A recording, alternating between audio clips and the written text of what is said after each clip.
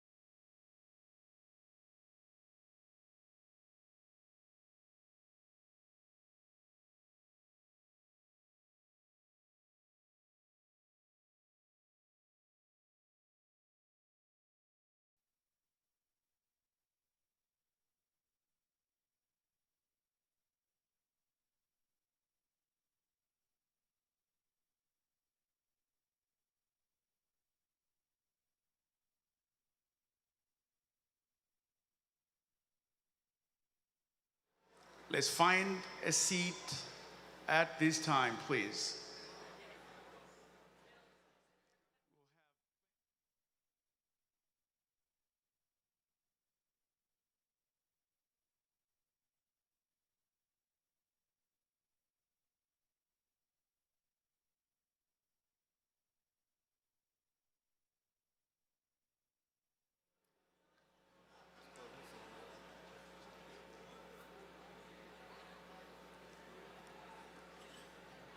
If your neighbor is talking, let them know you'll talk to them later, please.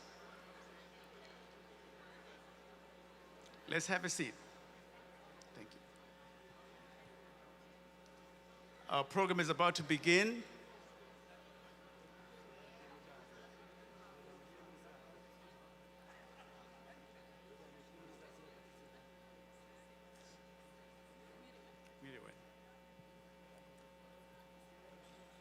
We still see some people standing. This is a very special day, and we welcome you all to San Francisco, California.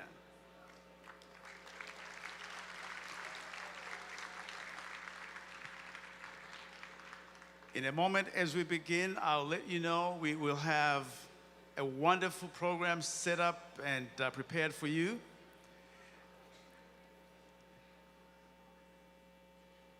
And so if you don't mind, once you take your seat, we can get it so that you do not miss anything. I still see people in the back. Please find a seat.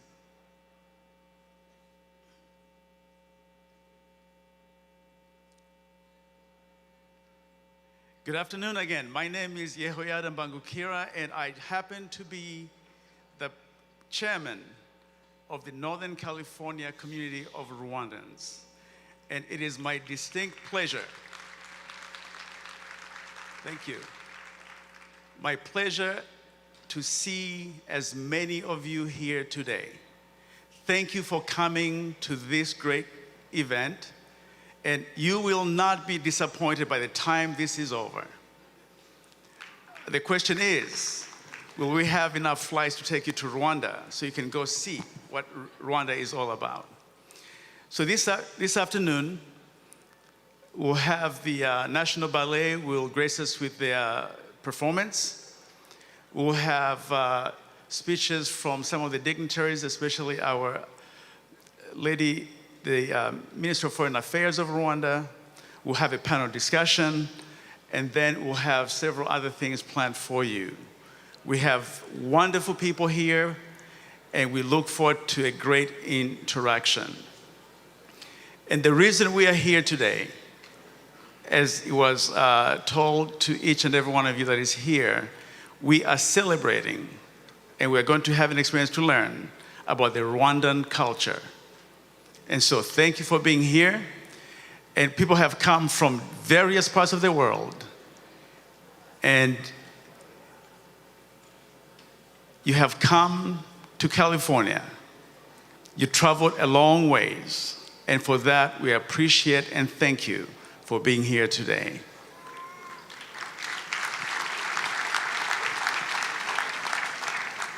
So in a moment, we will receive and welcome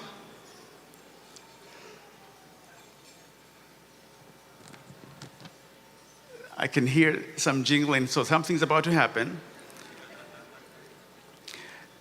So one of the things that we are going to experience here today, and some of you may have seen some of those exhibits, and we are so grateful that you have taken a moment. And if those of you who have yet to do that, you'll get a chance to also do that and take a look at those, okay?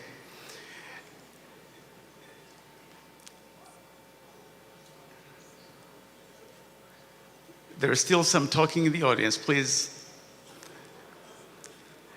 And one of the things that the program states is as we learn about the culture, our culture can inspire growth from personal to the national. And like Rwanda, you will see indeed how Rwandans are proud to have a rich heritage of their culture.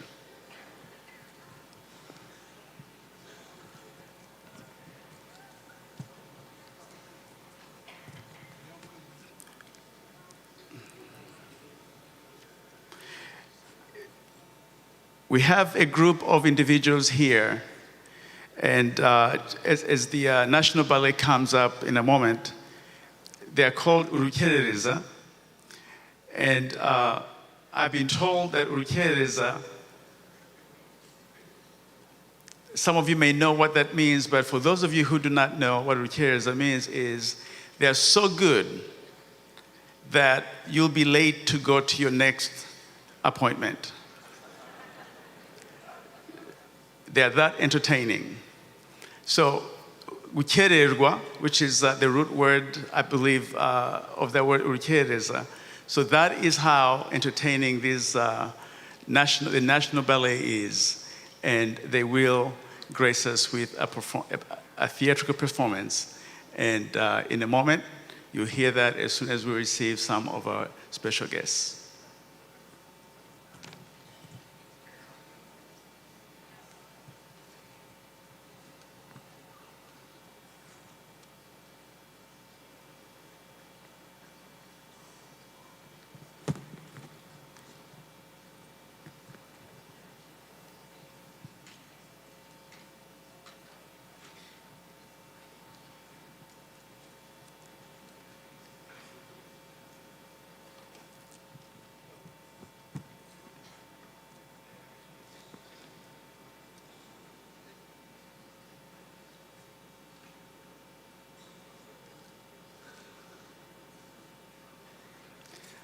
So as we wait for a moment longer, I still see people who need to find seats. If you could still do that, we'll appreciate that.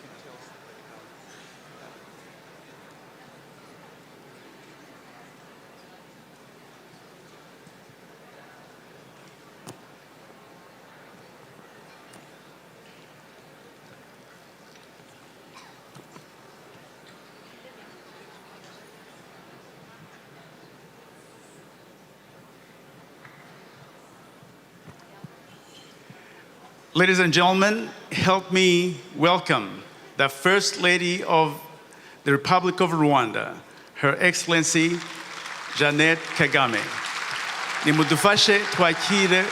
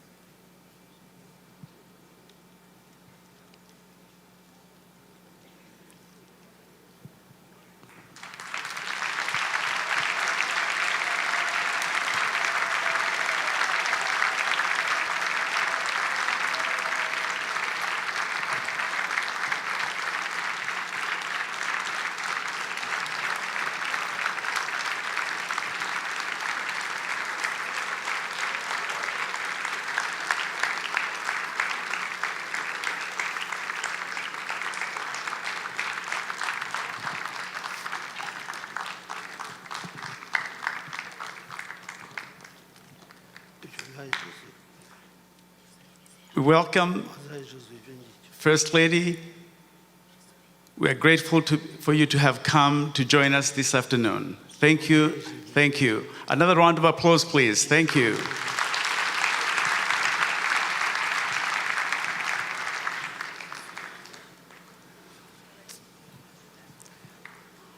And now, ladies and gentlemen, as the theatrical performers come, one of the things that you're about to witness as their performance is shown to us is the value of our family. So they talk in their theatrical performance, family, and then the social cohesion of the Rwandan family. And also they'll show us the Ntore dance, which depicts the skilled dancers and some of the military valor that these skilled dancers show. Traditionally, that is how Ntore are described. And so today we will be graced with their performance and enjoy as we listen, as we watch, because it is a spectacular experience.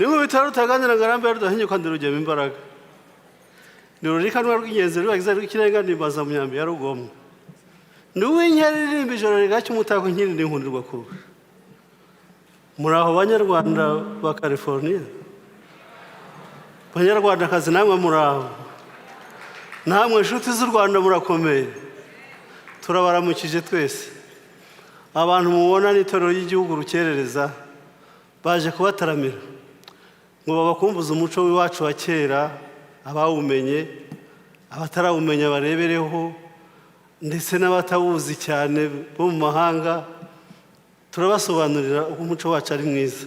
Mweze amaso muberwe, mugire ibirori byiza.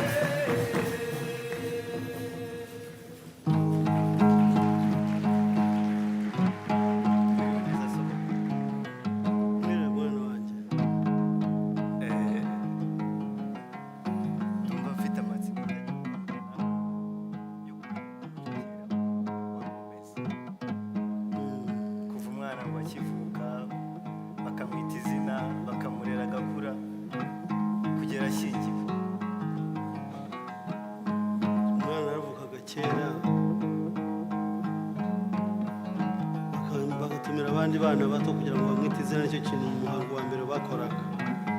Abana bakaza bakamwita izina, ku mugoroba bamaze kwita izina mu rukerera, se w'umwana akamuha izina ry'ukuri ry'ababyeyi. Hanyuma bakaba basigaye ko bazaza kubahemba babyaye. Kuki ari se wamwitaga se? Nta mubyeyi w'umugore witaga? Oya, yamuhaga izina ariko bumvikanyeho na nyina. Ntabwo ari we warihimbaga wenyine, izina bumvikanagaho ariko rigatangwa na se. Mu munsi mukuru se baje kwita izina, hazaga abantu bose, abakuru n'abato cyangwa? Oya, muri uwo munsi mukuru hazaga abana bato, nibo babanzaga bakita izina, ndetse bakabaha n'ibyo kurya babyitaga ubunyano. Kera ubunyano yari indyo imeze ite se? Ntabwo byari imbuto bahingaga, ni ibyo kurya bisanzwe ku Kinyarwanda bagaburiraga abana kugira ngo bite izina. Dore biriya ubona ibyo bagiye kugaburira aba bana.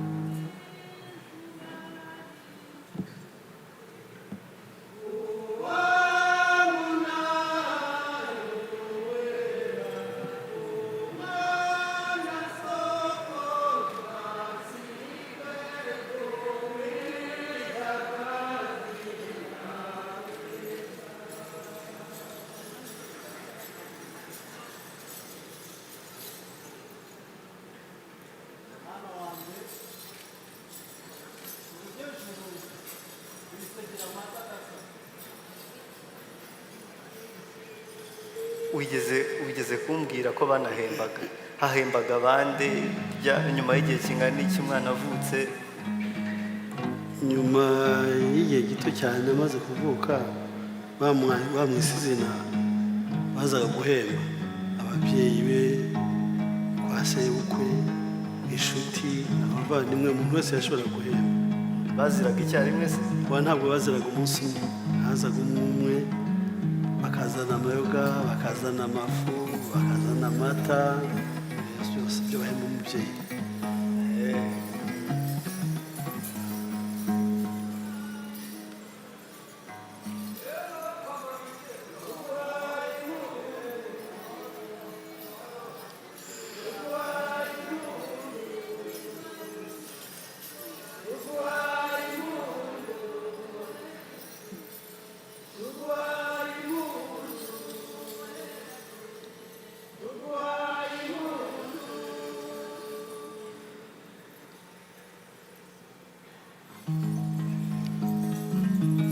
urabona kiriya bafite mu ntoki urakizi? Reka nicyo bita urugori. urugori barwambikaga umubyeyi, ntabwo umukobwa yashobora kurwambara. urabona umugabo ararwigera kuvuga ko arwambariye umugore, akarwambika umugore, akarwambarira umugabo n'umuryango. Kuki niyihe mpamvu se umukobwa atashobora kurutega? Impamvu ni uko umukobwa igihe agifite amasunzu aba ari umukobwa atararongorwa, ntibashaka kwambara urugori.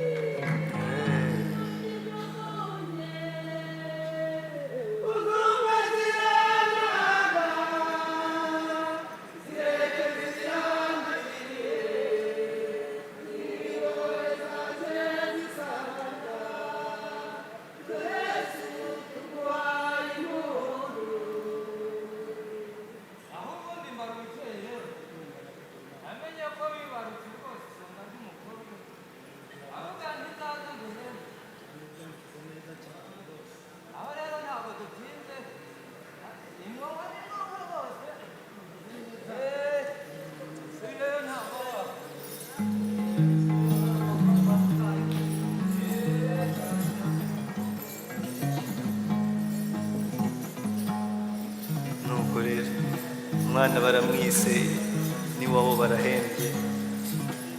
Nyuma se ndumva nshaka kumenya uko umwana yarerwaga. nyuma buriya umwana ko amaze guhemba umwana agiye kurerwa mu muryango. umwana yarerwaga kugeza igihe abaye umusore w'ingimbi cyangwa se umukobwa w'umwangavu. icyo gihe rero yabaga afite uburere bw'ababyeyi, ariko hari ahandi babashyiraga gukomerezaho kugira ubundi burere bwo mu gihugu. abahungu babashyiraga mu itorero, abakobwa bajyaga mu rubohero kwiga imirimo yo mu rugo, kuko abakobwa burya nibo batunga urugo. Kera nibo bategekaga urugo, abagabo kenshi ntibabaga bahari, babaga baragiye mu itabaro, ubundi baragiye kubakira. Mu itorero se bagakoramo iki? Barakinaga. urabona mu itorero aho mwana wese nakubwira ngo itorero kera niryo ryavagamo ingabo z'igihugu. bitozaga rero ibintu byose, biriya n'imihamirizo, bitozaga gusimbuka, bitozaga kumasha, kurasa uruti. Kumasha no kugira kumasha no kurasa. turamuba bariga gusimbuka.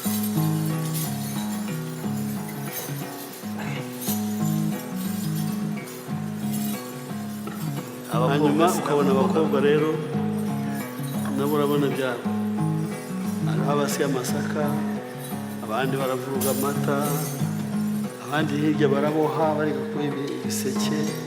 iriya n'imirimo yose bakoraga y'urugo yo kubaka urugo rwabo. Nta mukobwa wajyaga mu itorero se? itorero ryabo ryari ririya niyo bigiragamo byose. uyu mugabo ugenda ahengereza se? umugabo ndamukeka nanjye, ndabona yitegereza abakobwa cyane. ashobora kuba ari umuntu agiye kurambagiza. Umuntu ushaje kera niko byagendaga. ushaje akuze, ariko ntabwo yishakira we, yirambagiriza, ahubwo ararambagiriza nk'umuhungu we cyangwa se wa mukuru we, hanyuma akaza kuvuga rero amakuru ko yabonye umugeni umukobwa mwiza mu rugo nk'iwawe, yabonye umukobwa mwiza akazajya gusaba. urabona ko hari abakobwa bariho basya amasaka, abandi baravuga amata, nyuma yaho hari ababoha ibiseke. Biriya yari imirimo bakoraga yo mu rugo nibo bategekaga. hanyuma se bamaraga kubabwira uwo mukobwa bagahita bajya gusaba ako kanya? Oya, ubundi habagaho ko bajya gufata irembo. Erega kera hari imihango, ubu ngubu babishyize hamwe biraborohera, ariko twe twari dufite iminsi ku ngoma yacu, twari dufite iminsi mikuru myinshi cyane. Habaza gufata irembo, gusaba, gukwa, gutebutsa, uzageza igihe bagushyingira.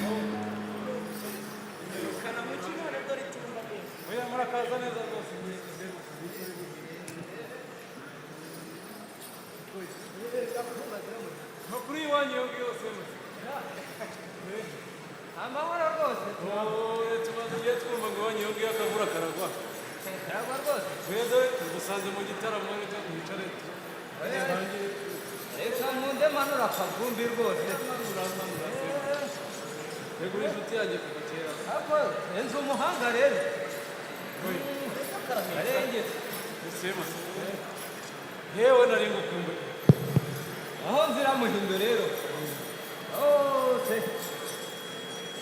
ayibye kukubaza niba bona gutumye baraserutse. Oya narababonye abantu ariko se masaka uracyari bakera narabonye amaye bose rero biriya bibindi nasabaga ubuhake yani rwose nzira muhindo urampake neza rwose hakirwa umugeni ntigira amata gasa.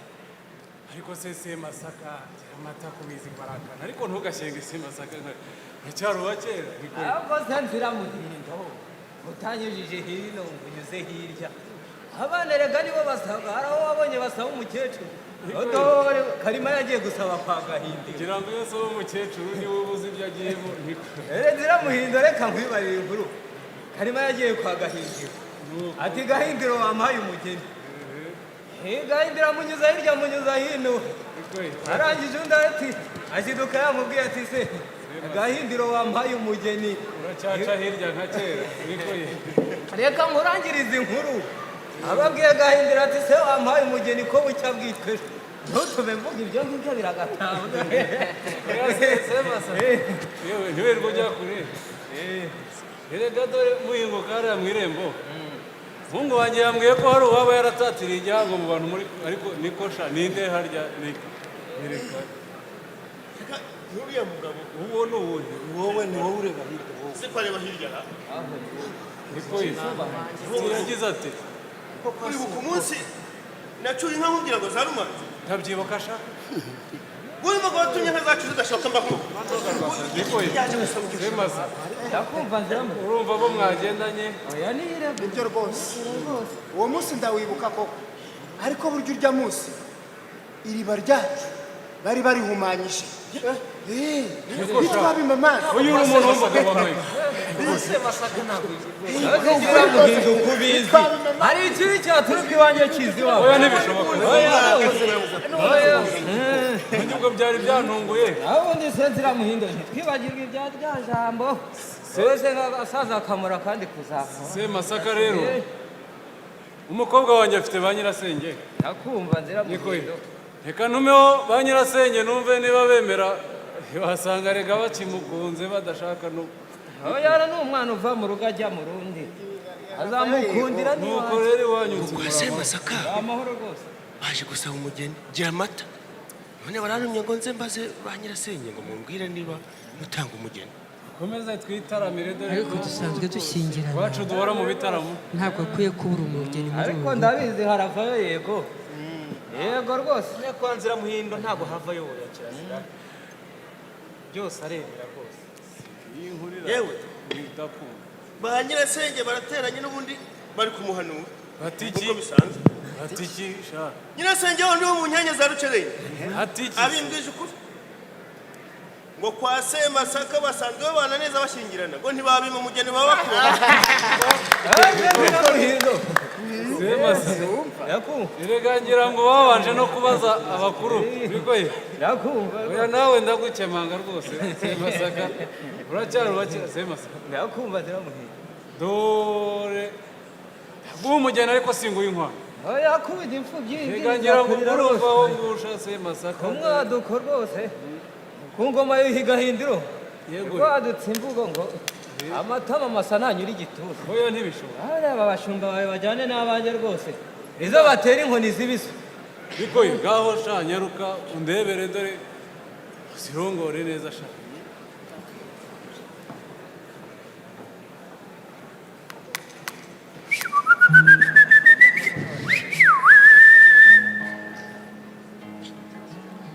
Mbambura Imana mbyutse ubukombe seruhimba na mfizi baterekeraga izamihana ziri mu rwirungu rw'amabere maremare umusore warunyoye asa na Kirimanzira cyose bakombi inkindi itaramushengura zirimo gitare gitebeje umukondo mwibondo umukobwa wayinyoye azayicira umukenke arimo ime ku muvumbi havumbukana umutavu ngo kandi agatsinda turazigira inka turazitoranyije Niko ye ishyo ryose nkuko sha. ni imishishe mbakuroga Nkuko urakoze cyane. senzira muhindo rwose uzangaye ikindi ntuzangaye gutunga. Semasaka. Umugeni twamubahaye rega. oya rwose nanjye ndashimye naho ubundi nzira muhindo rero Nakumva amaye. nkundira njye gusohoza ubutumwa.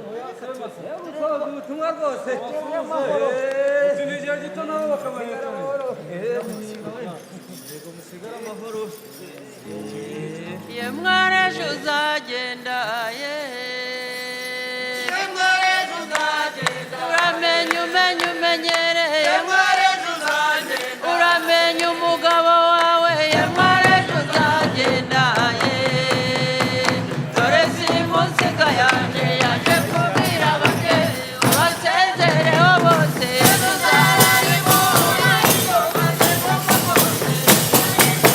genda usezere ba nyoko wanyu ye mwareje uzagenda usezere na ba nyokorome ye mwareje uzagenda ye dore simusiga yaje kubwira ababyeyi basezereho bose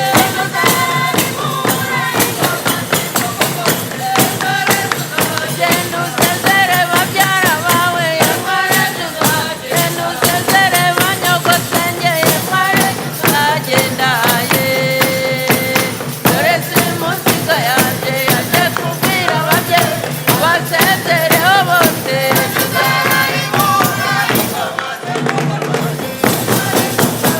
dore umwari yari umwana ye mwareje uzagenda nuko yishwe nagira ugende ye mwareje uzagenda ye dore simusiga yaje kubwira ababyeyi basezereho bose tuzararimo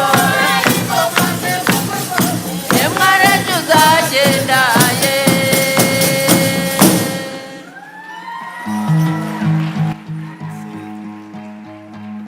Sogoko ko numvise hari ibyo bavuga ko umugeni bamubahaye nkabona batashye imbokoboko si ibibazo buri nta bibazo bihari batanze umugeni ariko ntabwo ari kujyana n'abaje kumusaba bazamuheka bamuzane urabona bamaze kubyina imbyino bamubwira bamusezera ku iwabo ngo mwari ejo uzagenda ngo no kuva ko ejo bazabahekera aze gushyingira ubukwe buzaba ari kuki se batamubahaga ngo bagende bamujyanye oya batamusezeyeho batamuhaye buriya ba nyina wabo na ba nyirasenge nibwo batangiye kumuha impanuro mu kumuha impanuro ajyana azamenya uko azatunga urugo uko azafata umugabo uko azavukira abashyitsi ibintu byose baramutegura niyo mpamvu bamugumana bakazamuheba bakazamutwara nyuma bamaze kumutegura ubu rero umwanya muto urabibona ko baza kubahekera noneho ubukwe butahe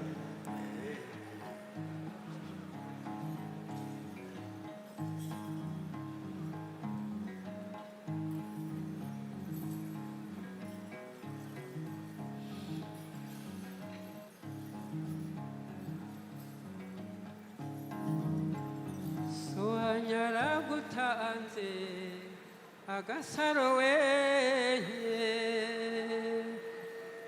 wemeye inkwani inzoga ziranyowe wirira iriza ya mwiza wirira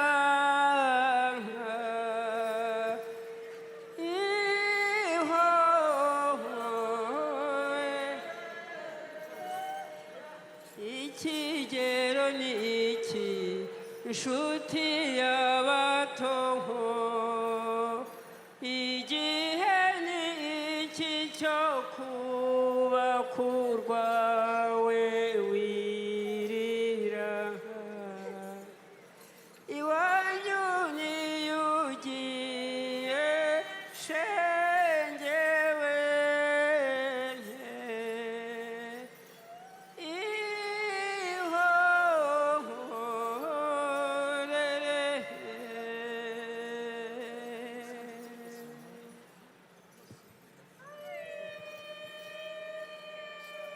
inama nihura ya rugamba mbanyira abana mbabanyira kubumba iyo ushigenda iso yagutanze yewe urukundo ntirwingingwa banyira abana mawe yego yego semasa ntakumva nziramuhira reka twahugiye ku ntango yawe n'igitaramo nakugira imana rero semasaka ntakumva nziramuhira tora iyo ngiyo iwacu hari abo twasize inyuma oya rwose ndagushimye nziramuhindo kuba wampekeye rwose nari mbizi rwose kuri udatenguha ku mugambi bizi ko aho imfura zisezeraniye ari naho zihurira semasa aho sinakwangira sabira abo abakobwa bawe bamwe eee twadukoni mukesima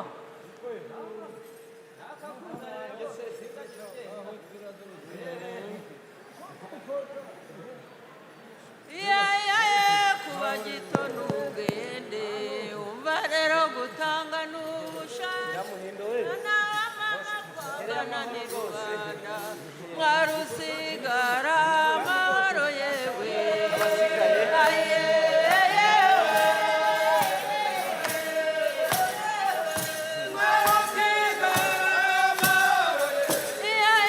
wagenda umenya umenyere umenya agatabi ko kukagenge umenya agacungura mu kabindi mwarusigara amahoro yewe waraye yewe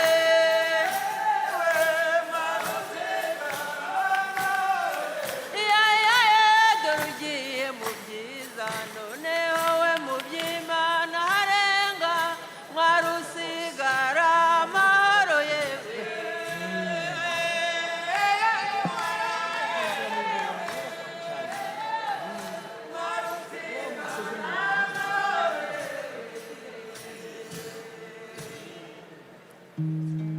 sogoko ubona burangiye noneho ubukwe ntabwo burarangira ntabwo ari bwa bundi bwanyu mukora umunsi umwe bukarangira twe twagiraga iminsi mikuru myinshi mwana ubu ngubu urabona ko bamushyingiye bazagaruka kumutwikurura gutwikurura ni ukugira gute gutwikurura gutwikurura no kuvuga ko ubaho bamusize mu nzu ntacyo ashobora gukora ntasohoka agumaho kugeza igihe bazazira kumutwikura kumutwikura rero bazazira bamukureho amasunzu icyo cya mbere bazakora iyo bamaze kumukuraho amasunzu aba abaye umugore iyo abaye umugore rero icyo gihe aba afite uruhushya rwo kujya hanze n'umugabo bagatangira bakubaka urugo rwabo naho ubundi iyo bataramutwikurura nta ruhushya aba afite iminsi mikuru iracyari nta kindi bakoraga kitari ukumukuraho amasunzu bamukuragaho amasunzu ubwo urabona babahaga amata bakanywa bagaha n'abana twifuriza kuzagira abana n'urugo rwiza ngwino ndamukirize abateze amasunzu ibiseke byabo kuva kera ababyeyi batozaga abana umuco w'ubutwari uwo ni umuco mwiza dukesha abakurambere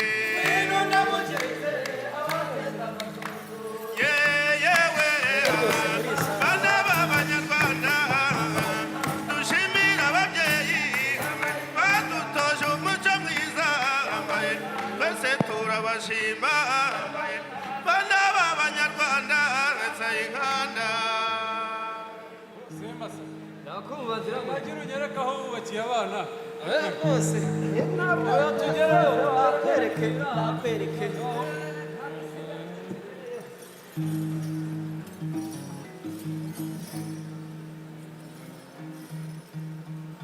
oya ngwino we oya ngwino ndebe uko wariboye mama we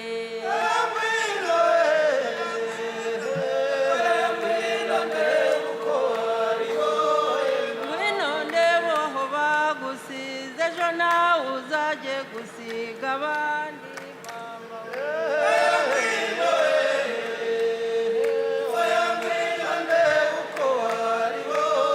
babibondo by'abadacumura barasizana bisihinga ngo nimbarangira aho wagiye mama we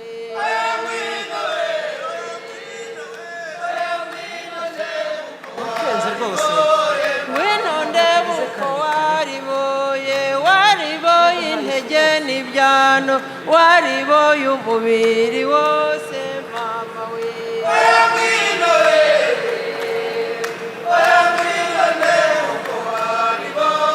ngwino gaheha kagahihi kamwe gahindiro yaduhaye mama we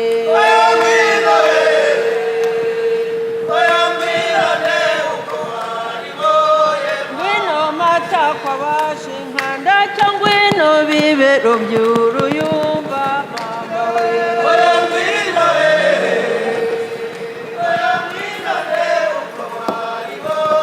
ngwino ndeba aho bagukubise inkoni munani kandi zose zizirimo ibyimba mama we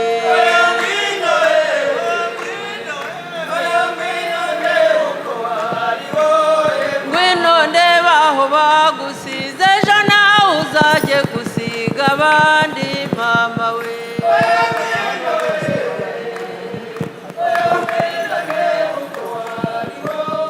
wariboye inda n'umugongo wariboye intege n'ibyano mama we wicara hano ushaka wabaye akagabo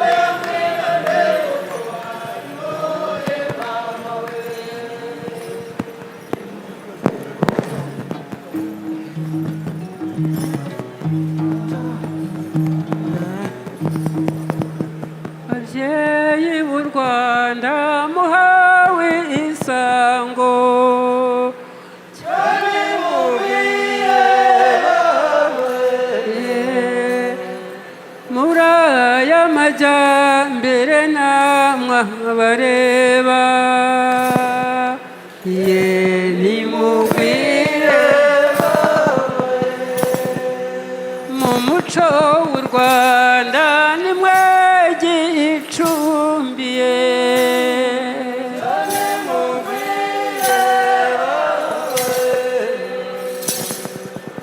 n'ibibero byanyu byakikiye intwari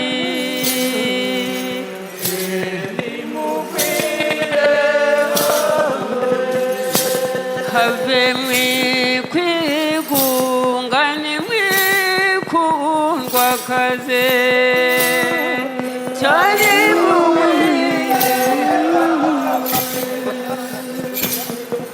mugaragaza u Rwanda muri iki kinyejana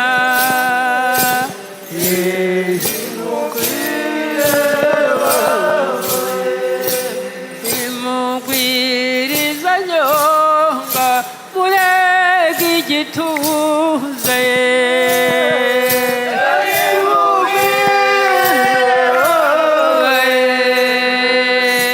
ye mube igitego amahanga ye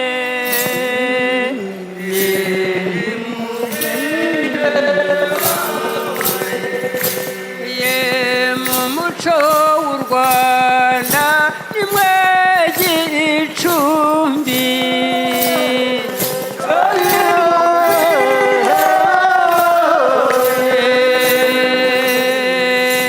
n'ibibero byanyu byakikiye intwari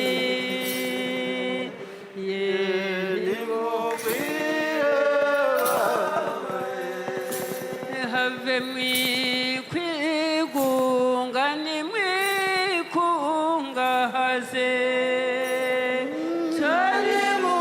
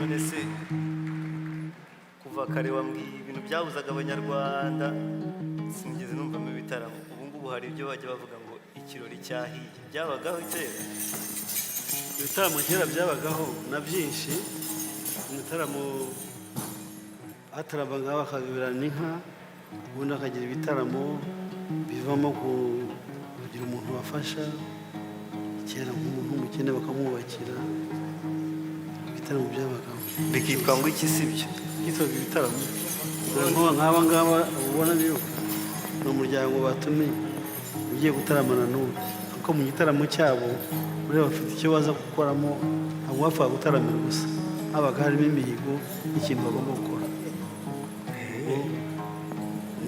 niwihanganaga turaza kubibona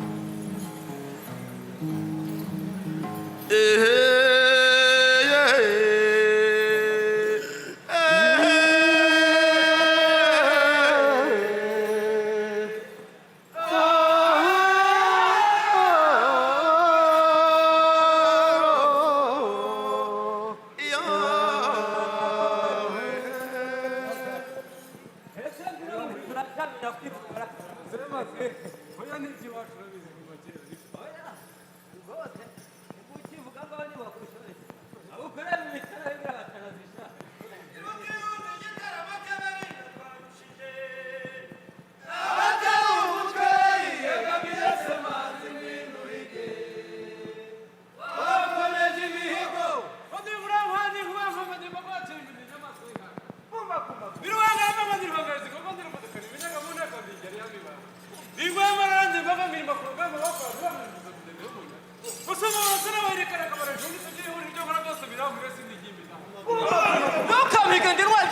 kwira misakurisi batabazi simbangamira batazi baneje inka zanaswa mikwikoranya n'umuheto nk'umwanya umuhanga ku rugamba ntihanda rukomeye murase mukomeye ngukundira kudawuca wumvisha urwa benshi ndigisha marisa no munyeri kutitaza utsozi nyambi gusohoka acyatara akagongo rwose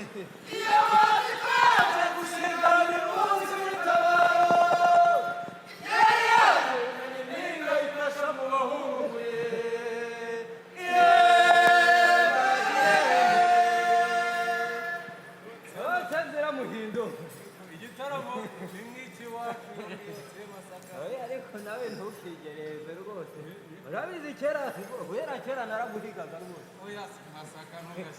oya ntabwo nabyemera rwose wese kandi ntabwo nabyemera muje baje hano barampemukiye rwose barampemukiye dore se ureba uriya mugabo uriya wo ku ruhande hariya yarampemukiye rwose nyakubahwa mukuru w'umuryango dore kuri ka gasozi ka shangasha muzi ko nahagabanye isambu sogokuru yampaye nagiye kuhahinga nsanga uriya mugabo yarandengereye rwose intambwe 5 zose yarazijyanye mumumbarize icyo yampaye yanjyaniye umutungo rwose mumumbarize isambu ya sogokuru yampaye yarandengereye rwose mukuru w'umuryango rwose uyu mugabo atabaruka nari mpari rwose atanga inkura rwobo nararebaga n'amaso ya ariko uyu mugabo yararengereye rwose yararengereye narigize ngo nibindi naho nimba ari byo rwose yararengereye reka tubwire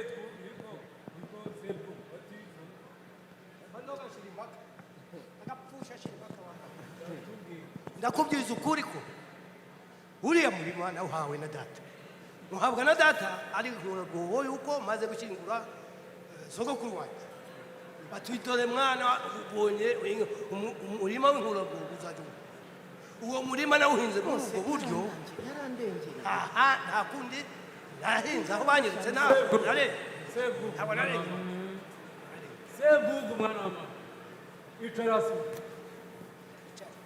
niko Sebwugu iso ndamuzi iso simuzi ahemuka iso yari imfura ntago yahemuka iwamaye niko yi dore isambu ya sogokuru wanyu dore aho yagabaniraga n'isambu yo kwa Kiniga amazi dore rwose iyo sogokuru yampaye niba wararenze cya giti cy'umuvumo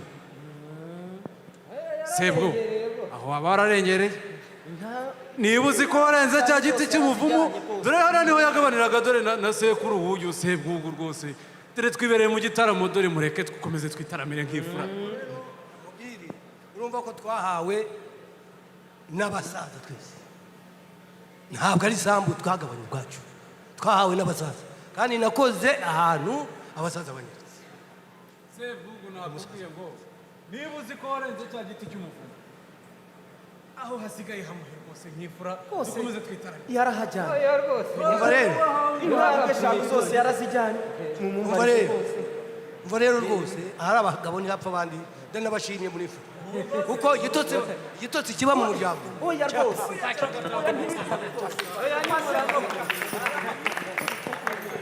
naho ubundi nzira muhindo rwose reka tuzibukire inzigo tuziririze ibizira tuzimye inzangano tuzahure gakondo y'iwacu aho ubundi rero nzira muhindo hose naragutumiye uzandema amaboko tujye kuremera uriya mukecuru utuye hariya hepfo tumuhe akabyizi dore igihe cy'ihinga kirageze tunamwubakire Semasaka umukecuru uvuga ninde erega nuriya hariya hepfo niwe mukecuru wo kwa seka yanjye pfu nuba rwose ntawe burifura rwose iki gikorwa wagitekereje rwose nzira muhindo Semasa ahubwo reka mubwire inkoko niyo ngo reka tugende tutishingiye intango dore dido inkoko niyo ikusha oya rwose niyo nka ntimuzayisige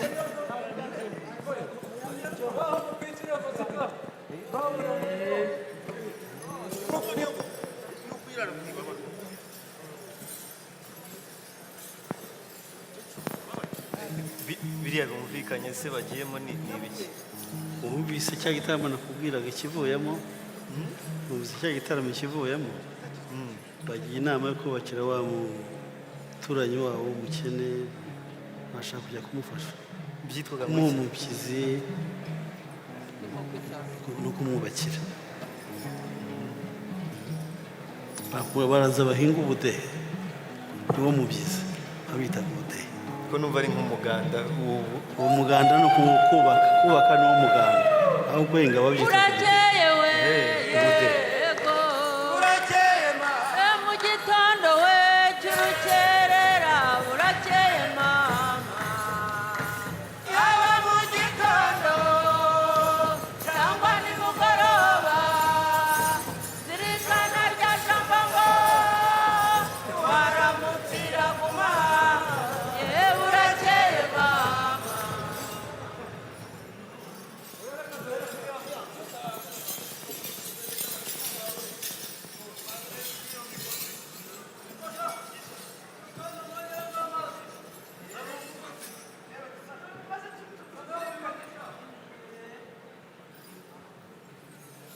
baramwubashyira uriya ni umuganda bamuhaye kumwubashyira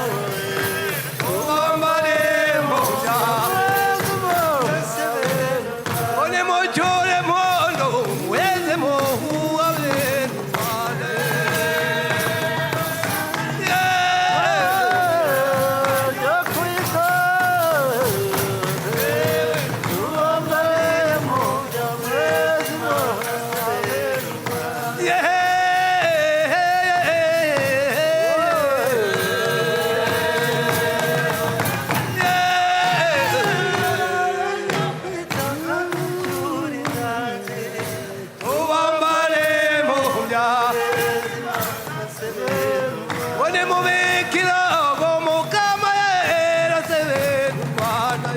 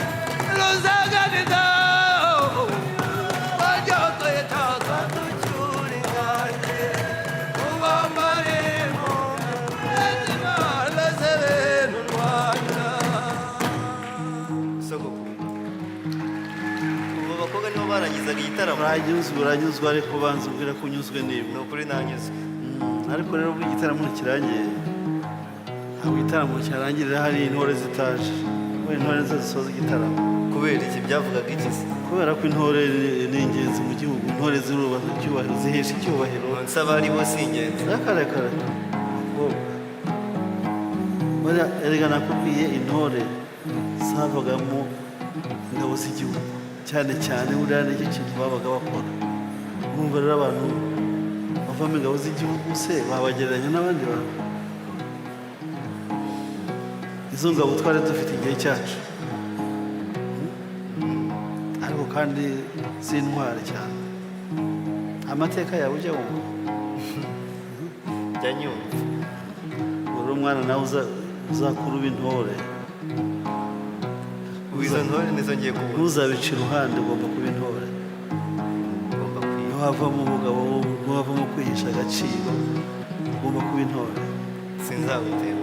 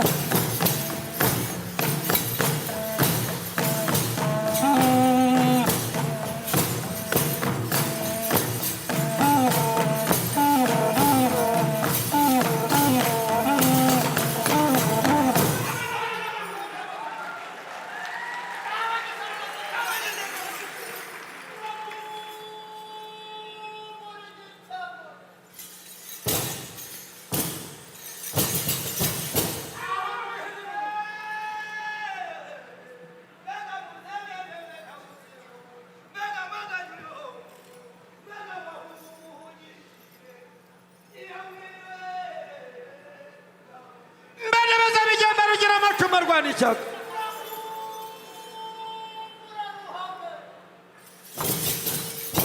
iyo nyir'uwamenye nkomeza kuri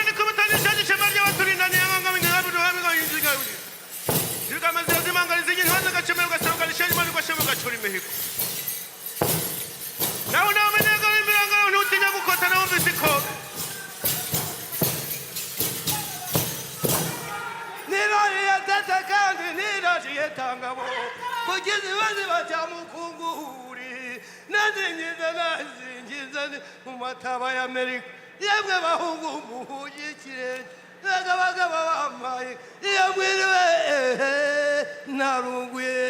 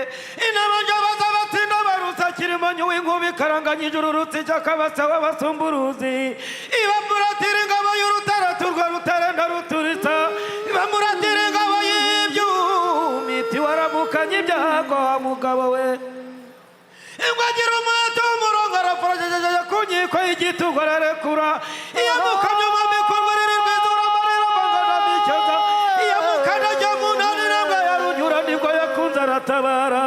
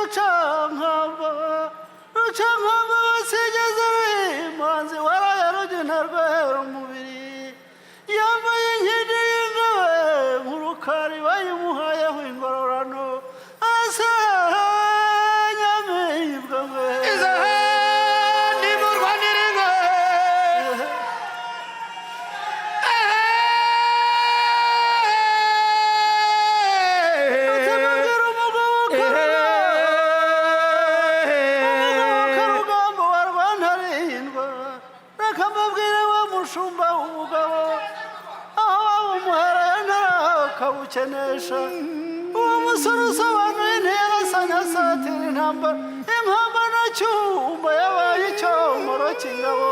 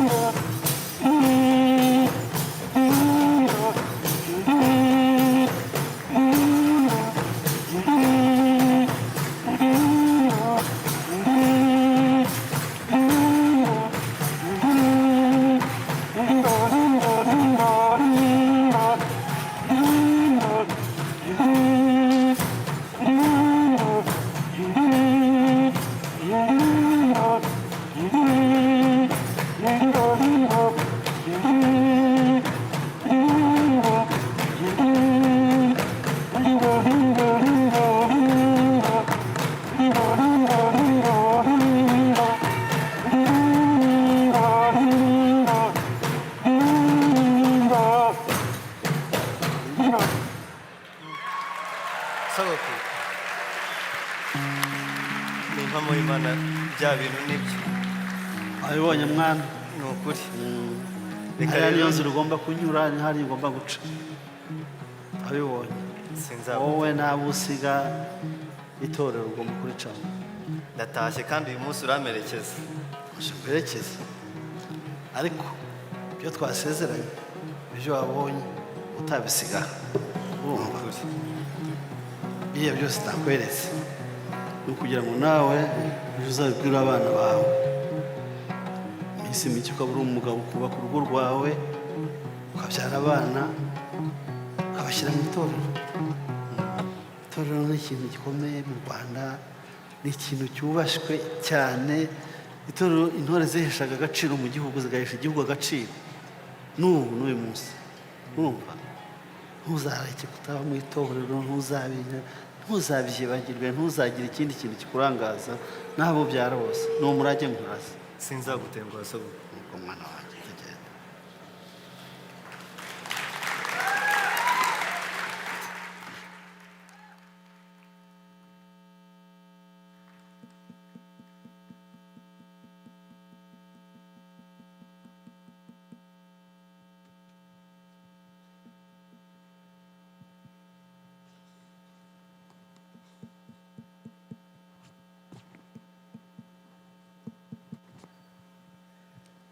Did you have fun? Did you enjoy that? Now, on each of your chairs, when you came in, there was a brochure, there's a trifold, looks like that. So the beginning, as you may have noticed, there was the family values. And so when you look through that, they went through the naming, the childbirth, naming of a child, exchanging gifts, and then they went to the education. You saw the younger gentleman and the older gentleman. And so basically, this is what they call oral history. You pass on what you know, and you share that, and you educate. And then they went through the process of finding a marriage partner, how the whole process works. And then they went into the place where they get the bride, and the families unite as they gain support for each other. And then they went into another process, the part that goes into the social cohesion among Rwandans. And you notice today is Saturday, and in Rwanda, on the last Saturday of the month, I believe, is what they call umuganda. Umuganda is when the community comes together and they do something that they agree on. And we saw them build something for someone in the community.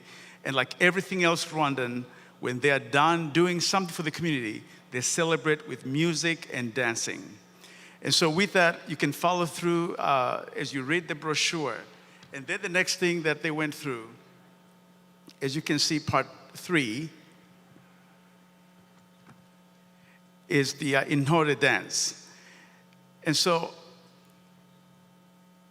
the dancing, though it says it's Intore dance, that's what I referred to earlier as the vela, the military vela.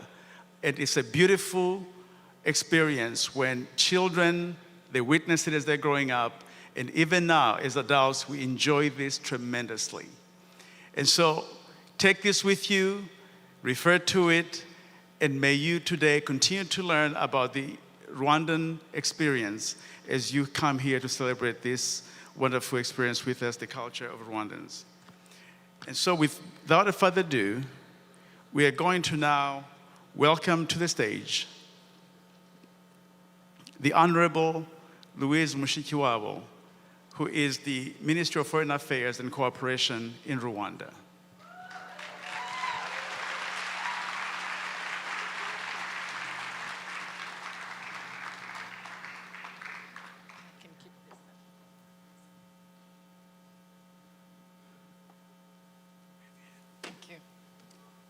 Thank you. Did you see this? That's culture.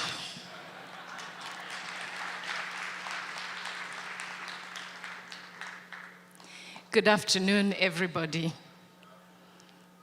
Banyarwanda, Banyarwandakazi, and especially friends of Rwanda.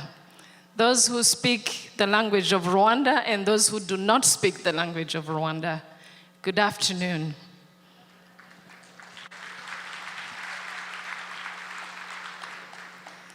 So I was checking what is going on at home in Rwanda. It's late at night. And I saw a few people complaining that we are showcasing our culture in English, in a foreign language. So I want to tell those at home who feel we should be doing everything in Kinyarwanda that I am fully immersed in Rwandan culture and just happen to speak English.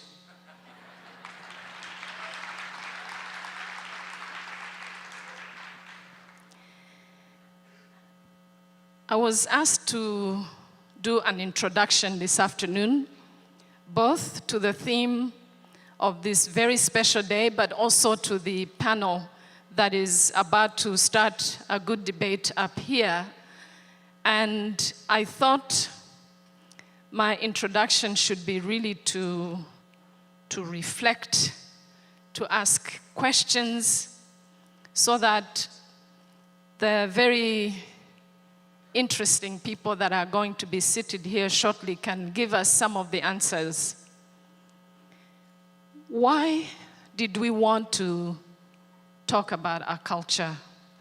Why do we have this special Rwanda Day as a cultural day?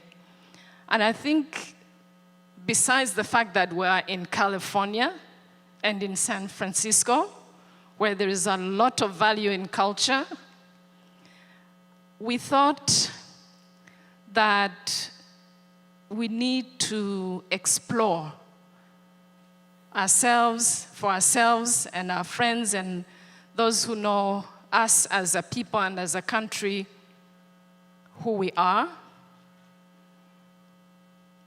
what we think, why we think the way we think, our language, why we say certain things, and why do we say certain things a certain way? What is it in us that defines us? What are the traits that Rwandans can be identified by and identified with? So we are looking at culture as more than the dance, the song, the poetry, the important rituals of life that we just witnessed here, the whole ceremony of marriage, the dispute resolution that we saw amongst the community members, the life that we see in our dancers, the choreography. What are our values? Where do we come from? Why are we where we are today, and why are we so ambitious to go even further? So this is going to be a very honest introspection. This is going to be an exchange, trying to understand what our culture is. And you know, the whole definition of culture itself is something we want to hear the experts talk about. Is it just performance, cultural performance?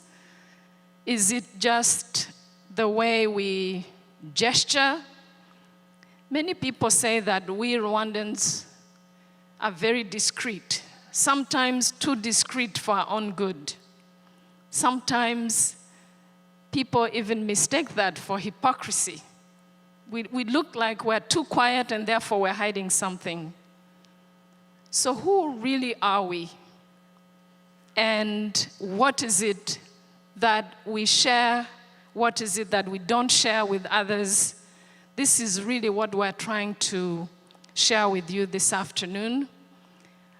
I was very intrigued by what many of you thought about the performance we just saw, beyond the brochure on your chair and some of the translation. I was just wondering, are those who are not familiar with us and our rituals and our lifestyle really getting a clear sense of what was going on? So we will have time to quiz you. Yes. But culture is something really important.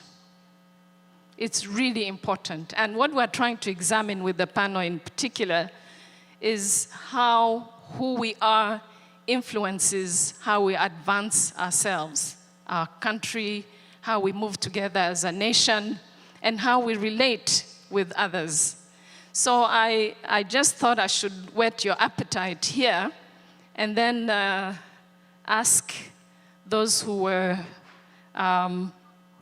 expected to come up here and start the discussion, join me here so that we can try to give you some answers. So I call here the panelists so that we can start giving these answers to the many, many questions I've just posed and others I'll be asking in a moment. So can the panel join us up here, please? And by the way, what you see here is not a Rwandan hut. This is the outside of the home. This is the homestead, what we call urugo, imbuga. This is where most people, especially in the old days, but also today, sit and exchange and do chores at home. And this is a very important space. But so is inside the house, how the family gets together.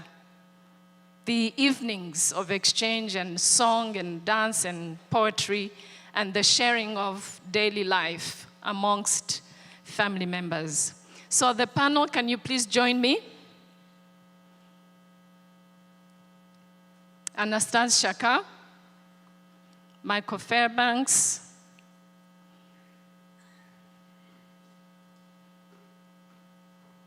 there's a very interesting young man called Masengesho. Masengesho means prayers.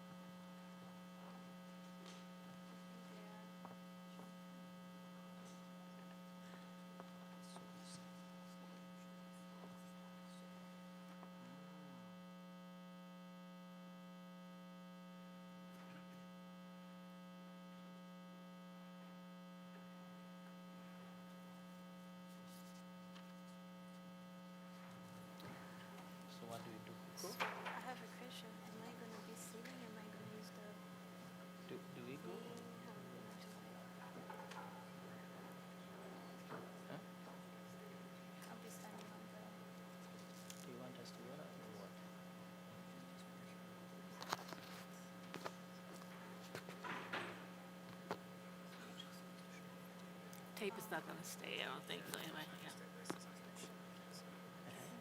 You have to join her and then Okay. So when we start, do I go to? Okay, thank you. Do I stand? Do I?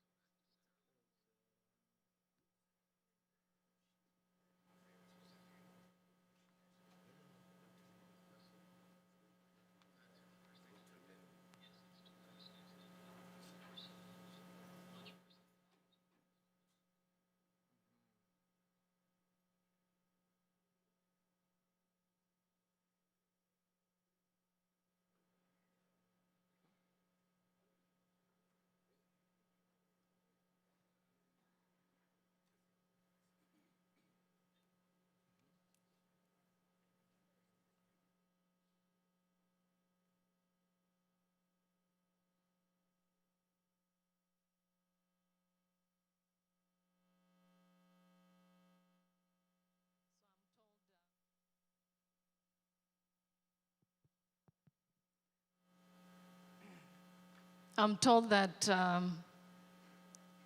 people are being mic'd, as they say in the technical language. They're putting microphones on the panelists.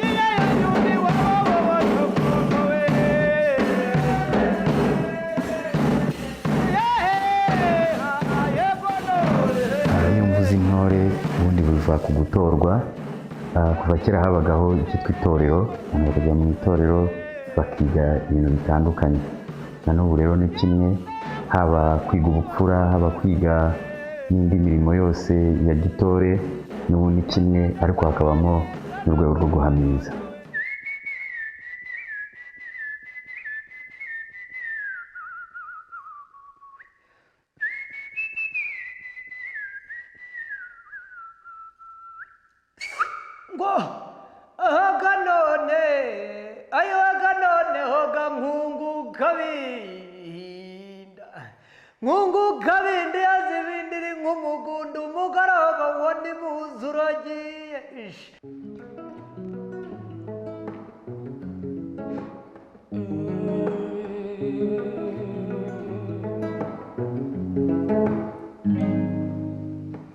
irakabyara yo yaremye urwo rukundo ikarurema rukatubuza amahwemo sinyituka dore yarakunyeretse sinyinenga yarakwiremeye gusa iyo nkubonye mburawumera ngo nkubwire ikiri ku mutima kwifata birananiye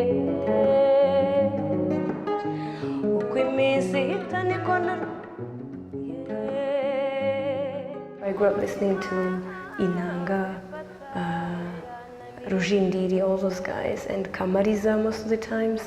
The music about Rwanda, patriotism, to kind of a music that really encouraged or sort of motivated us, my family, and all Rwandans to come back home, to come back to Rwanda. My relationship with poetry is quite interesting. It started basically because I wanted to do something different on the arts and culture scene in Kigali.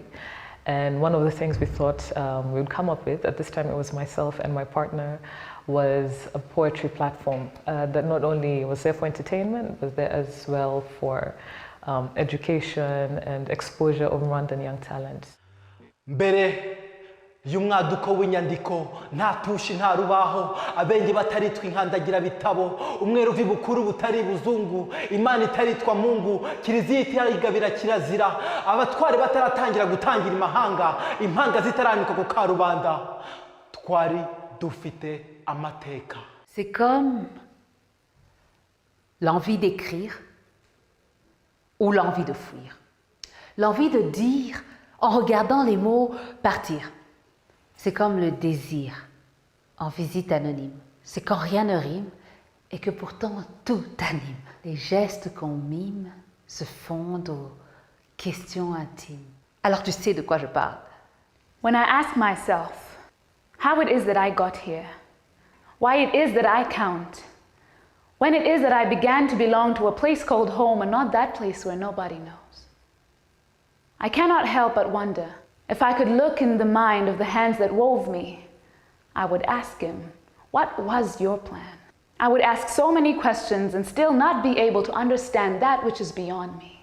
But then I'd remember that I stand in a cave that leads out into melodies of redemption songs. I don't know where to go home. I don't even know who my father is. My mother died many years ago. She didn't talk about my story, and I can see how much I'm lonely. Tell me to help, cause it's love that I need.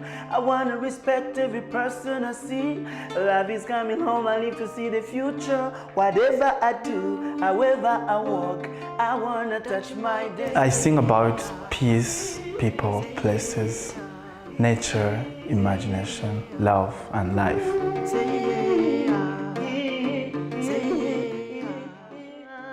Malaika, malaika nzahorana nawe umutima wanjye urawufite baby, malaika.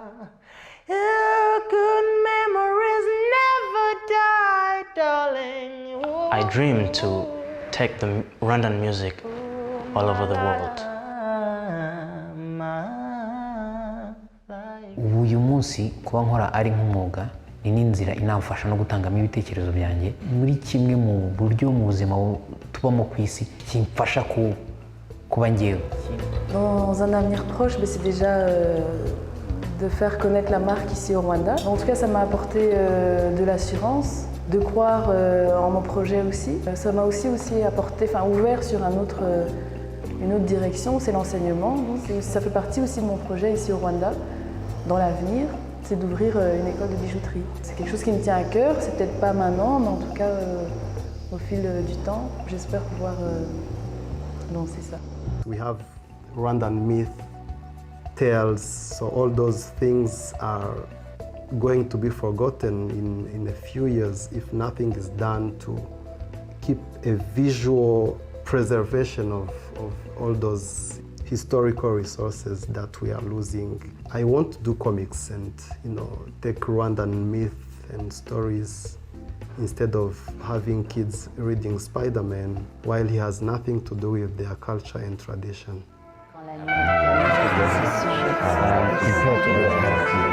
Probably be one of the few examples within Africa.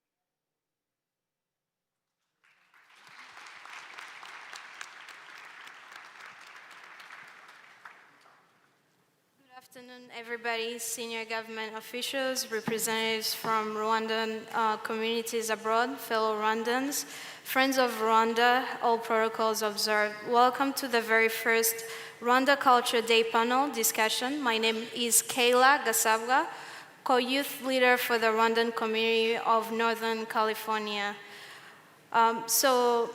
I'm very honored to serve as your moderator for this panel this afternoon, where we'll be discussing the role of culture in development and country building. Let me begin by introducing my esteemed panelists. We'll start with Minister Louise Mushikiwabo, the Minister of Foreign Affairs. We also have Michael Fairbanks in the house. Thank you for joining us. There's also Professor Shaka, the CEO of RGB, and we also have Dr. Jesse Gaston, who holds Bachelor in Psychology from Occidental College in Los Angeles and PhD in African History from UCLA. We also have Mr. Joseph Masenjesho, a presidential scholar, founder, and CEO of Inyarwanda.com, a software engineer currently living in Chicago. We also have Michael Warr, Deputy Director of the Museum of the African Diaspora here in the United States. So I will give each panelist 3 minutes to share their experience and insight into culture servicing, such as integral part of what makes us who we are today.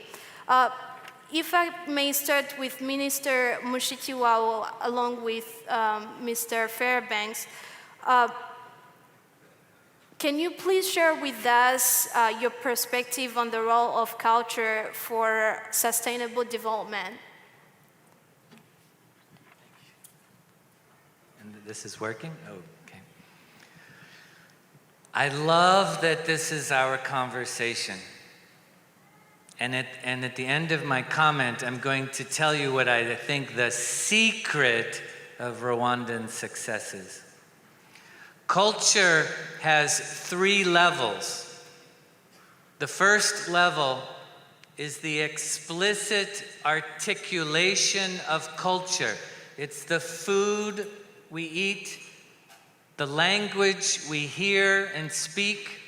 It's the fashion of beautiful women of Rwanda. If you say to a Rwandan woman, how many times have I said to a Rwandan woman, you look so beautiful this evening, and they say, of course, I am Rwandan. Right?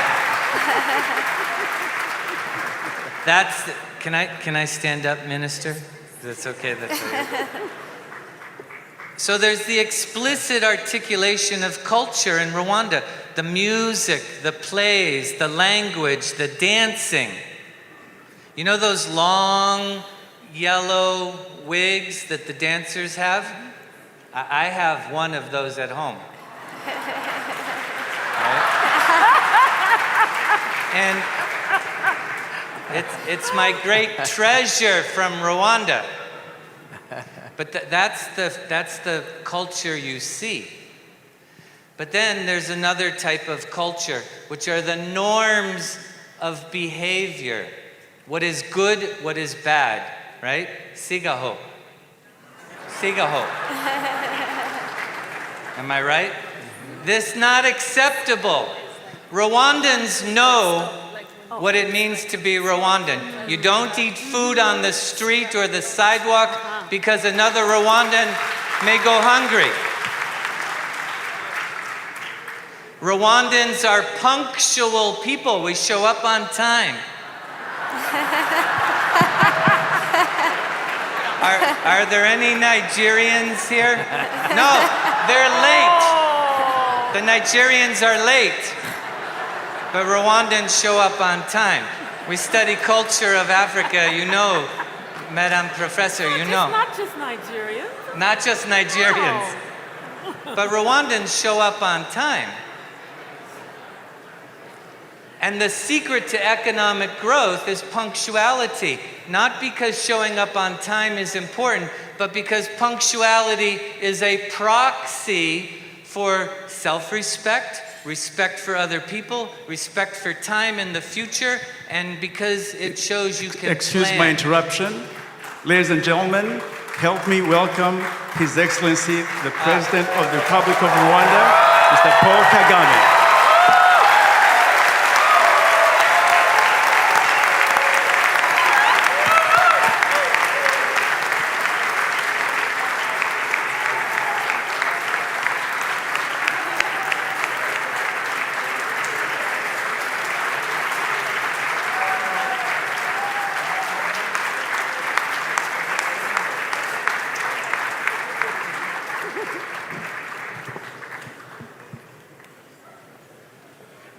Rais Mheshimiwa. That's culture. Rais imeheshimiwa, shikamoo.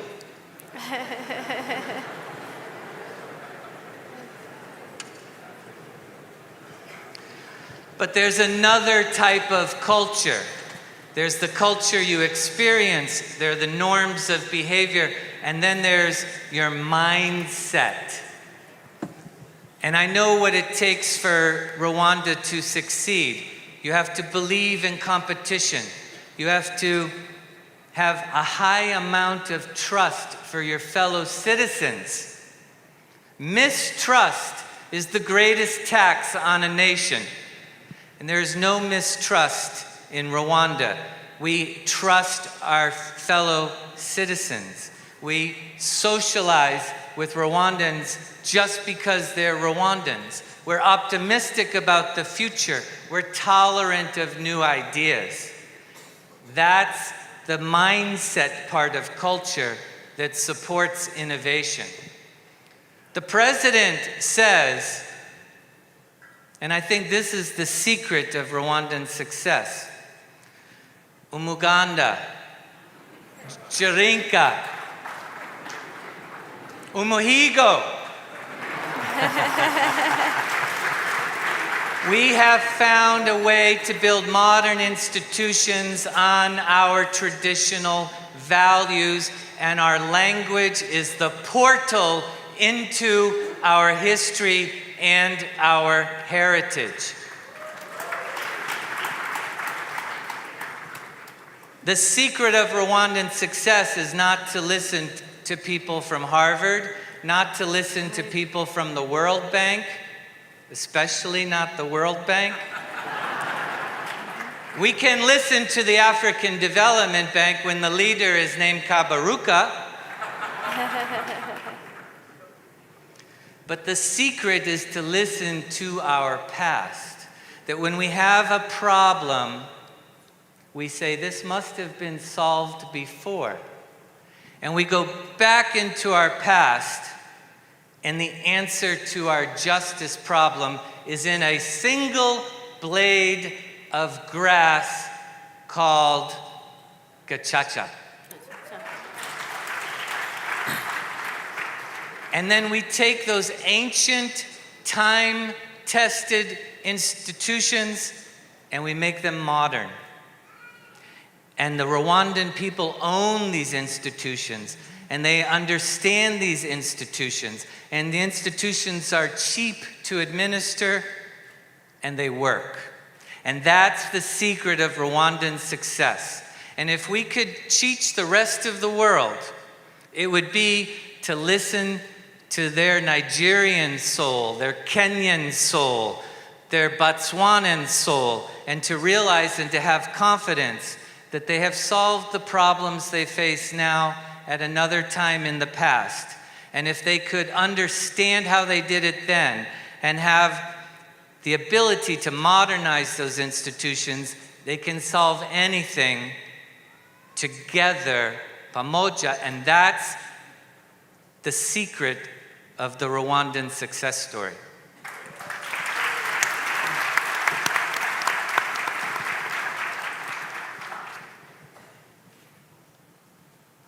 Yes, go ahead, please.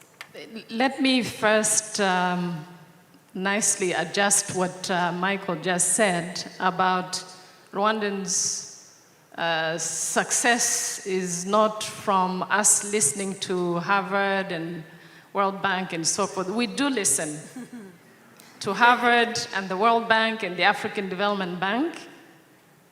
It's just that we tell them what we want and ask them for ideas. But we do indeed listen to all of those. In fact, we do know that Rwanda's progress, however modest, is a result of us saying and expressing what we want and seeking ideas from all those institutions and people that Michael mentioned. Let me take an angle to culture that I think, in my view, is part of the advancement of us as a country and as a people, and that is First of all, self-definition.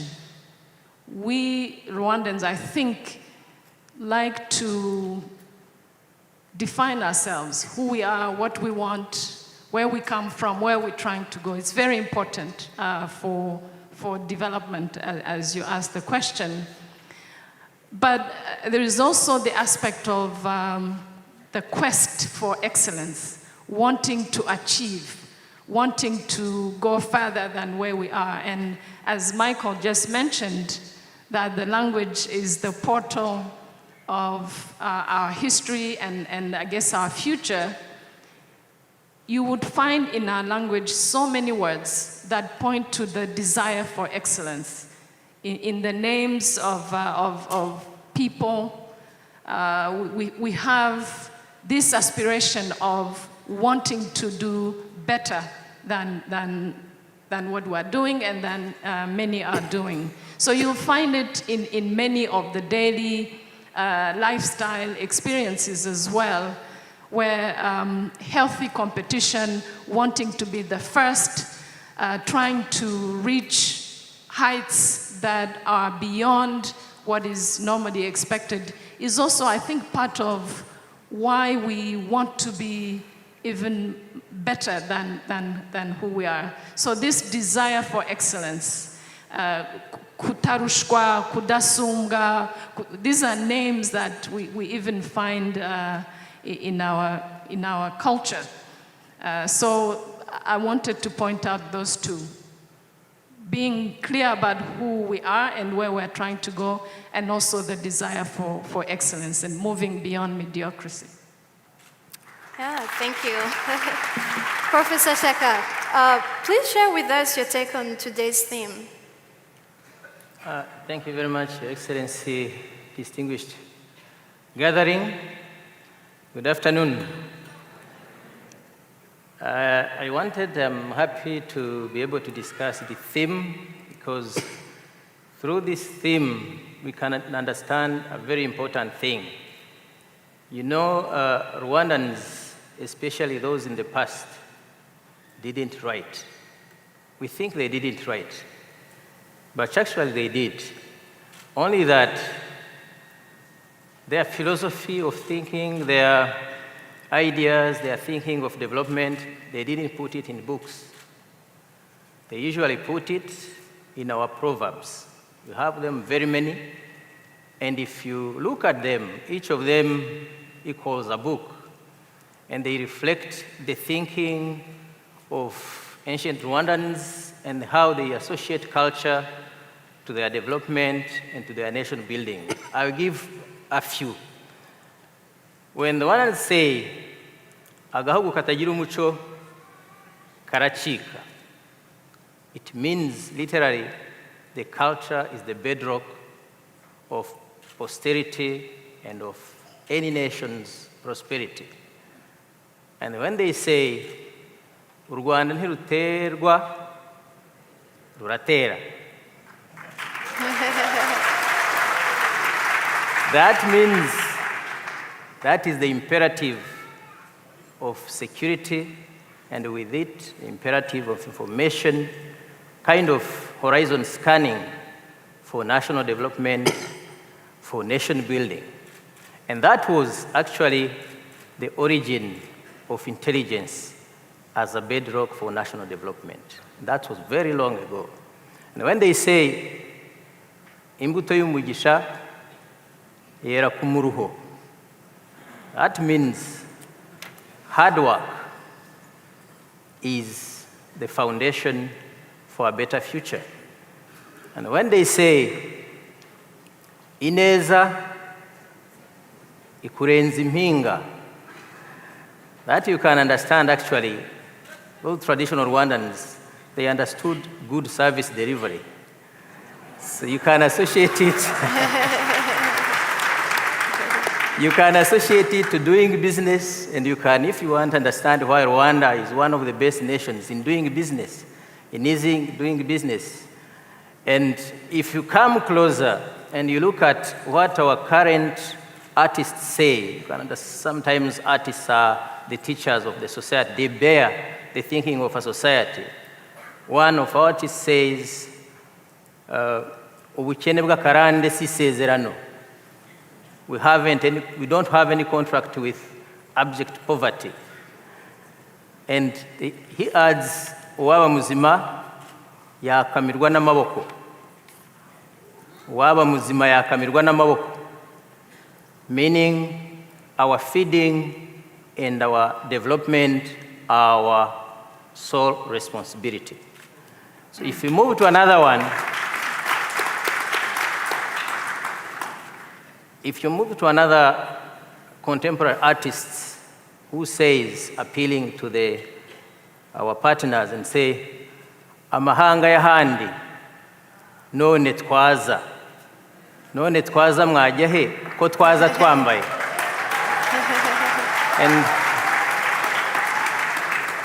And that means that is the bedrock of competitiveness. Don't be surprised to see Rwanda being very competitive, because our culture is very competitive. And twaza twambaye none twaza means we Rwandans and Rwanda is ready and for fair competition, is open to the world. We are open to the amahanga y'ahandi, but we are willing to be better, to be the best to ourselves, and to compete fairly in this globalizing world. I think that summarizes why this theme is very important and why, from the cultural perspective, Rwandans thought and still think that culture is the foundation for development. Thank you. And Dr. Jessie Gaston, as an expert in culture, what is the role of culture in the development of society? Let me start off by saying that I have been happy and privileged for the last more than 20 years. I've been able to teach courses in African history at California State University, Sacramento. I've been also fortunate to travel to many parts of Africa, including to co-direct and 2 Fulbrights, one to Ghana and one to Rwanda in 2008. Rwanda was very rewarding, and we felt so happy and a little private little group because the Honorable President Kagame had almost a 2-hour session with us. Oh. Yes. And we invited him to come to Sac State, and he did. So I'm very honored to be sitting up here today. In reference to the role, I think that culture should provide the collective backbone or guide of any inclusive society. It plays an infinite as well as a definite role in any country's democratic development, and should serve, I think, as its lifeline. More importantly, programs, even today I see, are centered on the core cultural values of the people. And culture provides and can provide actually the pride of the people, which of course must be respected. It provides the strength of a collective voice. It gives the people of Rwanda hope for the nation's future, and it gives a sense of well-being. I see culture as a person's home, because it's in that home that people are in touch with themselves. They get the support they need to grow. And I see the elements of culture, the actions of culture in reference to Rwandan people as home. It centers them. And I think it's important because when we look at other cultures internationally where they've lost that, they're dwindling and they lose a sense of the self. I myself grew up in Mississippi, rural Mississippi. We were sharecroppers. But what we did have was that sense of ourselves inside. And even when I moved to the city, my culture was different from the urban culture. But my culture grounded me. And when all the stereotypes came out about what country folks were and so forth and so on, I was grounded in myself because I knew who I was. So it didn't matter what other people's negative stereotypes of people in the South or people who were in the cotton fields. It didn't matter because I knew who I was. And I knew too the goals. Rwanda is great. Her people are wonderful. And as long as that is the center, no matter what, like I said, no matter what someone else says or tries to give you their view, and their view is the only view for development, as long as you stand your ground and be who you are, that's the strength. That's the strength of the success.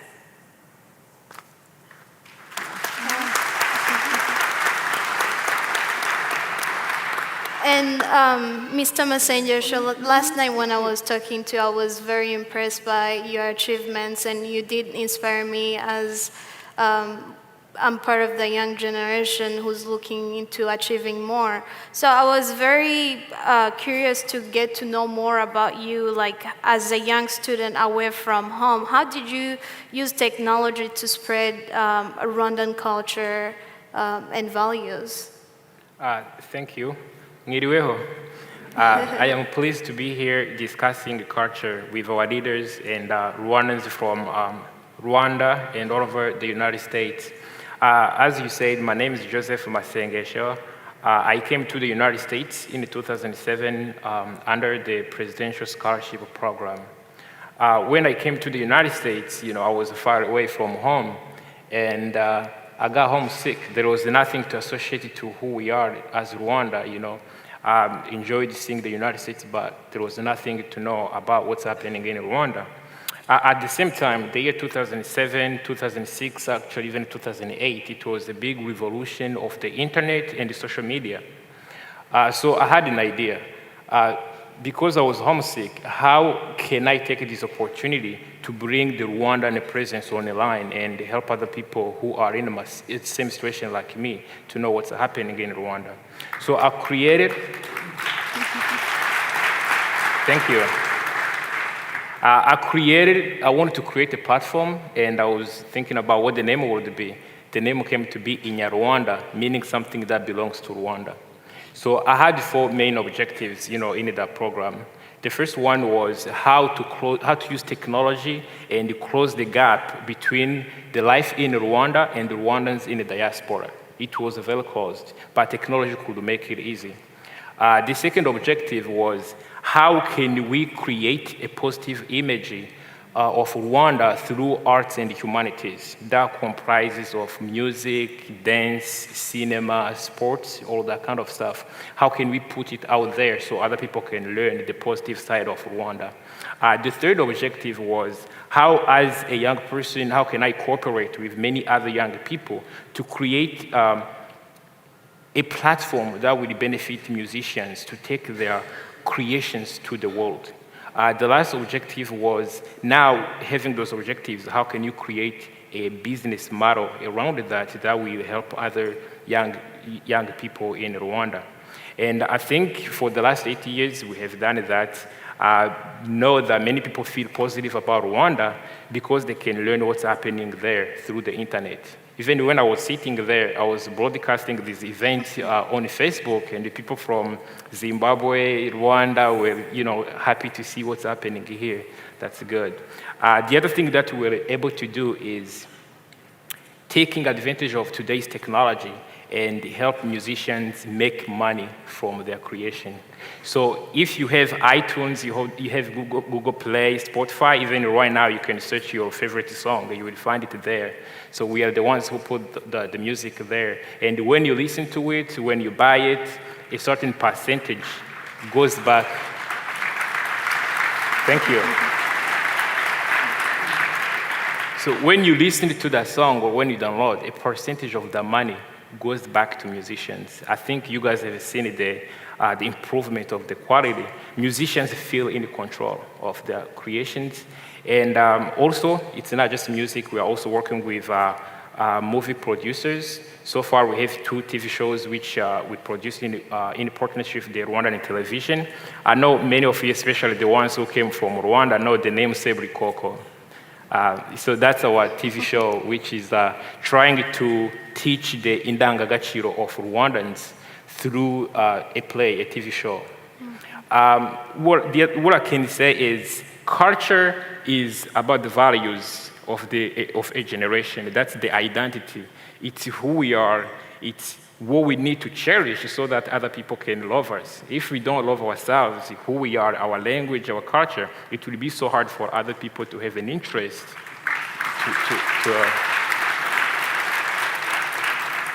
Thank you.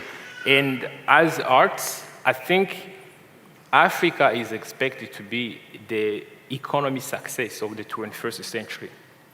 We are going to have so many big banks, big factories, but at the same time, with an open market through the internet, we can sell our arts. If you think about the United States, how much money does Hollywood brings to the US economy? It's billions every year. And what they do, it's cinema, it's music. So Africa, actually we have more diversity in culture than the United States because we have different societies in Africa. So we can build a strong economy around that. I think culture can help a nation to build as having an identity, but at the same time to boost economy. Thank you. And Mr. War, can you tell us a little bit about the Museum of the African Diaspora, and also would you give us the background of the museum and your role as an artist? Thank you. First of all, I just want to thank you for, Moad wants to thank you for the invitation to be part of this very, very important dialogue, and I hope we find a way to continue the dialogue. Because too often a dialogue starts, then it's over, until the next year. So this is such an important discussion that I would love to see it continue. I'm one of those people in the audience tonight that did not understand a single word of the performance, yet I felt as if I understood everything. And it's because I felt every foot stamp, I felt every strand of voice, I felt every note.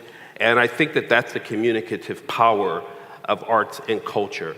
And so we need to embrace that, and we need to apply it. And we can apply it to all our endeavors, including those in development. So this is really, really important to me because I see art and culture as a change maker, but also as a tool that can be used. And I'm an artist myself, and I see art as something that can be used to transform our condition. And I think we've seen that many times through history, how that can be so effective. I want to talk a little bit about Moad because, and that is the Museum of the African Diaspora, because I want all of you to actually come to Moad at some point. And the thing that I want you to know, one of the things I want you to know is just about place and location, because it's so critical to everything we accomplish. So if you walk out of this hotel onto Mission Street, and you just walk a block to the next corner, the corner of 3rd and Mission, you'll find Moad, but you'll also, as you're walking toward it, you'll see this large sign that extends from the building with the name Moad on it. And one of the reasons this is so critical is because we are in the heart of the art district in San Francisco. And this is, it's rare that you see that, where you see this kind of combination of arts, but a specific place like the Museum of the African Diaspora being in such a critical location, at such a critical corner. So we invite all of you to be there. And I want you to know about our mission. Our mission is that we invite everyone to engage to engage in the cultural expression of the African diaspora through contemporary art. So everything that we saw on the video just now with the hip hop artists, with the spoken word, the dance that we saw on the stage tonight, the images that we see, all of these are part of the contemporary art. And what MOAD does is to take that art and use it as a way to express and to expand people's knowledge and experience with the African diaspora. We know today that we celebrated the opening of the National Museum of African American History and Culture in Washington, D.C. Thank you.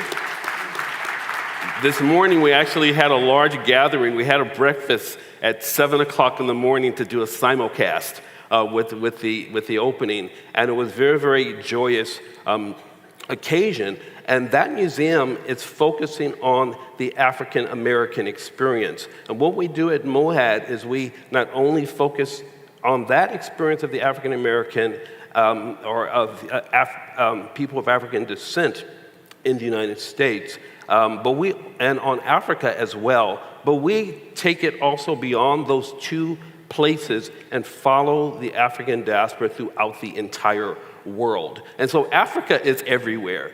And this is also a really kind of, to me, critical point when you think about development. That development, it's not just rooted in one place, but that it can expand internationally, right? That if we make those links. So we talk about the Afro-Asian, the Afro-Cuban, the Afro-Nicaraguan, the Afro-Filipino, that most cultures, if not every culture, can find that African connection. And that's a critical part of what we do at the museum.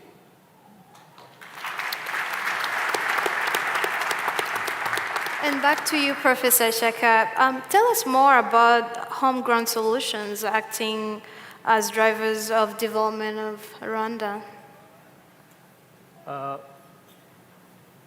Homegrown solutions in Rwanda are known to be the drivers of national transformation. And when you look at it closely, you see that Rwanda's success in the last 2 decades or so is basically a product of 3 pillars. The pillar number 1 is transformational leadership. The pillar number 2 is the resilience of the Rwandan people. And the pillar number 3 are the very many social, economic, and political innovations that Rwanda has created. When we say transformational leadership, what does it mean? It means that to some extent, that transformational leadership we have that translates into creating a secure nation, a secure and developing country with dignity and confidence from the scratch, from a failed state 2 decades ago, to some extent is also coming from our tradition.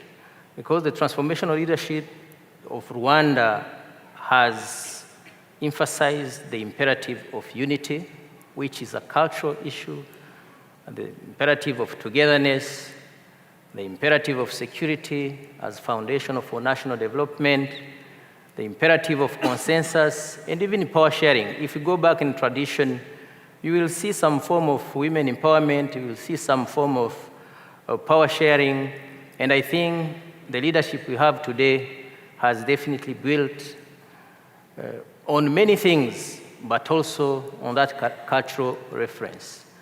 When we look at the many successes Rwanda has had, you see that the kwitanga and the kwihangana of Rwandans has played a great role. Whether we are talking about Gacaca, that systems has unlocked the most difficult puzzle of the world in the 20th and beginning of 21st century. It has been done thanks to the resilience of the people. People were not paid, making miracles from their own hands and judging over 1 million of cases in just a couple of years. But also we can go on and name many. And that Gacaca has been very foundational to national unity, to togetherness, to reconciliation, and to justice. And those are the factors that our developmental transformation agenda has very much built on.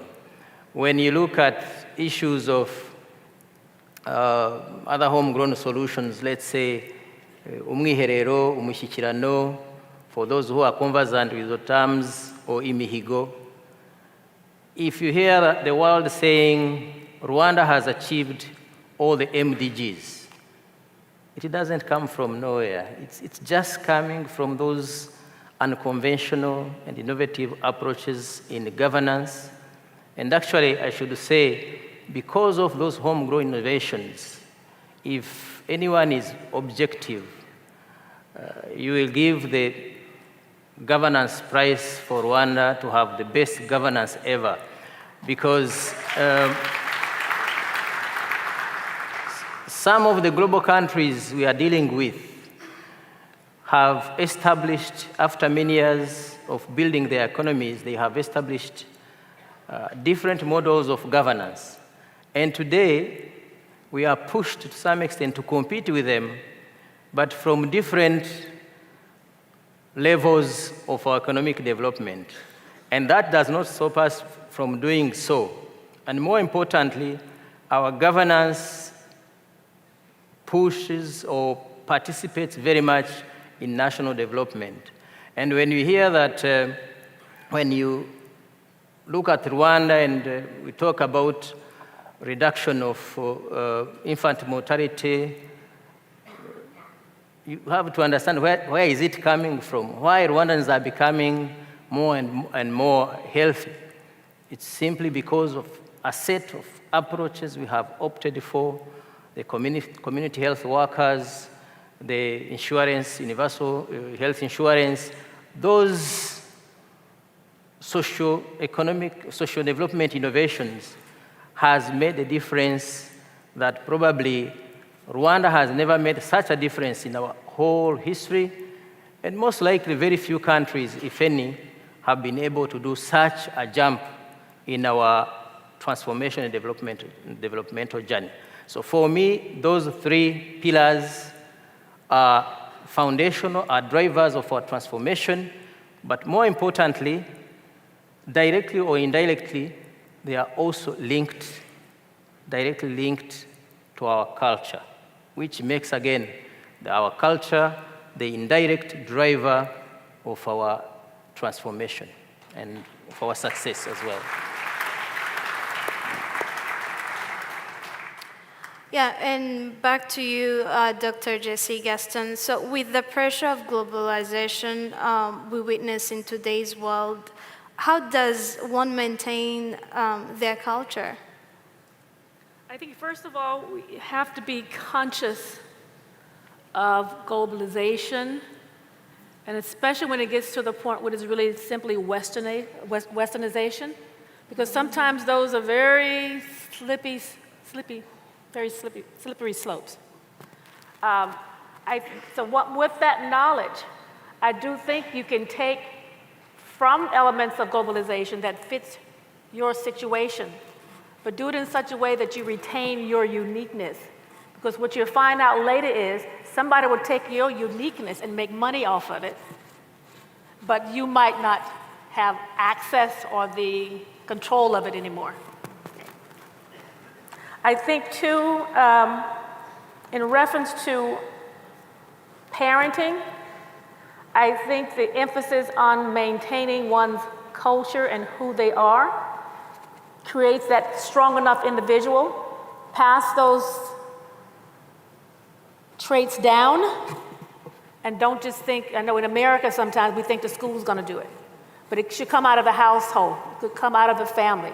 And if the mothers, for example, are the mainstream of nurturing within the family, then it comes through in the process of raising the children, taking pride in their culture, taking pride in what they do. Like, this is beautiful, and the way that the culture's been presented today. So I think re-emphasizing that culture, re-emphasizing that even within globalization, there are some things that might be useful, but maybe not everything is useful. Not a blind transference of it or a blind acceptance of it. Because when we look around to it, certain elements haven't done that well for other countries either. And the fact it has lessened their power and lessened their sense of self because they're not in control of it. Someone else is. Yeah, and Minister Mshitiwa, what's your point of view on with globalization and how we can maintain our culture with that?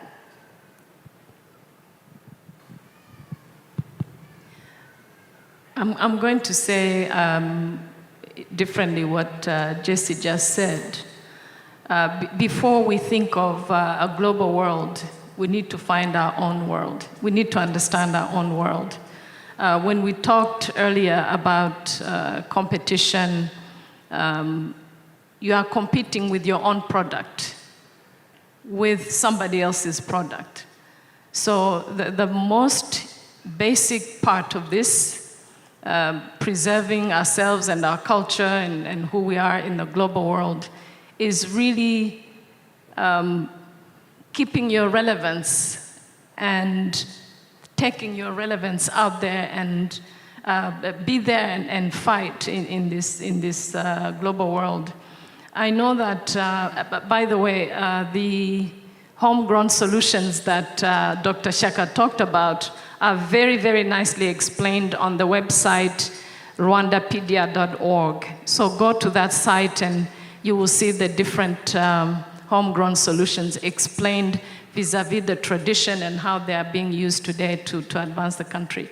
So, and I think this is really important for young people who are in the global world. They are in San Francisco, they are in Washington, D.C., they are in Hong Kong, and they are in Kigali and Johannesburg and Lagos. They're in different places. It is important that we go to that global world with who we are.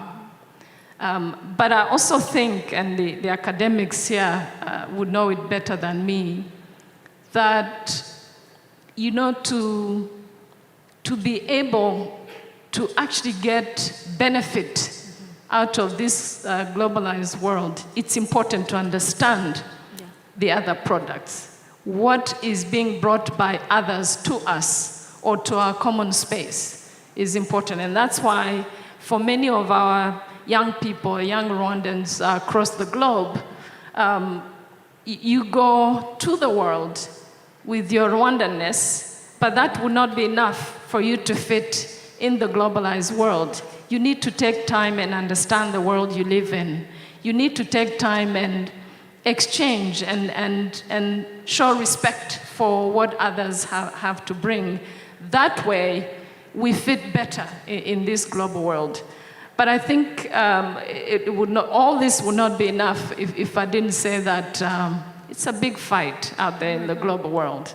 Nobody is going to be pushing you or allowing you to get what you want or do what you want. You have to fight for it. So there's that basic, this is who I am and I understand myself. This is who the other people are and I'm understanding them. But I have to fight for my space. I have to nicely fit in the global world, but it doesn't happen so easily. And Joseph Masenjesha, as a young entrepreneur, what lesson would you like to share with other young people about the role of culture in helping achieve professional success? Thank you. Before I go to that, let me add to what they said about globalization. So if you think about globalization and you add the aspect of the age of digital information, so I think about the future as it is going to be a very small world where we are very connected, but we are working together. So which means you being unique and having the identity that is seen by others might make you have more opportunities than other people. So if you are a Rwandan and you're trying to be American or French, I don't think you'll be more American or French than Americans. So I think for a company from Silicon Valley to go to open an office in Rwanda, they need to know something about Rwanda. And what they know is the way you express your emotions and ideas, your values and everything. So we need to make sure that we are coping with globalization, but at the same time, we are maintaining our identity so that people can know this is Rwanda. And about what I can tell young people about culture and how they can achieve their full success, I think the first thing is just it's exactly to know who you are. Obviously, you gotta love your country, you know? Kugira ishyaka ryo gukunda igihugu. So, the CEO of RGB said many proverbs. Let me add one. Hari undi mugani uvuga ngo agahugu karashyuha, nako amazi arashyuha ntibagirwa iwabo wa mbeho. I'm sorry. So what that means is you can go too far. You can go too far as you want, but you gotta know where you come from. So being patriotic is loving Rwanda and cherishing the Rwandanness in you and live that. The second point is very specific to people who have a passion in the arts. I can tell them that the best is yet to come. You know, with digital world, I think if you are a musician from Rwanda, you are a movie maker, you are a writer, please make better music, make more movies, and write more books, because now you can sell it to the world while you are in your Kigali apartment. You don't need to be here to sell your music to Americans. You don't have to. You don't have to. It is easy. The second point that I can tell, especially young people, is to take advantage of the life we live in today, take advantage of the technology that we have, but at the same time, share the knowledge and the benefits that we have today. You can send money to Rwanda, that's good, but also, please send the knowledge. Help other people get to where you are, because it is easier than it has ever been in the past. You can teach someone how to build a website, you know. I have taught many people how to express their ideas and create website via the internet. Actually, in our Kigali office at Rwanda, I probably haven't met each of our employees. I haven't. I don't know them, but we work together. So in the same way, you can keep working with people, share knowledge, help them get to an upper level. And the other thing is, please follow your dreams, you know? Your passion, your strengths will help you to get far if you follow them and take advantage of everything that you have.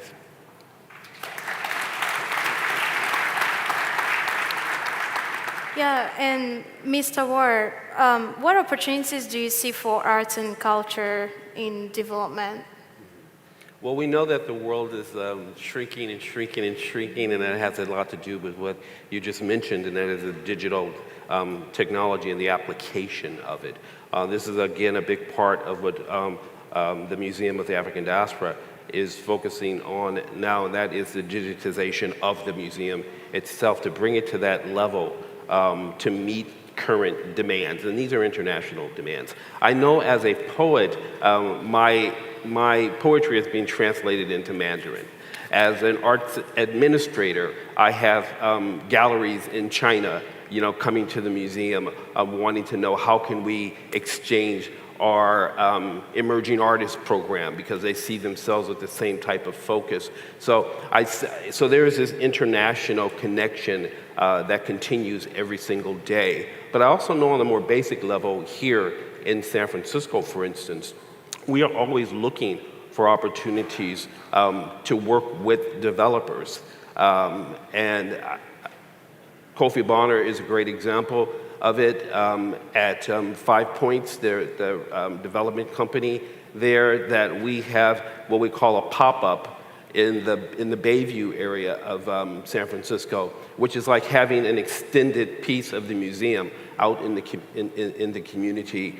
We feature our Finding the Eye in Diaspora there. Also, we are constantly working with global companies here to show the potential for building community, which corporations are very, very interested in through collaboration with the arts. So I tend to, you know, look at it in direct terms of what it means here in San Francisco and for the museum, but also know that this is an ever-expanding opportunity throughout the world. Yeah, and Mr. Fairbanks, what's your point of view on arts and culture with development?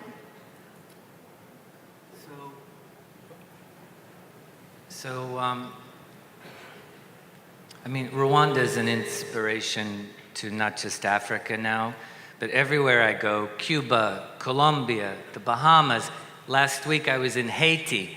All they want to know is, how is Rwanda achieving what it's achieving?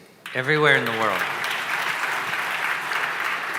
In, a month from now, the president will be 59 years old, in exactly 1 month.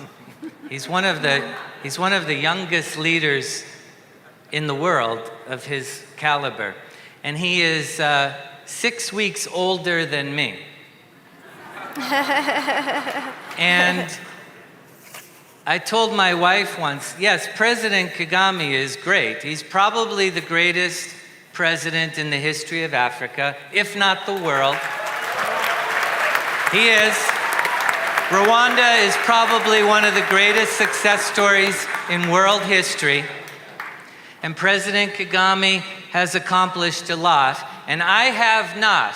But it's because he is 6 weeks older than me, and I still have time. 22 years ago, one group in Rwanda said to another group, "You're not Rwandan. We're Rwandan and you're not." And the greatest accomplishment in the history of Rwanda is that no longer happens because of the color of your skin, where you were born, who your parents were, what your accent was different in the South and the North. This no longer happens. In fact, even though I was not lucky enough to be born in Rwanda, every day I wake up American, but I spend the day trying to become Rwandan. Because if you are tolerant of people who disagree with you, if you are optimistic about the future and you believe in competition, if you trust other Rwandans who you do not know yet, then that's being Rwandan. Being Rwandan is a set of values and culture and attitudes, and those cultures are the mother of your institutions, and your institutions are what are engaging every single Rwandan, integrating every single Rwandan into global networks of commerce and education, learning, understanding, finance, all these different things. So I wake up in the morning in my bed, I'm American. I spend the rest of the day trying to have the values and demonstrate the behavior that is consistent with Rwanda.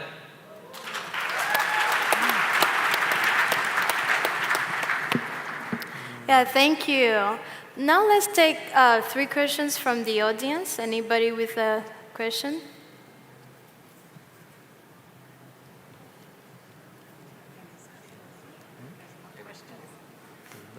Yes, please.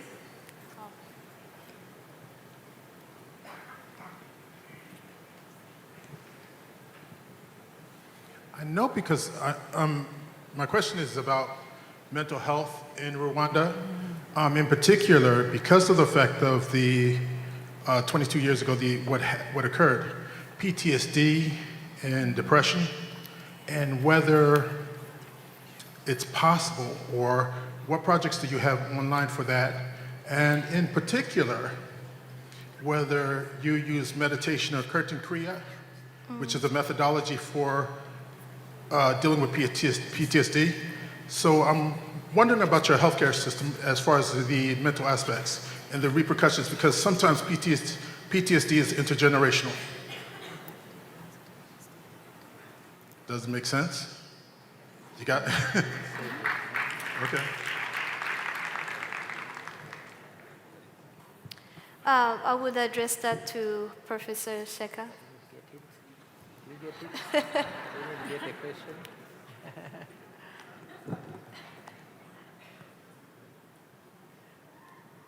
Can he repeat? Again? Would you please repeat your question?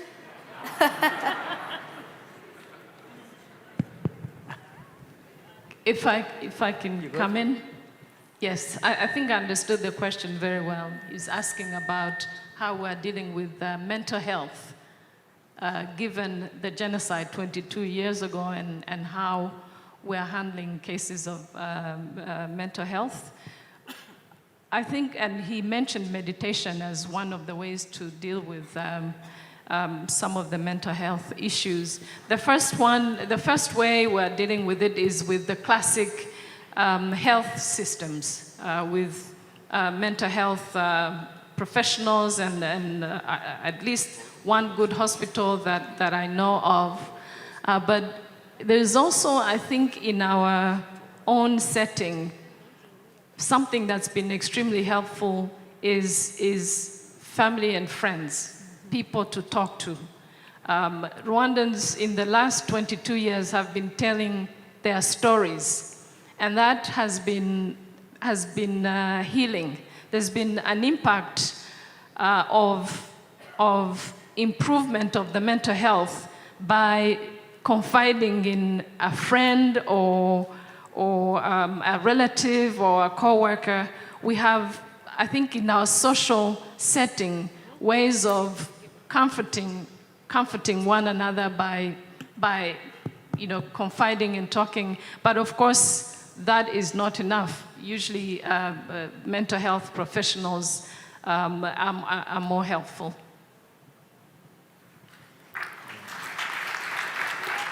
Yeah, and before we go to the next question, we also have some officials present with us today to share their insight on the topic for today. So we have Honorable Minister of Sports and Culture, Mrs. Julienne Uwachu. Looking at the example of Itorero as one of Rwanda's culture homegrown solutions, please tell us how Rwanda brought traditional and modern education together to help our communities gain a better understanding of their own culture and customs.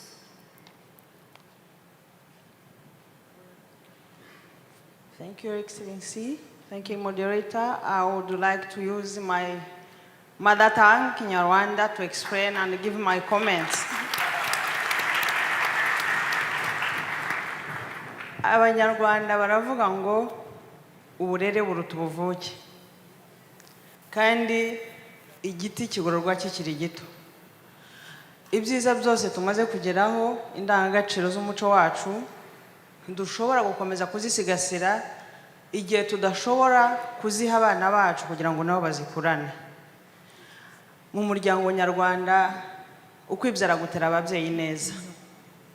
Ariko ineza tuvuga ntabwo ari uko umwana yavutse asa na se cyangwa nyina ku isura, nuko imico uburere by'ababyeyi babiha umwana wabo akazakura agaragaza neza umuryango yavutsemo. Ibyo kandi ni nabyo igihugu gikora, kuko igihugu nk'u Rwanda ntabwo gishobora kuba uko kimeze uyu munsi kidafite uko kirera. Uburere igihugu giha abana bacyo binyuze mu itorero nibyo bituma dukomeza kuba u Rwanda, tugaterwa ishema no kuba abo turi bo, ntidupfubye ngo twifuze kuba abo tutari bo, tubure kuba u Rwanda, tubure no kuba abahandi. Itorero rero ni irerero ry'igihugu, kandi tuzi neza ko uburere nyabwo ari ryo shingiro ry'ubumenyi. Muri gahunda y'uburere n'uburezi kuri bose, mu itorero twahisemo gutoza abana b'Abanyarwanda indangagaciro zikubiye, reka nkoreshe 3 muri uyu mugoroba. Dufite ibyo twahisemo kwandika no mu birango by'igihugu birimo ubumwe, umurimo no gukunda igihugu. Ubumwe bwacu nk'Abanyarwanda ni intwaro ituma dushobora kugera kuri byinshi. Umurimo, kahoze tuvuga iterambere, n'ibindi byose twifuza kugeraho, abanyarwanda baravuga ngo gatirano ntikamara imbeho, bakavuga ngo akimuhana akazi imvura ihise. Tuzi ko tugomba gukora kandi cyane kugira ngo aho dushaka kugera tugereyo, niba ngombwa twihute cyane kuko hari aho twakererewe. Dutoza abanyarwanda gukunda igihugu cyabo kuko niyo soko niho bakomoka. Igihugu bakunda kikaba ari igihugu gifite amateka, gifite wa muco, gifite za ndangagaciro batojwe, bityo bigatuma n'ubumenyi biga muri bwa burere buhujwe n'ubumenyi dushobora kugera ku musaruro urambye. Guhuza rero itorero n'uburezi ni nk'amata abyaye amavuta, kuko ubumenyi budafite uburere umuntu yabugereranya n'uburozi, kuko ntabwo burimo umuntu wuzuye. Ariko ubumenyi bubakiye ku burere nibwo butuma umunyarwanda aho ari hose aterwa ishema no kuba umunyarwanda, ndetse agaharanira ko aho akomoka igihugu cye gihora gifite ishema mu ruhando mpuzamahanga, gihora gitera intambwe. Mu magambo make rero navuga ko umuryango ubyaye umwana uramurera, n'igihugu kikarera abacyo, kugira ngo iteka kwa kwibzera gutera ababyeyi neza kujye kugaragara, yaba ari mu maso y'umuryango muto ndetse no mu muryango mugari w'abanyarwanda. Murakoze.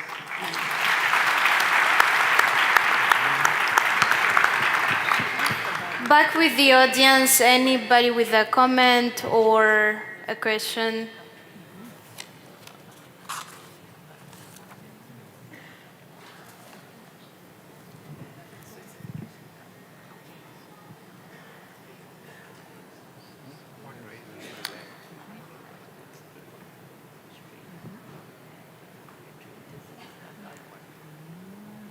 Hello, can you hear me?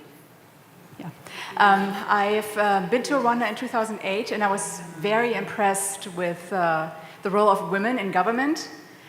Just wanted to know what has been done since then, or any new projects going on for rights of women.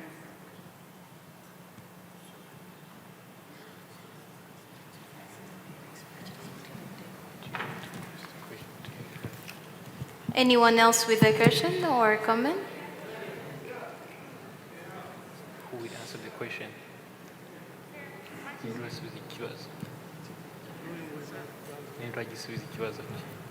Oh, I apologize. Anybody would like to address her? Well, let me respond to that. There's a lot that is being done for women in the country and by women in the country.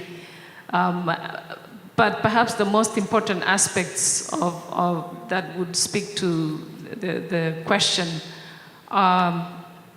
the philosophy, the political philosophy behind the advancement of women in Rwanda, which is that we feel as a nation that there is a time in our history where women were wronged, that something was taken from them or not given to them, and therefore we should give it back. We should restitute that which we believe should have been given to women in the first place.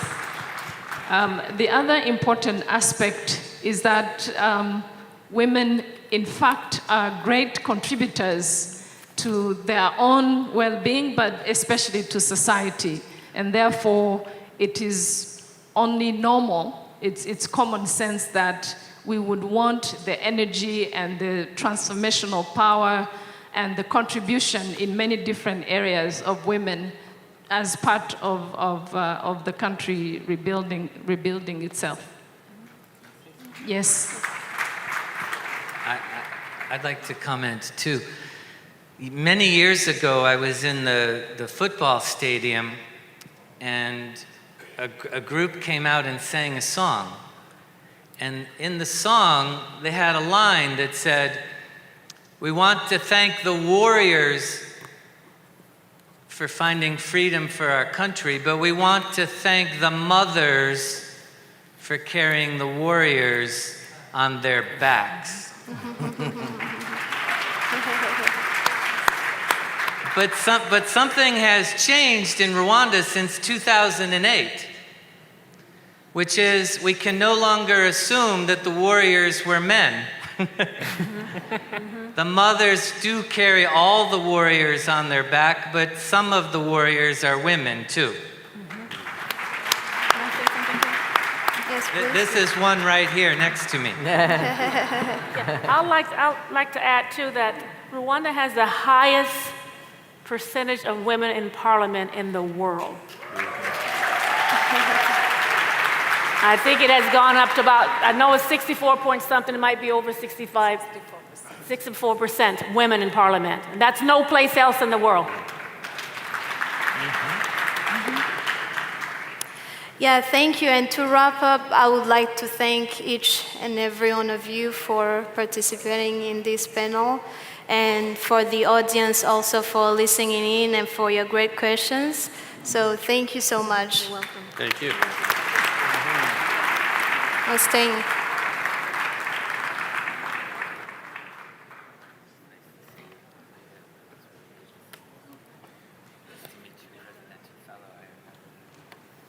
Well done. Thank you. Beautifully done. Thank you.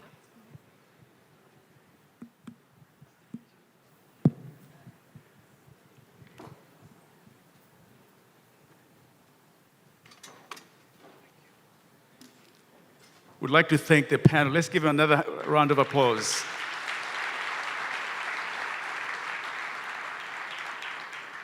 Thank you very much. At this time, we will welcome to the podium Mr. Andrew Mwenda, the CEO of The Independent. Please come and address at this time.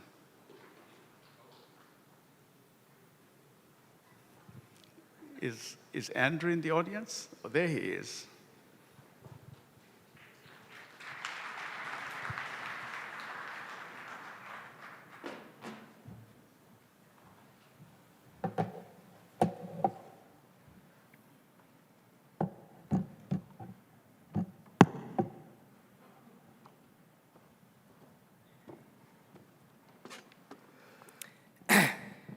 The President of the Republic of Rwanda, President Paul Kagame, the First Lady, Mrs. Janet Kagame, invited guests, ladies and gentlemen. First, I want to begin with a quarrel with the organizers. They put me on the list as a friend of Rwanda. I don't know why I was downgraded, because the last time I checked, I am honorary citizen of Rwanda.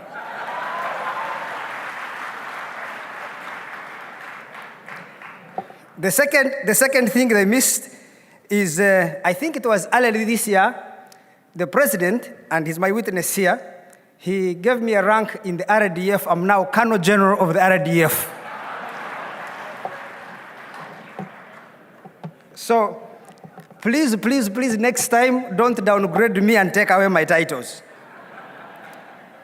I feel very proud today to speak about Rwanda, and a lot of my thoughts, I realize, have been plagiarized by Michael Fairbanks. Let me give you a picture of Rwanda today. Rwanda has been a great success story, but that notwithstanding, Rwanda is a country with a very low per capita income, among the lowest in the world, only $1,800 in purchasing power parity. Rwanda's per capita spending is only $208 this year. That is total population divided by total budget. Its per capita revenue is $147. And if you look at the structure of its society, Rwanda has only 20% of the population that is urbanized, 80% ordinary peasants or farmers living off the land. Yet, in spite of this structure of both spending, income, and development, Rwanda behaves differently from countries within its comparison group. By comparison group, I say rural-urban ratios, per capita income, per capita spending, and per capita revenue. If you go to Rwanda, you will find they will build roads with the street lights that work. with pedestrian sidewalks that rival those in Amsterdam. Better than those in San Francisco. I am sorry for the residents of San Francisco. There will be traffic lights that measure time by the second. They have just finished a convention center that I have not seen even in middle-income countries. If you look at the Rwandan police officer on the street or the soldier near the Ministry of Defense, the way he will stand, hold his gun, the polished boots, the stitched uniform, is totally outside of the reality of a third world country. Because if you come to Uganda, or you go to Kenya, or Tanzania, you find a policeman on the street standing like this, another one on the mobile phone. But the Rwandan will stand in a very professional way, almost like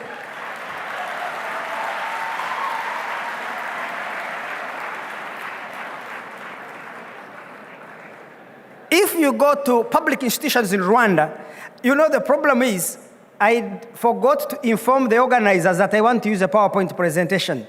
So the facilities were not prepared. But forgive me, I'm an old man of 104 years, 6 years older than Nelson Mandela.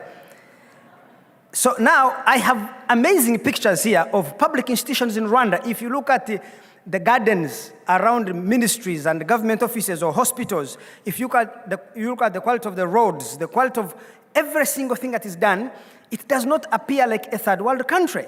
And most importantly, Rwanda got universal medical insurance before this great nation called the United States of America, which is the richest country in the world, and has the 10th highest per capita income in the world, and I think one of the highest per capita spending of any country in the world. So the things that Rwanda does cannot be explained within its comparison group, within the nations of its income group. It has always intrigued me. Why is it that this poor country is governed like a very rich country? It has the rule of law and equality of the law. Everybody is equal before the law in Rwanda. There is what I would call impersonal application of public policy. You see, if you fall sick in many poor countries, what do? You go to a rich neighbor, relative, in-law, or perhaps a political patron. It could be an MP or a local official to assist you get medical assistance. In Rwanda, you produce your card called Mutuelle de Santé, even if you're the poorest citizen in the country. You produce a medical insurance card, and you're able to get a service. That is called impersonal application of public policy. You don't need to know somebody for you to be able to get a very important service.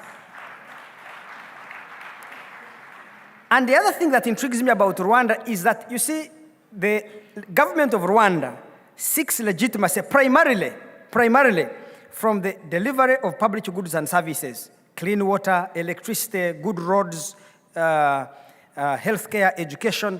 And that is very unique because in many poor countries, governments seek to secure the legitimacy of the citizens through co-optation of powerful, influential, ethnic and religious elites. So if you are able to get a powerful person and put him in government, then their co-ethnics or people from the same religion will be able to feel a sense of belonging to the government. And I think poor countries do that because they do not have sufficient revenues to use public goods and services delivery, or the delivery of these public goods and services as a vehicle for legitimacy. It's very expensive. So recently, I took my cousin, who is a professor at the University of Bremen in Germany, to visit Rwanda. And when we traveled around, he said, Andrew, these guys are magicians. He could not believe that a country with per capita spending of $200 could do the things that Rwanda does. So, what is this about Rwanda? I will first give you some global statistics that place Rwanda in outside of its comparison group. The World Economic Forum in 2015, last year, published figures on the most efficiently managed countries. Number one was Qatar. It has a per capita income of $132,000. It's the highest in the world. Followed by Singapore, per capita income $68,000. Third most efficiently governed country is Finland, per capita income $41,000. Fourth is Hong Kong, $56,000. Fifth is United Arab Emirates, $67,000. New Zealand comes sixth at $36,000, and Rwanda, with $1,800, is number 7 most efficiently governed country in the world.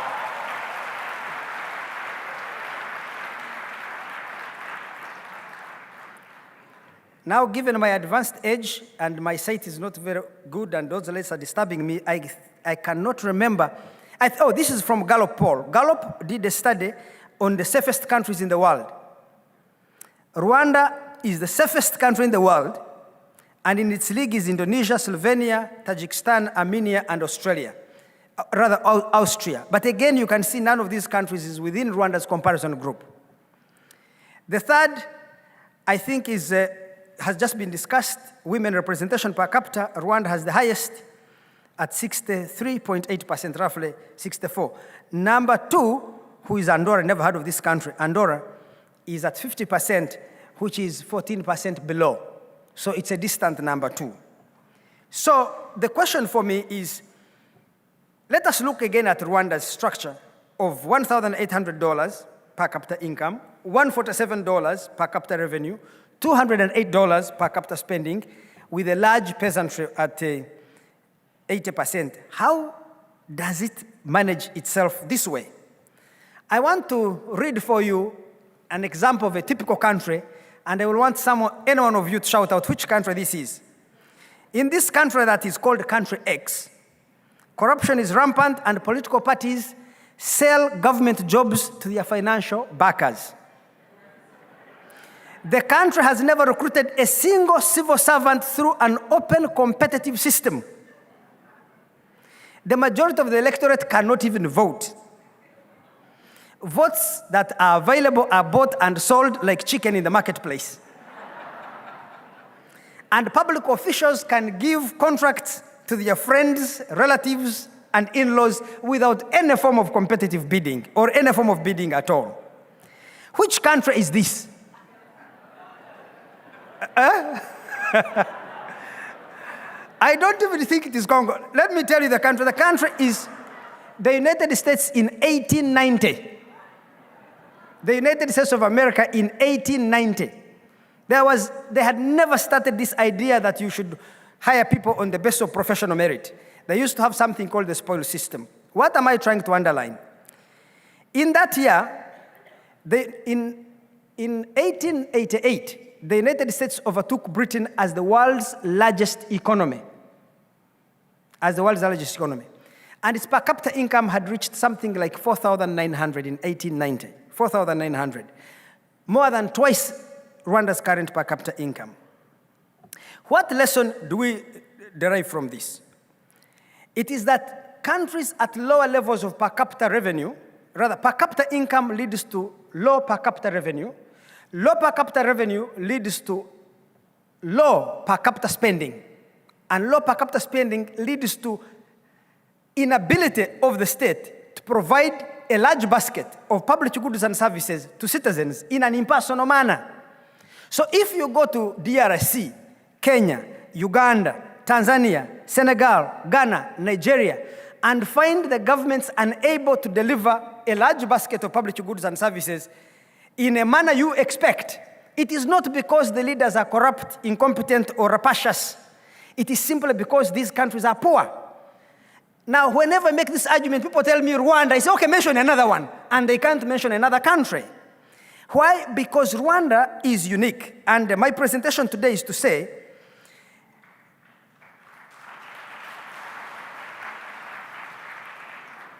I cannot find a country where they spend $200 per person per year, and that country provides clean water, electricity, clean roads with proper drainage and pedestrian sidewalks, street lights and traffic lights, and all these universal medical insurance, universal primary education, in the quality and efficiency with which Rwanda does it. I tell you, if you know that country in the world, you bring it to me, I want to put it in my data. I have looked at relative examples, like Cuba has a very well-developed healthcare system in spite of a low per capita income, and the state of Kerala in India. So these are exceptions that prove the rule that when you are poor, you govern via patronage and corruption, as the United States, which we have just read in 1890, when it was already an industrial power anyway, demonstrates. Now, having said that, I want to demonstrate how you govern. The question for me is, how do you govern a poor country, especially with very low per capita income and low per capita spending? I'm going to tell you Rwanda's relationship with Europe. Rwanda's per capita income, I have told you, is $1,803, to be exact, in purchasing power parity terms under the IMF. We are very lucky in this day and age because we have a guy called Angus Madison. Angus Madison did an amazing study and tried to create estimates of per capita income of countries of the world for the last, say, 2,000 years.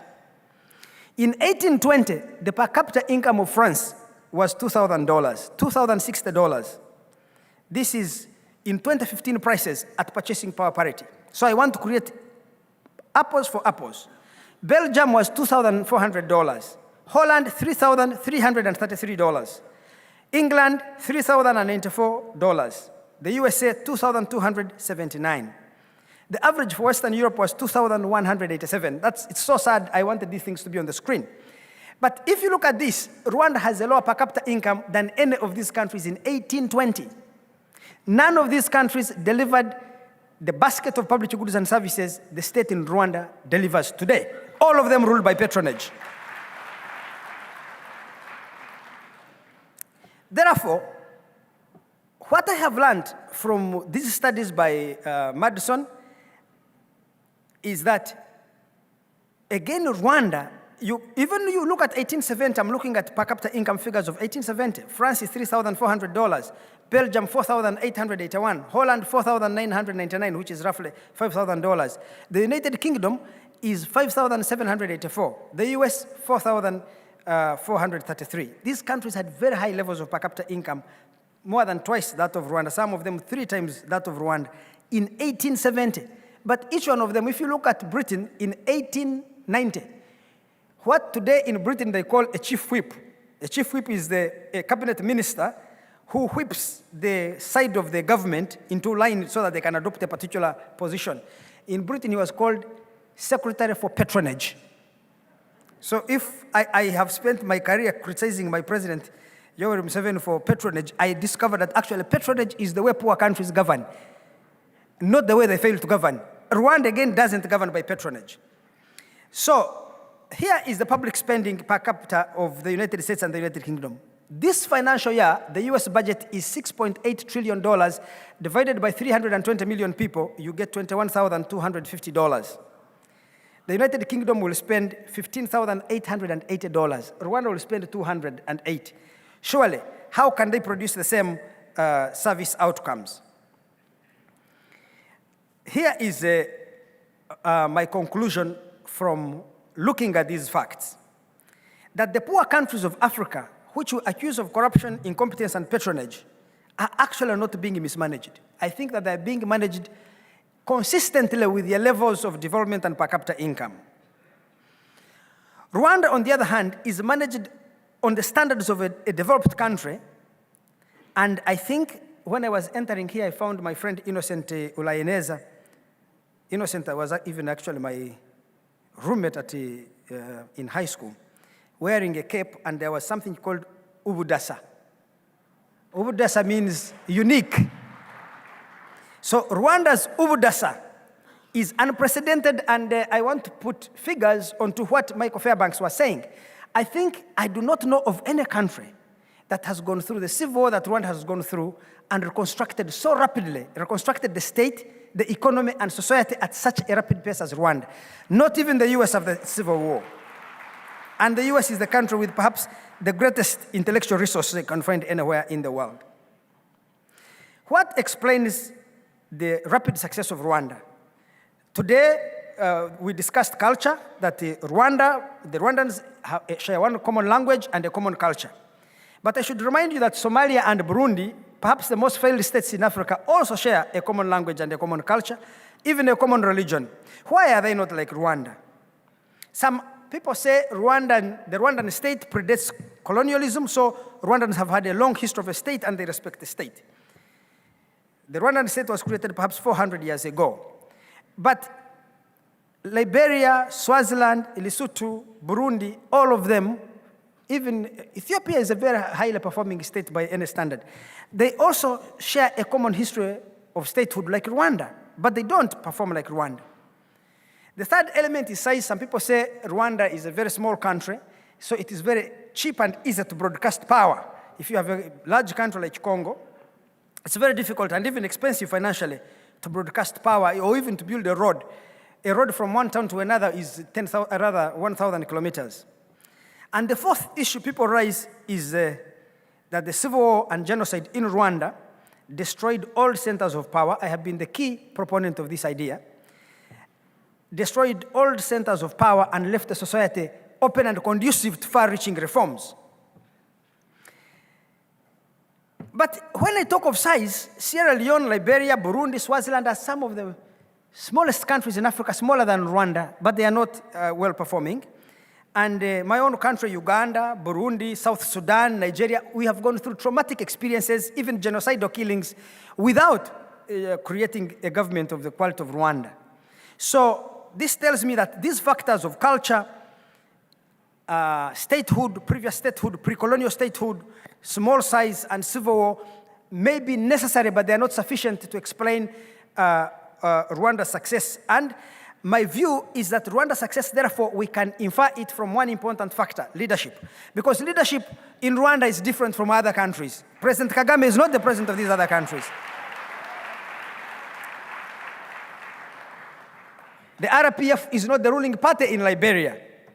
And I have been very structuralist in disregarding the role of leadership in transforming a society at a high pace.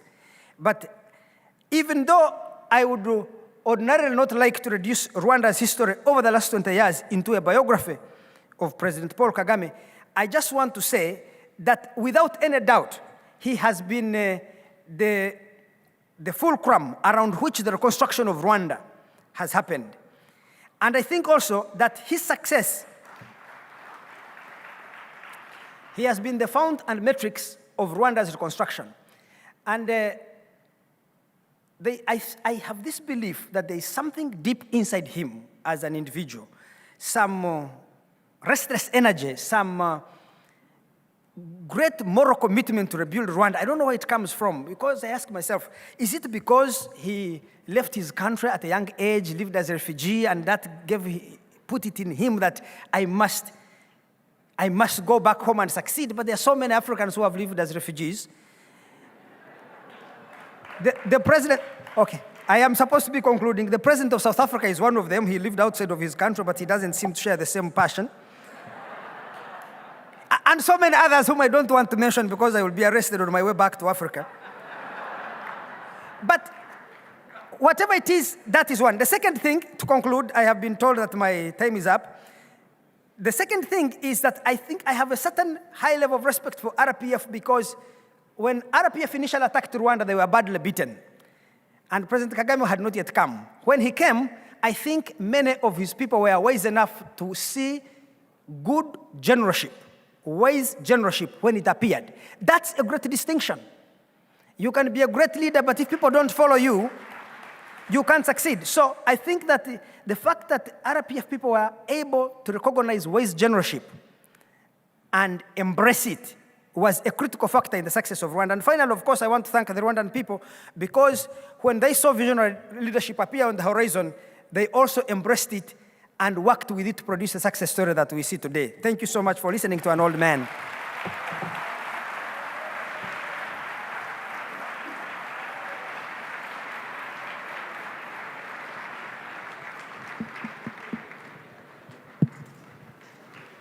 Thank you very much, Mr. Mwenda.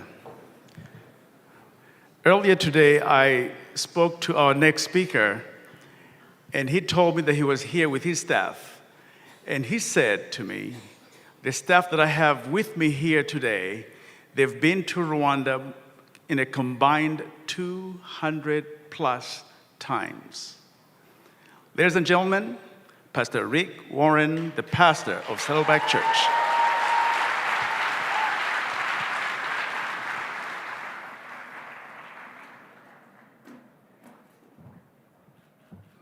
Wiliwe.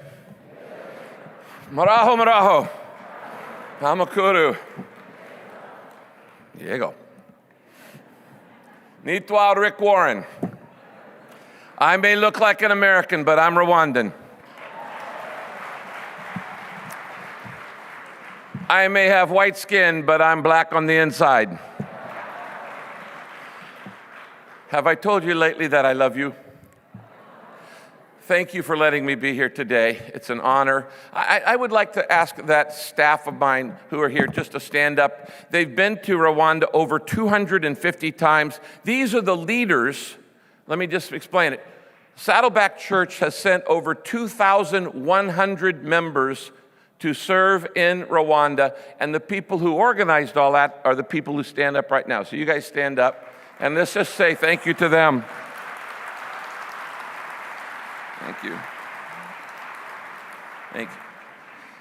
I just want to bring a quick greeting and tell you why I love Rwanda. Because I do. I love it with all of my heart. Now, let me put this in perspective. I've had the unusual opportunity to travel all around the world. I have been in about 164 different countries. I know many of the world leaders of many of the nations around the world. So I've had a chance to compare the United States, Rwanda, and every other nation as I've traveled to all of these countries. I once did a world tour where I spent 46,000 miles in 45 days. Went all the way around the world, visiting different areas where our network was. And so when I speak to you about Rwanda, I don't speak as someone who doesn't have anything to compare it with. I have been in 164 nations, and I have sent over 26,000 Saddleback members to serve in 197 different nations. So when those people come back to me from those 197 different nations, and they give to me the reports of what that nation is like, the ones that I haven't been in, I'm able to compare. And I will tell you this. There is no nation on earth like the nation of Rwanda. There really isn't. There isn't. And I say that without fear of contradiction. And I will say this to those of you who are in the Rwandan diaspora. If you have not been back home in a few years, and if you have just been getting all your information about Rwanda from the newspapers, they're wrong. They are wrong. I tell you why. All of the things, the rumors and the accusations and the criticisms that have come out on this nation that we hear so much in the West really come from I wasn't planning on speaking this, but I'm just going to throw it in, come from 4 different motivations. There aren't that really many critics of Rwanda, but they're loud. They're loud. And I have studied these critics and looked at them in detail. And there are 4 big motivations. Some people criticize Rwanda out of guilt because they were the genociders.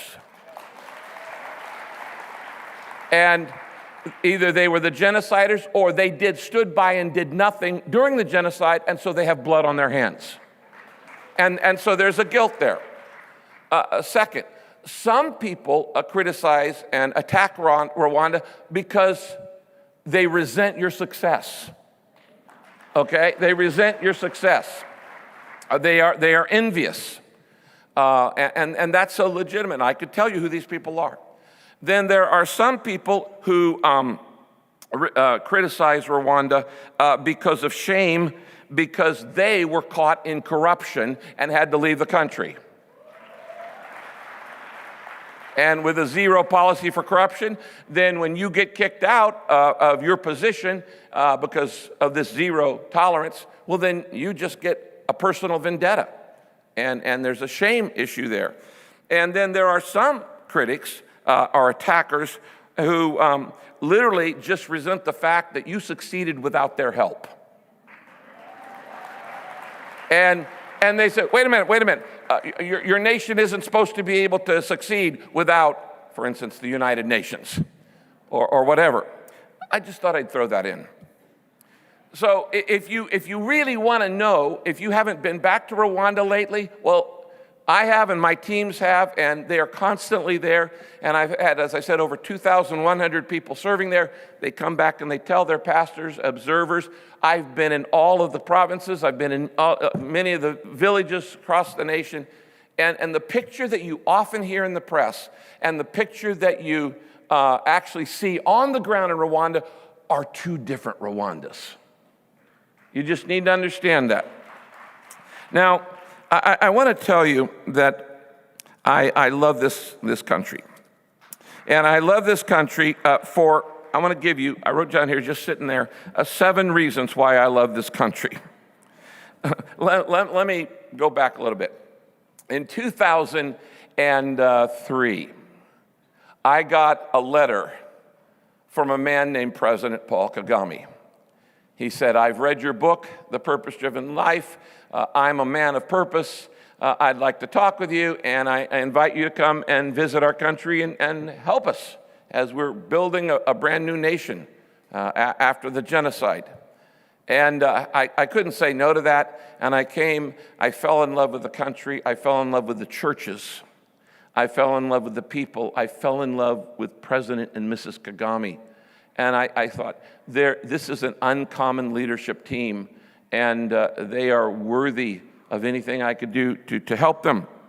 And so we started, as you know, the peace plan called PEACE, Promote Reconciliation. P is E, equip ethical leaders.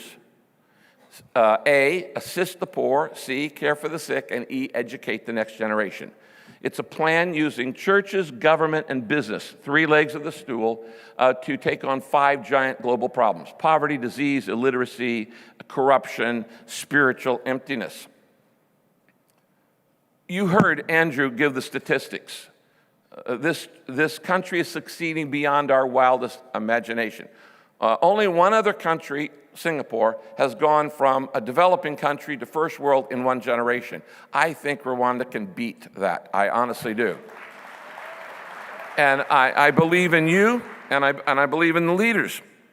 And so we were welcomed into your country. We began starting with the churches because I'm a pastor. And as you know, we trained over 4,000 churches in a 3-year period on leadership principles and management principles and how to build a healthy community and a healthy organization. And we did 40 days of purpose nationwide and all of that.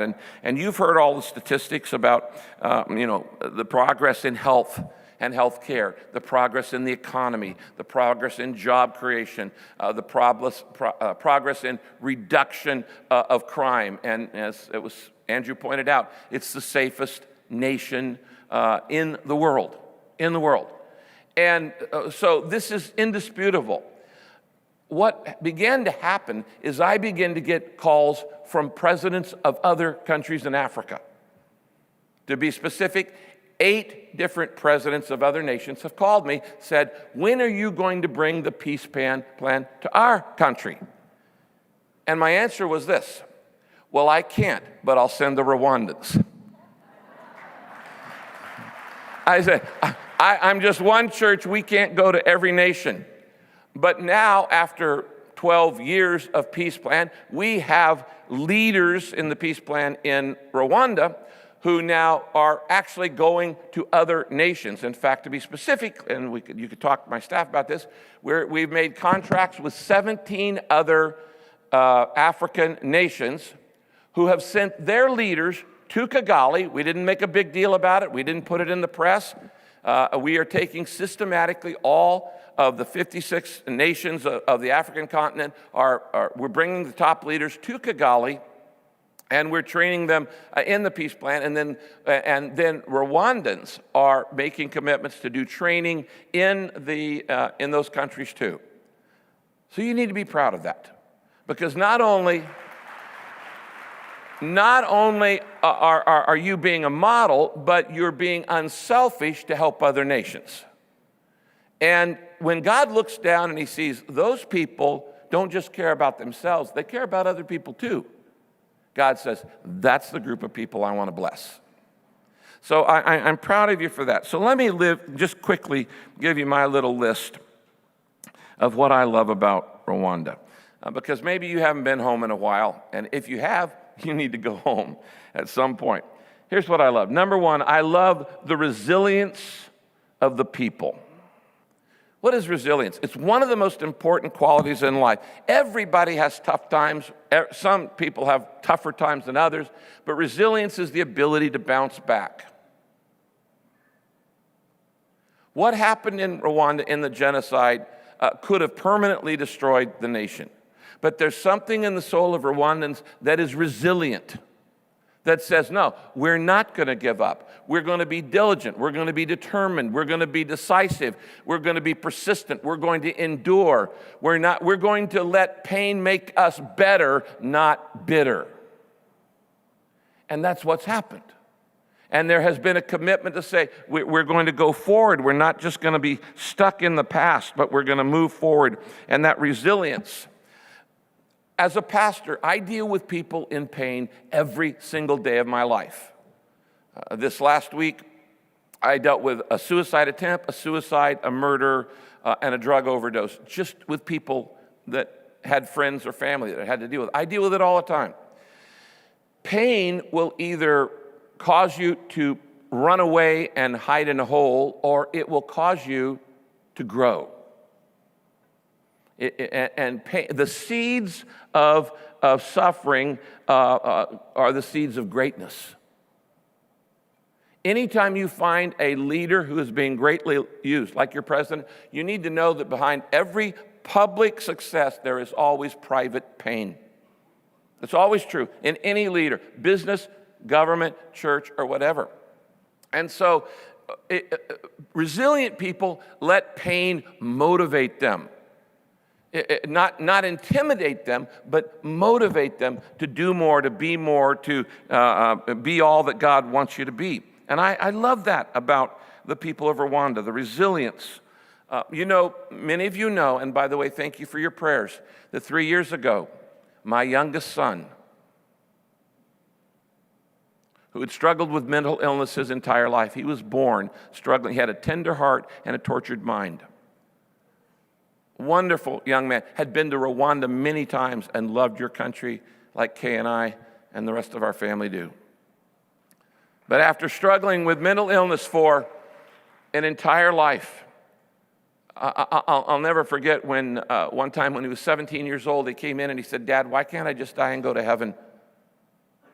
It's obvious I'm not going to be healed, and I know where I'm going to go. Why can't I just die?" And I had to say, "Son, I hear your pain, but I have to believe that I have to hold on to hope." He made it 10 more years. He was the most courageous young man I've ever met. And when he died, I probably received maybe 35,000 letters of condolences around the world. It wasn't the letters from the kings and queens and presidents and rock stars that really meant the most to me. It was the letters from people whose Matthew's life had had an impact on them and said, "I have come to faith. I've come to know God because of your son." And I remember writing down in my journal that day, "In God's garden of grace, even broken trees bear fruit." Now here's the point. We're all broken. We're all broken. If God only used perfect people, nothing would get done. God uses you in spite of your brokenness, and that's called grace. And in that moment of weakness, he took his life. For the next 4 months, I didn't speak, I didn't manage, I didn't lead. I just pretty much stayed at home and spent 12 hours a day with God and my wife. But when I decided it was time for me to speak, the first place I went was Rwanda.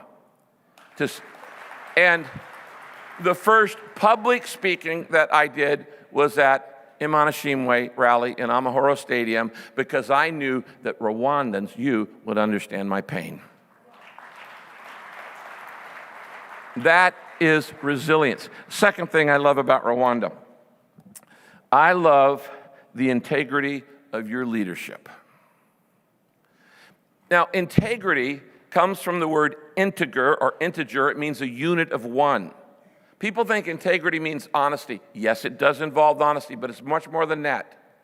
Integrity means that all of my life is the same, that what you see is what you get, that I don't act one way with this group and another way with this group and another way with this group, and I'm a hypocrite over here and I'm a phony over here and I play different roles. It doesn't mean you're perfect. If you had to be perfect to have integrity, nobody would have integrity. Integrity means that you are exactly what you appear to be, that I act the same with my grandchildren as I do with the Queen of England, that I'm the same everywhere. And people follow people with integrity. Now, when I talk about integrity, I'm not just talking about your president, Paul Kagame. He is an uncommon leader. But his wife is an uncommon leader. First Lady Jeanette is an uncommon leader. And, both Mike and Andrew stole what I was going to talk about. One of the things I love about this country is that you have emancipated and equipped and empowered women in leadership in a way that no other country has ever done. And I count it a privilege to consider the U.S. ambassador here, Mathilde, and Minister Louise, and so many other wonderful women as great leaders. And that integrity shows up over and over and over. Because of this, it leads me to number 3. The third thing I love about Rwanda is your willingness to forgive. That's not easy. Nobody said forgiveness would be easy. Nobody said reconciliation would be a snap, that it would be easy to do. It's difficult. But you have, as I said earlier, decided that you're going to be better, not bitter, that you're going to focus on the future and not get stuck in the past. That you can play the blame game and spend all your time blaming everybody else. I always say to Americans, you spell blame in English, be lame, which means you're not very effective. You're not very effective at all. And I have told people around the world, I've said it at the United Nations, I've said it to the president of Israel, that I believe the model for peace in the Middle East is not in the Middle East. The model for peace in the Middle East is in Rwanda. Because somehow, a group of people and another group of people and one group of people was killing all these people, somehow we're able to live together without barbed wire and ghettos and all of these other things. That is an amazing thing. And the model, you just keep doing that, because I tell you what, there's going to be more conflict in the future. And you just keep being the example of that. The fourth thing I love about you, about the nation of Rwanda, is that you refuse to be pressured by outsiders.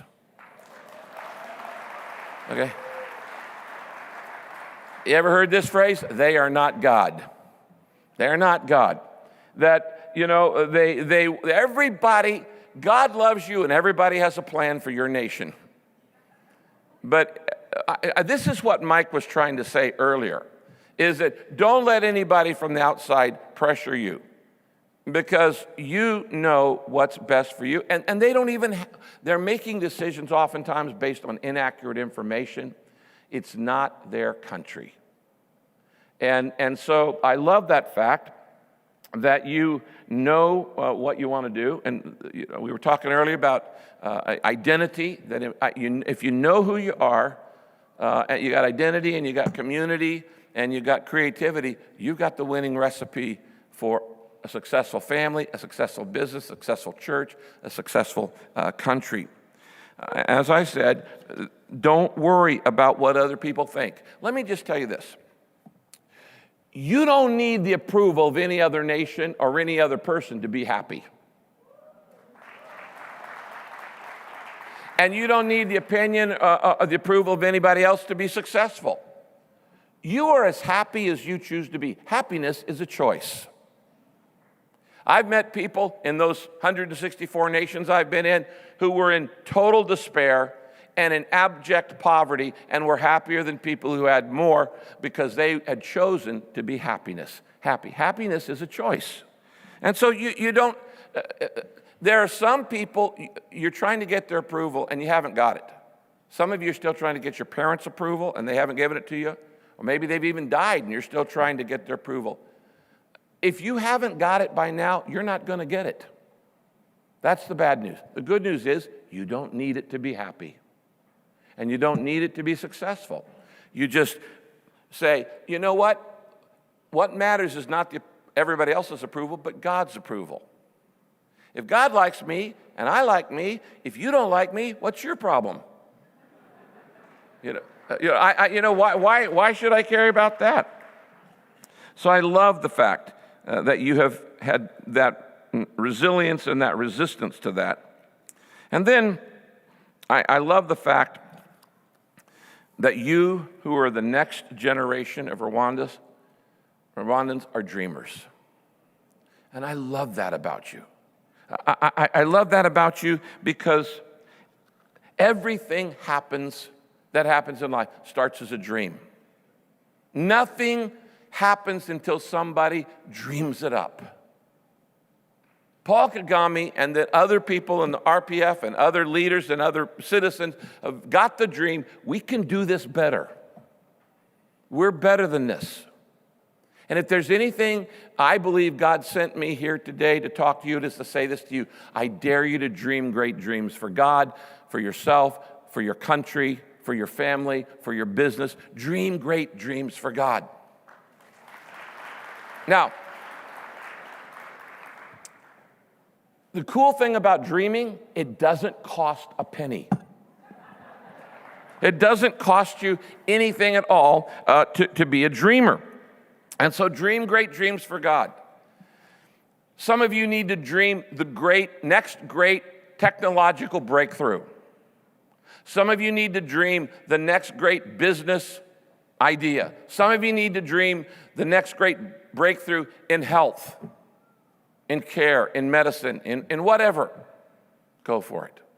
Go for it. I dare you to dream of a country where there's nobody in Rwanda without a mommy and a daddy. That the word orphan is gone. That every child is in a family, not in an institution, not an orphan, but in a family. We've been working with the Ministry of Health now for some time, systematically trying to move people out of the orphanages and into families. And we're getting closer and closer every year for Rwanda to become the first nation in the entire world with no orphanages. That would be wonderful. That's a good thing.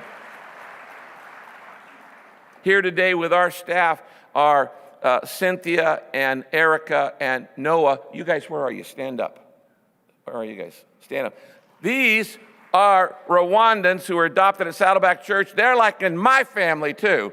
And they came here today just to say hi to all of you guys. So I challenge you to dream great dreams. Don't give up on your dream. Now, I know that sometimes you start thinking about a dream and you go, well, who am I? Who am I? That, friend, is the wrong question.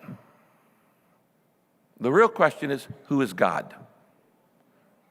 You base your dream not on what you think you can do, but you base your dream on what you think God wants you to do. What's the right thing to do? And then you just do it. Nobody's ever accused me of being a big dreamer. I mean, a small dreamer. And I've had some really big dreams. And if I told you some of the dreams that I've had over the last 36 years, you'd go, who do you think you are? And I would tell you, I know who I am. I'm just a normal, average, ordinary person. But I happen to believe that you set your vision not on who you think you are, but who you think God is. And you let the size of your God give the size of your dream. If you got a big God, then have a big dream for Rwanda. Have a big dream for your family. Have a big dream for your business. Have a big dream for your marriage. And don't go settling for small things. Never be afraid to go out on a limb. That's where the fruit is. Never be afraid to rock the boat, if God is your captain.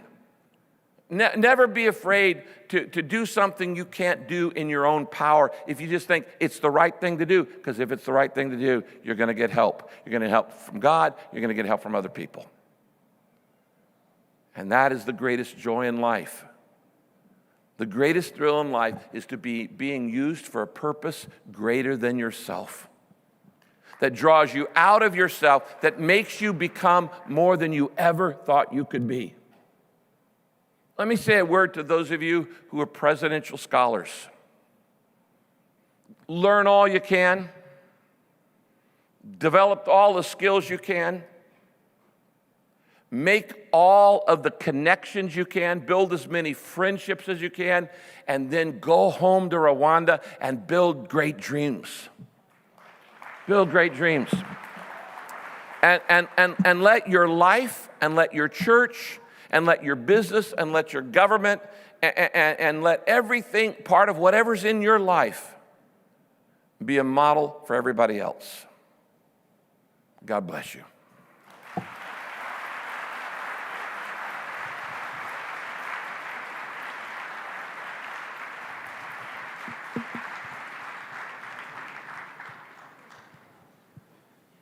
Let's give Pastor Warren another round of applause.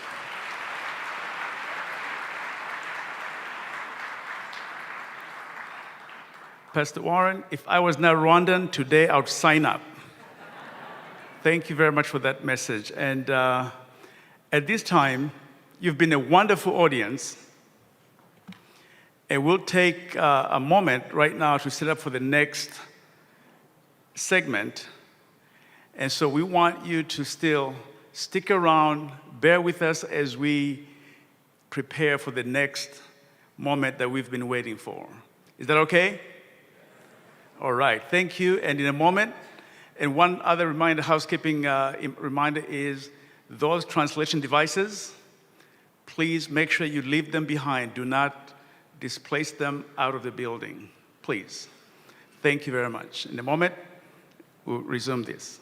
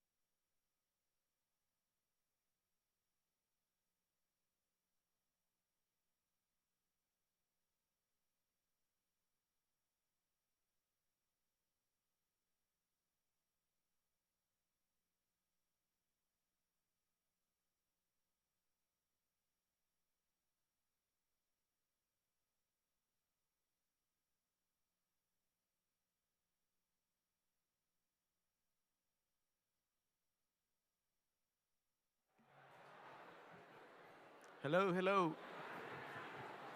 Can you hear me? I'd like you to start settling down. Let's settle down. The moment we've been waiting for is here.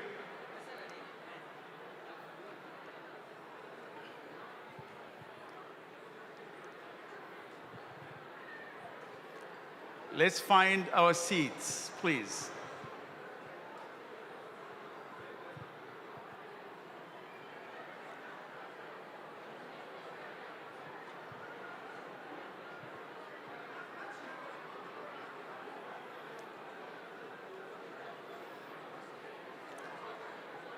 Let's begin to settle down, please. Let's begin, take our seats. In the interest of time, let's settle down, please.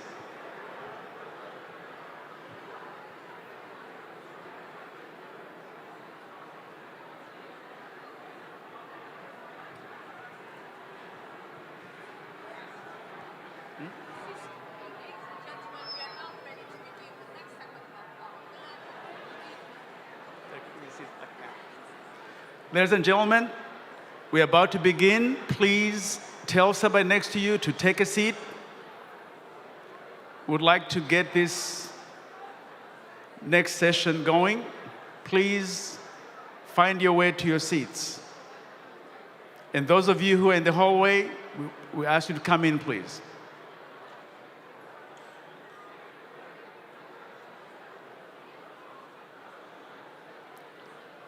Let's settle down, please.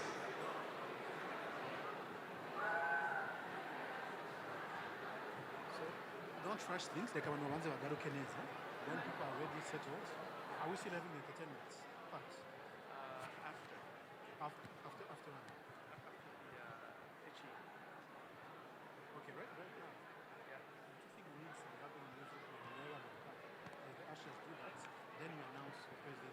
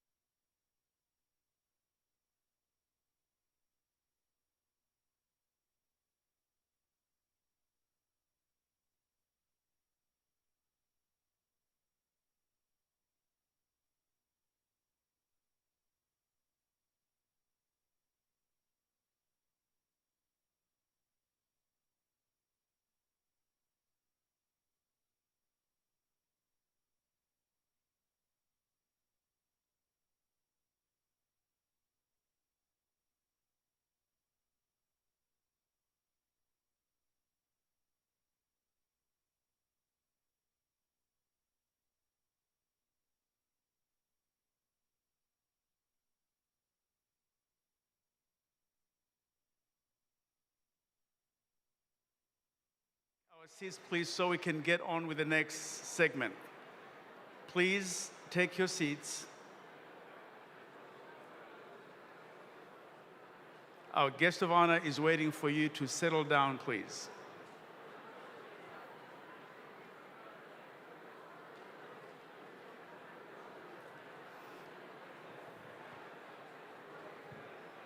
And those who are still in the hallways, just tell them to come on in, please.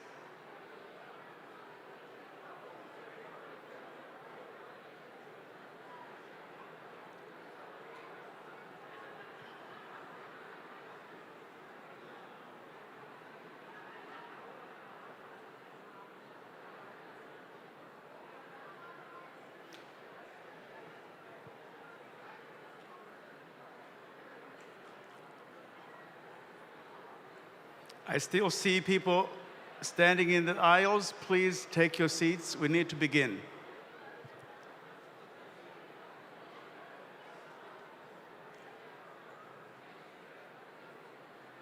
We'll ask the ushers to please assist us to get people settled down.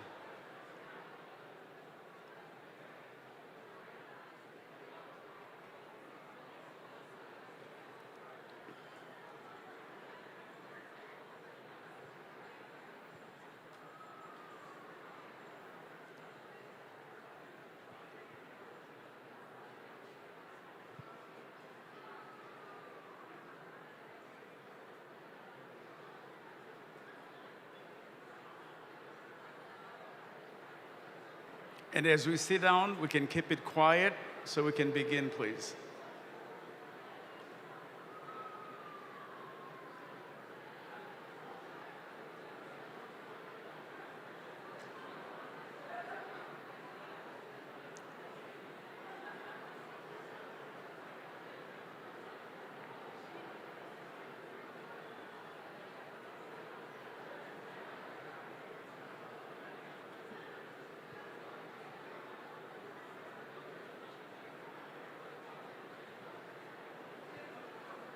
Ladies and gentlemen,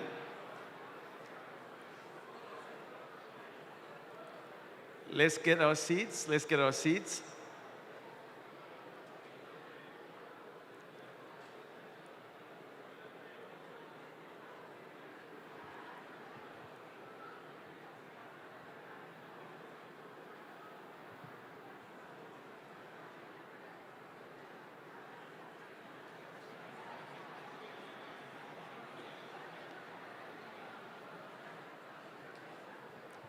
The moment we've been waiting for has come. And as soon as you settle down, I will announce our next speaker up here on the podium. We can't compete.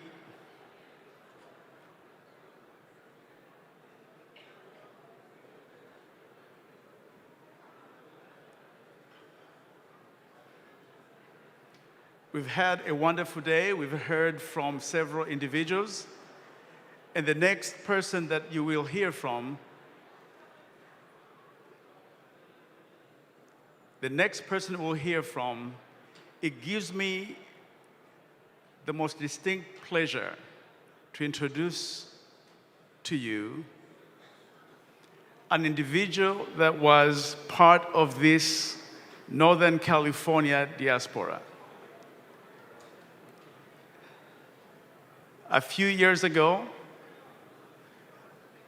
the now current Rwandan ambassador to the United States, the Honorable Matilda Mukantabana, was a part of this diaspora. And now, ladies and gentlemen, we'll welcome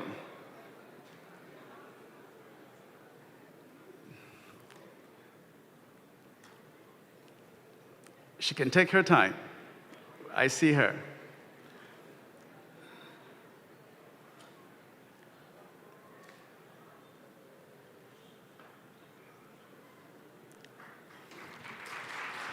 Let's give her a hand.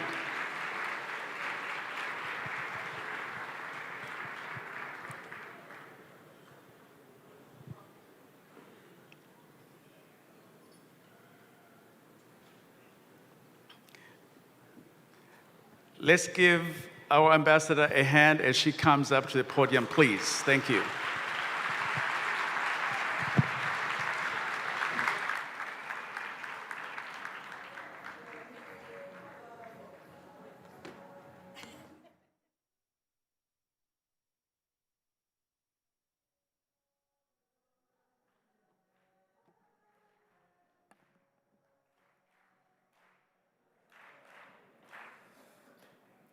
Your Excellency, the President of Rwanda, Your Excellency, First Lady of Rwanda, Honorable Ministers, the Honorable Council of Rwanda, Joe Ritchie, Pastor Rick Warren and the team from Saddleback, Chancellor of the Los Rios Community Colleges, dear friends of Rwanda, distinguished guests, fellow countrymen. It's truly an honor and a privilege for me to welcome you for the first ever Rwandan Cultural Day here in San Francisco, the heart of the Golden State, as they call California.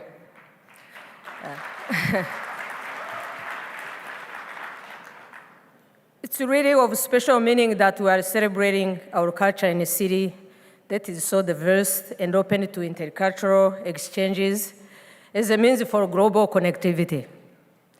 I take this opportunity to thank the Office of the Mayor of San Francisco for the friendship and the contribution to this celebration. I also take the opportunity to thank Mr. Scott Headfond, our soon-to-be honorary council, who was the focal point here in San Francisco, for all the friends of Rwanda.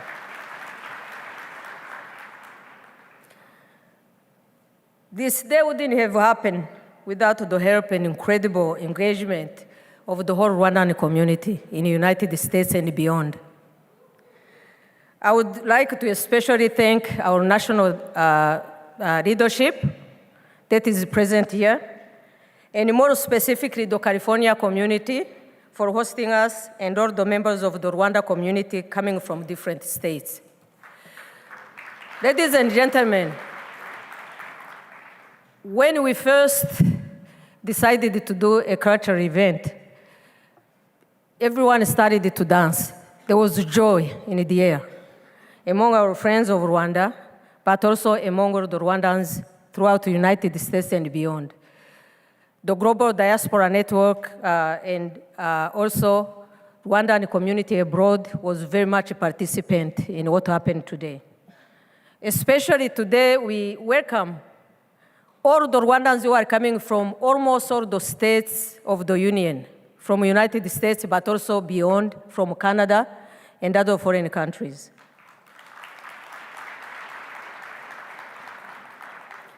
I will be remiss if I don't thank all the people who have made this day possible in San Francisco. And I'm going to name a couple of organizations, especially the Sacramento Area Black Caucus, the Friends of Rwanda Association, the Los Rios Community Colleges, and I'm happy to report that the Chancellor of the whole community colleges is here in the audience. I thank you very much for being part of that. I also thank California State University, Sacramento, the University of California, San Francisco, Palo Alto University, and the UC Davis, University of California, Davis, and Cosumnes River College. All these institutions were able to bring people to come and be part of this organization.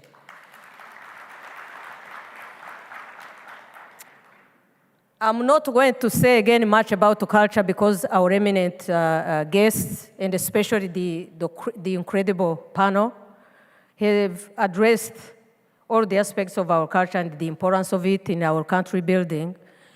And also Pastor Rick Warren and Andrew Mwenda, their takeaway from Rwanda and so on and so forth. But let me take this opportunity to thank our nation's leadership that is represented here by our Excellency President, but also the First Lady of Rwanda.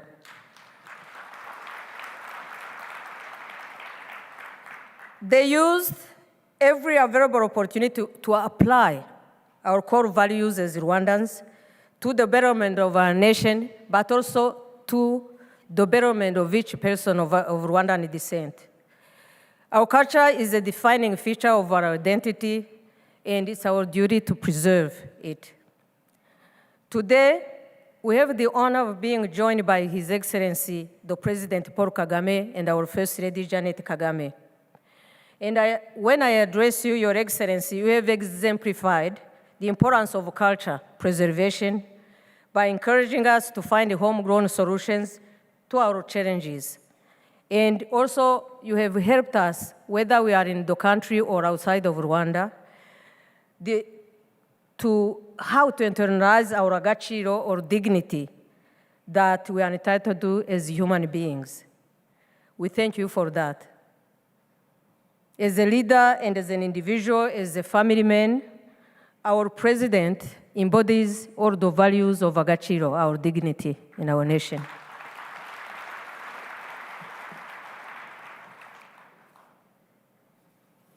I'm not going to really talk too much because I know most of you have been waiting for this moment. Please help me to welcome His Excellency Paul Kagame, the President of the Republic of Rwanda. Yeah, thank you.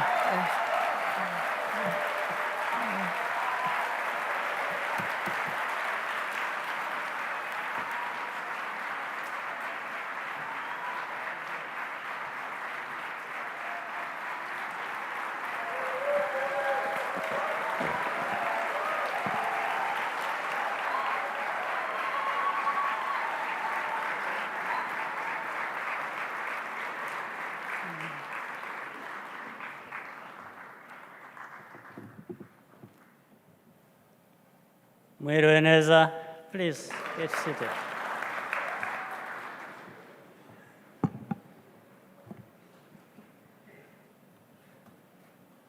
Let me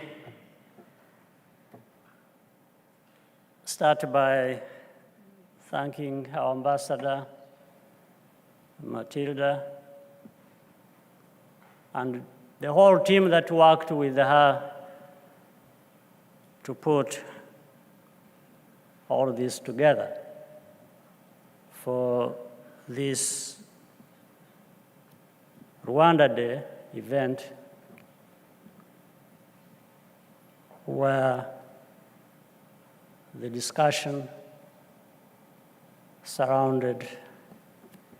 was around the culture of Rwanda and many other aspects of Rwandan people and society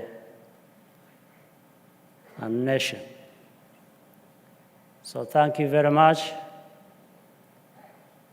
And I think there was no better place to hold such an event and a discussion than San Francisco.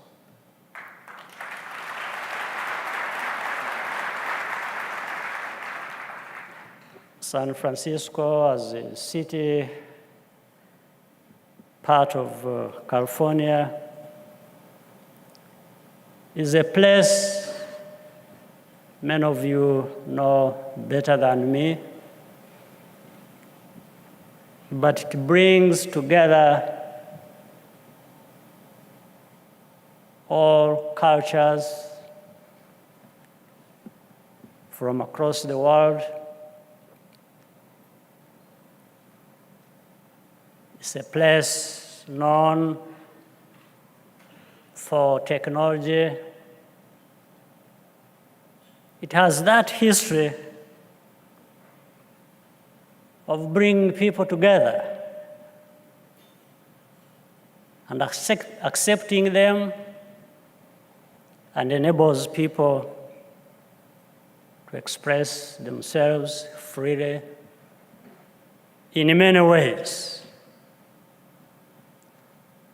So thank you, San Francisco, and the people who live here, who are here with us. we are happy, all of us together here, for this event. I want to thank my fellow Rwandans, those who live here in the United States, who came from Canada, who came from Europe, and many of those who came from Rwanda itself.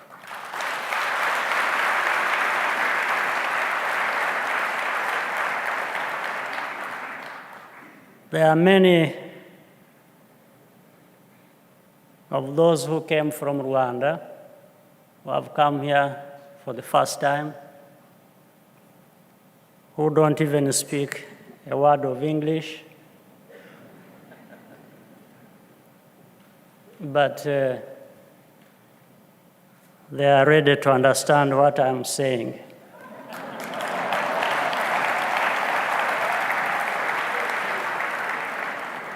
Even in English. And they have done that before. They've been attending many Rwanda events, Rwanda Day events,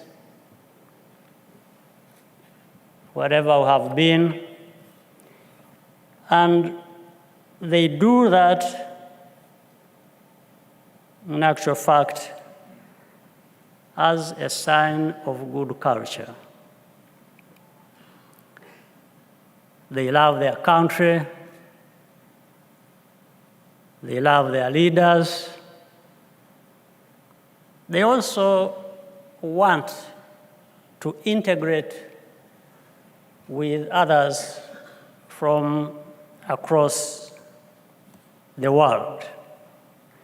So thank you very much, those who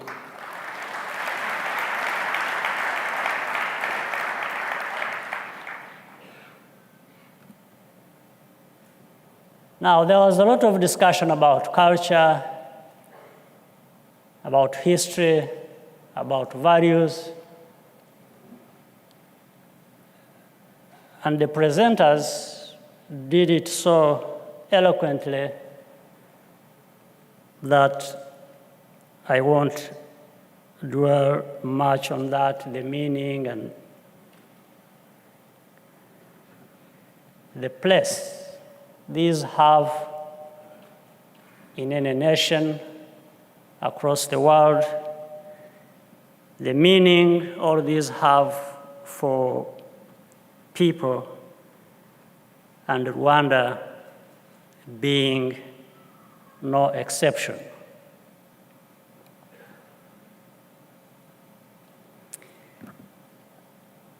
I'm trying to find the way to begin my discussion with you on this, but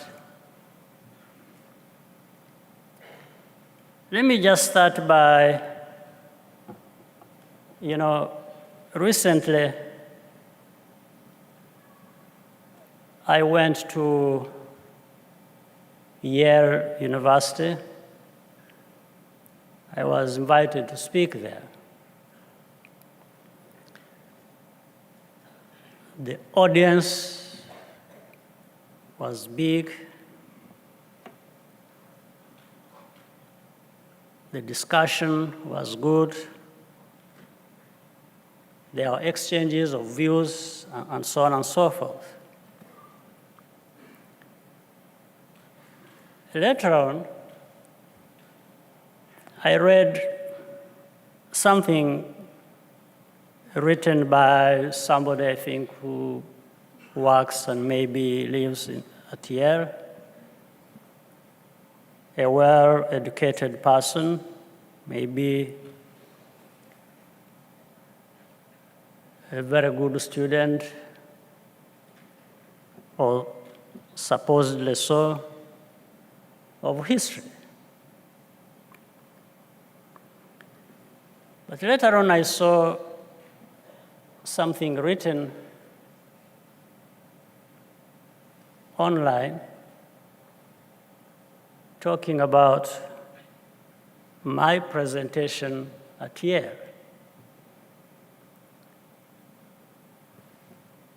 But what was said in this piece could not be further from the truth of what I actually said. For that person, he summarized what I said by saying, I talked about the history of Rwanda, the context, and everything. And for him, he chose to summarize it by saying, Rwanda's president, Paul Kagame, told the audience, and through his speech was telling the rest of the world that they should mind their own business, that they have nothing to do with the affairs of Rwanda. Apart from that not being correct, I didn't see anything close to that. But when I kept examining it, I actually said, maybe I should have said it.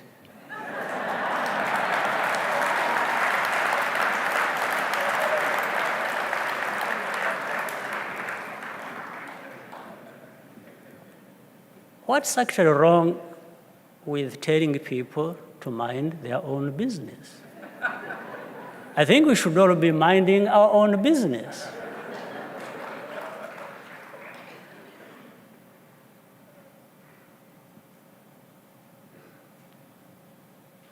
So, and in fact, it is something that I was reminded of,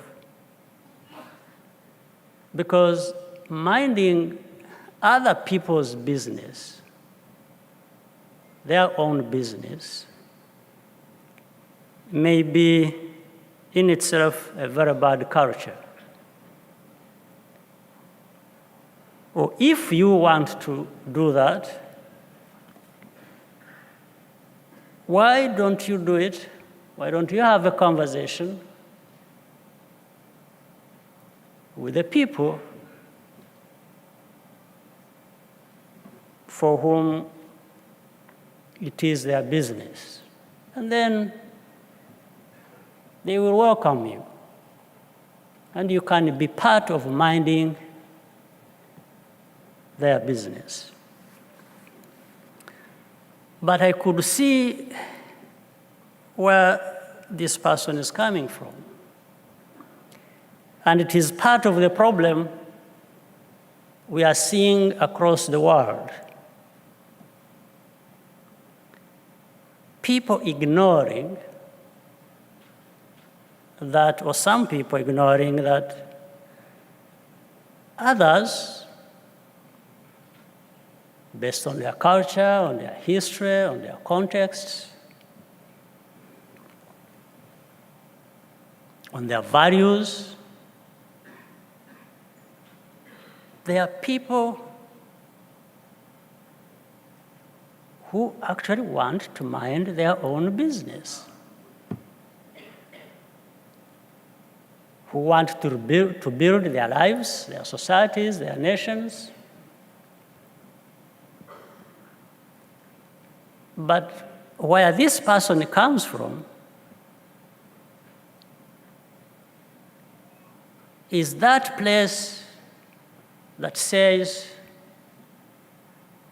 we know better for everybody.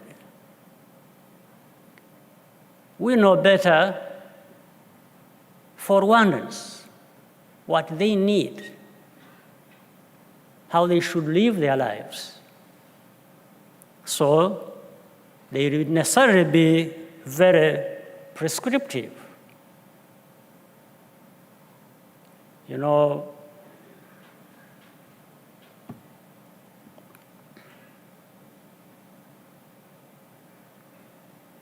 they will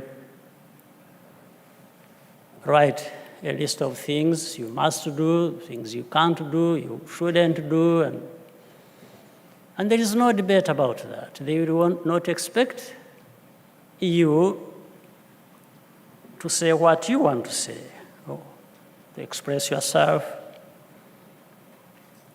as to what life you want to lead.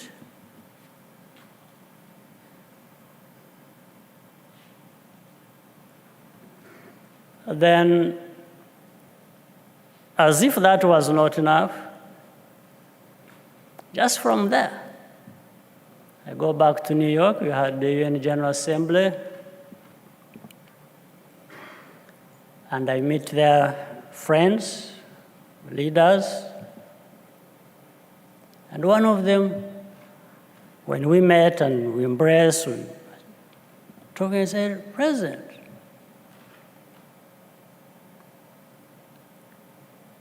how do you manage to look fine as I see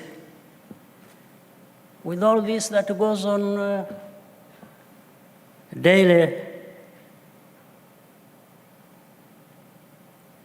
that I read in the papers and all kinds of things? With all the kinds of beat that you get from some international institutions, the media, the rights groups, and so on and so forth. I said, how do you manage? He said, you look fine. And I told him, I said, you know, there's something you don't know. I not only look fine, I feel fine.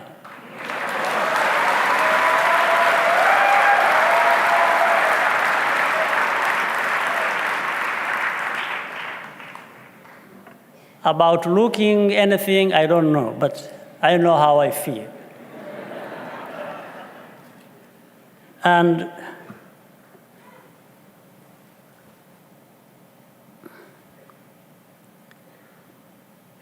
you know why I feel fine? It's because Rwanda as a nation and where we have come from and what we've been doing for ourselves, and actually basing on this culture that Rwandans are there for each other, and for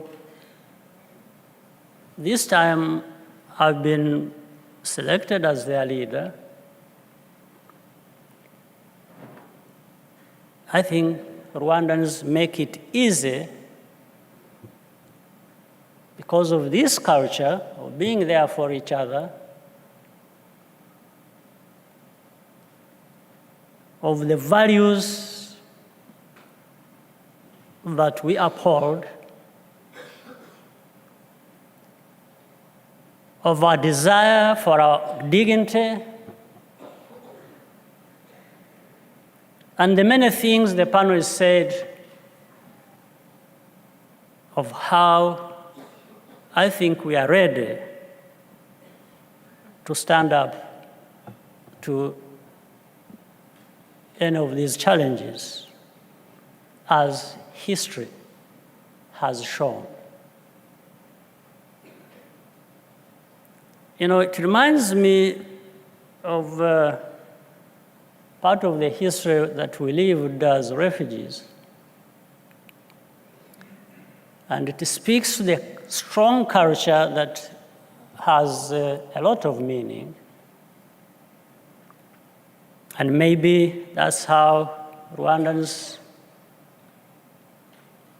survived against all kinds of adversity, survived and rebuilt their lives even after the tragedy of 1994. And we were able to pick our pieces, rebuild, make progress. And we are where we are. In those old days, Rwandans as refugees, I was living, by the way, as a refugee in the place where Mwenda, who made a presentation here, is born, Western Uganda. I was there before he was born, so he doesn't know all this. I used to see young people who were older than me go to rural areas, to the Ugandans, the citizens of that country where we were as refugees. You know, members of many families going to work, to do manual work, so that they can be, in exchange, they can receive food to take home to feed the other members of the families.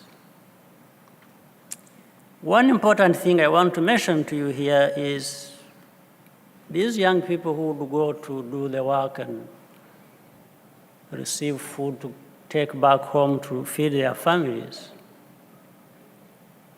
They would be there almost the whole day working. The people they would be working for, maybe they would have meals, either breakfast or lunch. When these young people are there, different homes, different places where they are working. And these good people they were working for used to invite them to come and share with them a meal. You know, nearly all of them would not sit down to share a meal. For one simple reason. It's not because they would not be hungry. It's not because they thought there was anything wrong with the people who were offering them to share meals. No. These young people had a sense of saying, I left members of my family back without food. They are not eating until I get back home. I need to be rushing back home and take this food so that we share the food we have worked for, and not for me to sit here and be eating when my relatives are starving. Do you get a sense of it?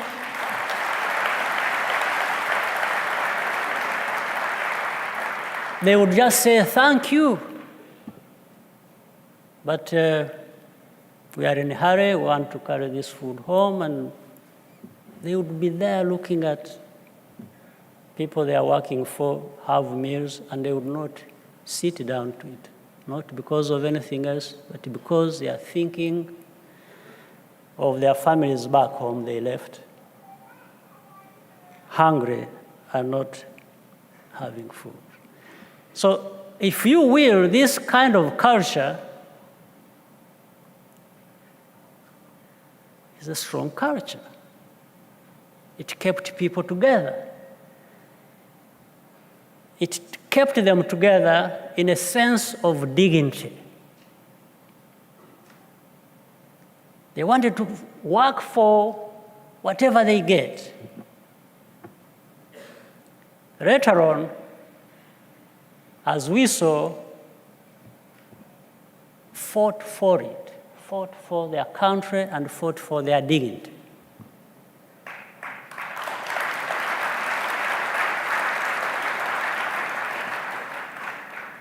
And this quest and fight for dignity did not end with the life of refugees.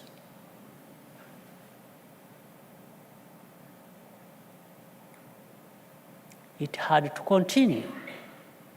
Even when we got back to the country, we had to say, well, this is the life we lived. The struggle has got to continue to change the life of this nation, the life of everyone. And we could not change the life of everyone as a kind of some people giving others a gift, but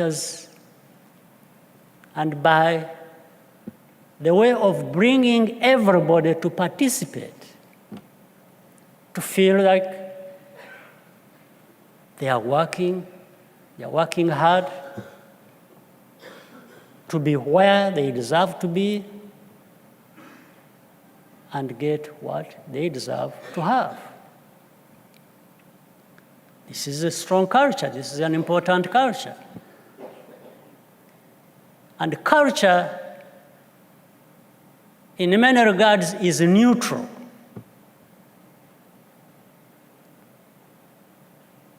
Doesn't have much to do with the politics, with the ideology.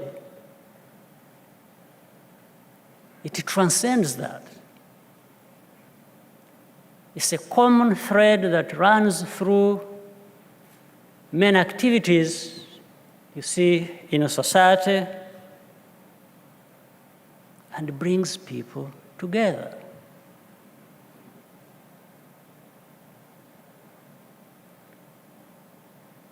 So what I forgot to tell you that was important when I was answering this leader and a good friend of mine saying,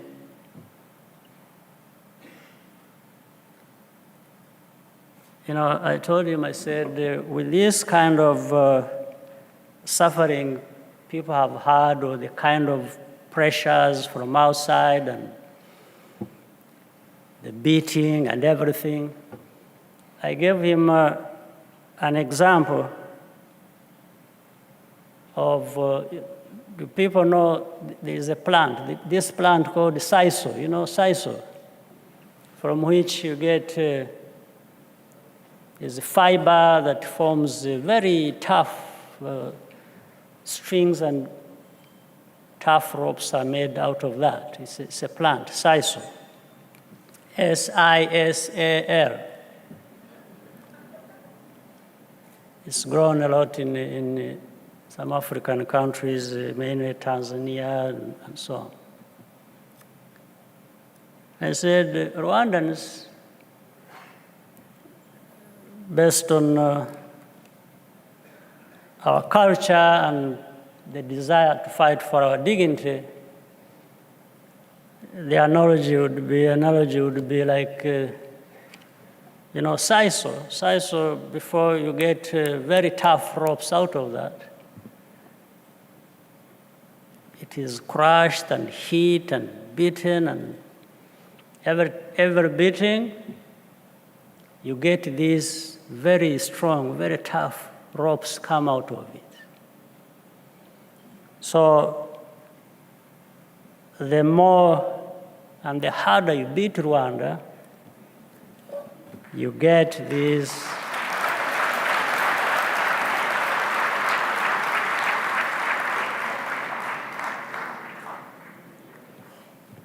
what comes out is these people who really want to give it back to you, who want to push back, who want to say, wait a minute, let's have a discussion, or else it's going to be hard to just bow to you because it's not where we belong. We belong to a place, to a nation that can engage in a conversation.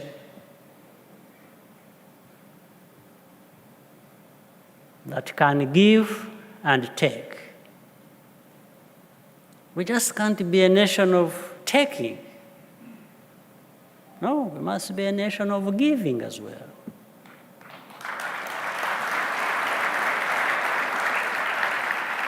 When you're used to taking, you take even what is not suitable to you. So we just don't take, we give. We want to give. And Rwanda is not alone in this. It's a general problem for the whole continent. And for us in Rwanda, we decided to play our part, for example. When you have heard that all Africans, for example, can travel to Rwanda without having to look for and pay and look and pay for a visa. Rwandans just, Africans just come and arrive at the airport and or apply for a visa online, and they will be in Rwanda. We don't make it difficult for Africans to travel to Rwanda. It's born of this culture of saying,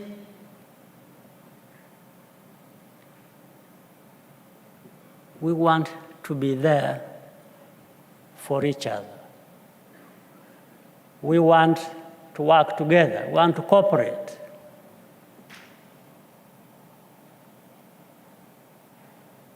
So with this background then, how are we expected to simply be subservient and say, you see, our values tell us that you must do this. So how about my values? I can understand your values may tell you to, that's the best thing. It's like when I had mentioned earlier on the panel, people talking about Westernization. Westernization may be a very good thing, but for whom and how? No, for me, what I would be looking for is modern Africanization.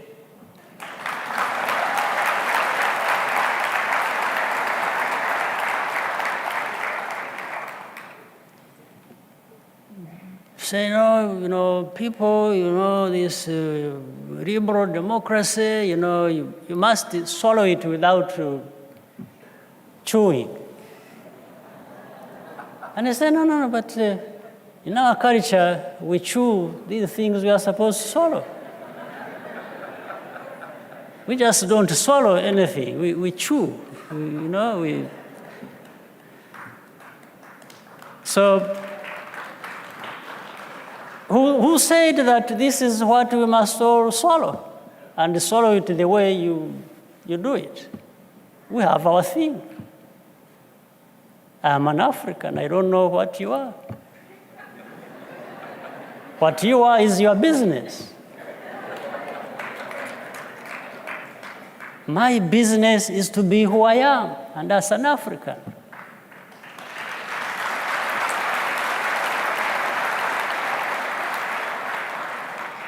I want to be an African, a modern one, an African that can relate well, meaningfully to the rest of the world.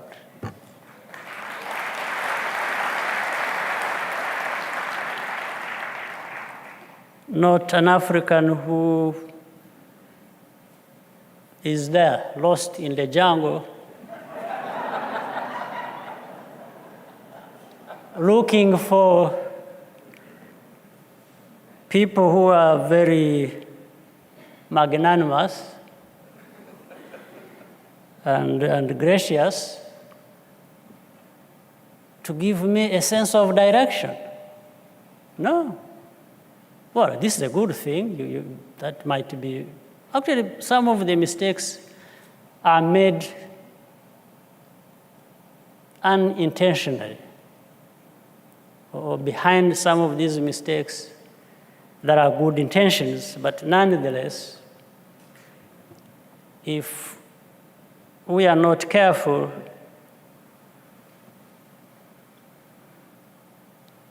we end up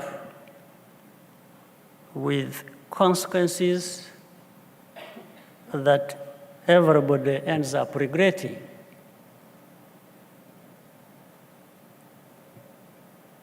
We look at the whole world, the state of affairs, and the situation as it is. I'm not very reassured, given what is going on, that if we were to mind my business, my own business, that there are no consequences that I may face by just being so falsely polite as to accept, to swallow everything you push down my throat. In any case, why? Why should I?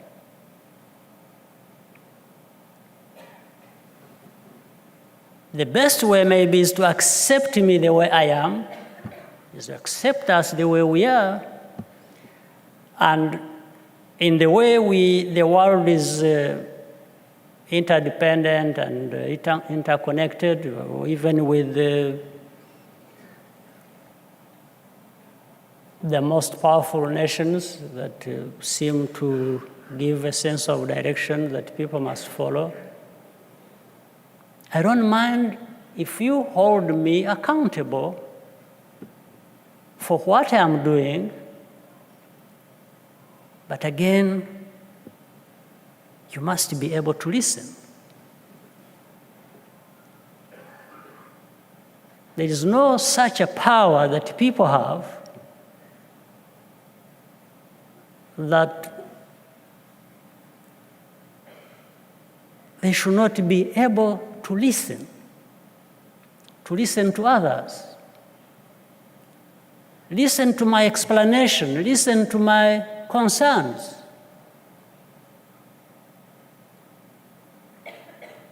That's what happens, and that's what should happen if we are to relate well and address some of these challenges the world faces today.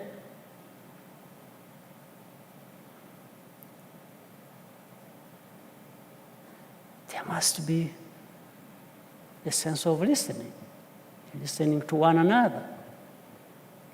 And then that would allow us to take ownership of our affairs in a way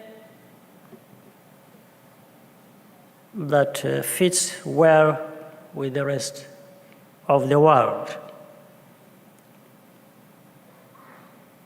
So, friends of Rwanda or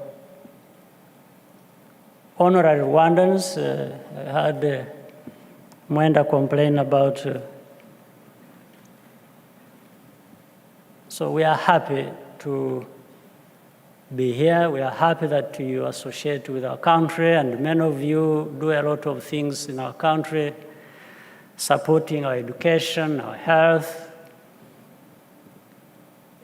in other fields, agriculture, different kinds of investments. And for Rwanda's uniqueness that was talked about, it's not just Rwanda that has this uniqueness or that it should have this uniqueness. It's what many other countries or many other African nations should and can easily have, and I think it is very clear that many African nations are showing desire to work towards this end. And as we learn from our own cultures and the cultures of others and be mindful of our challenges and our business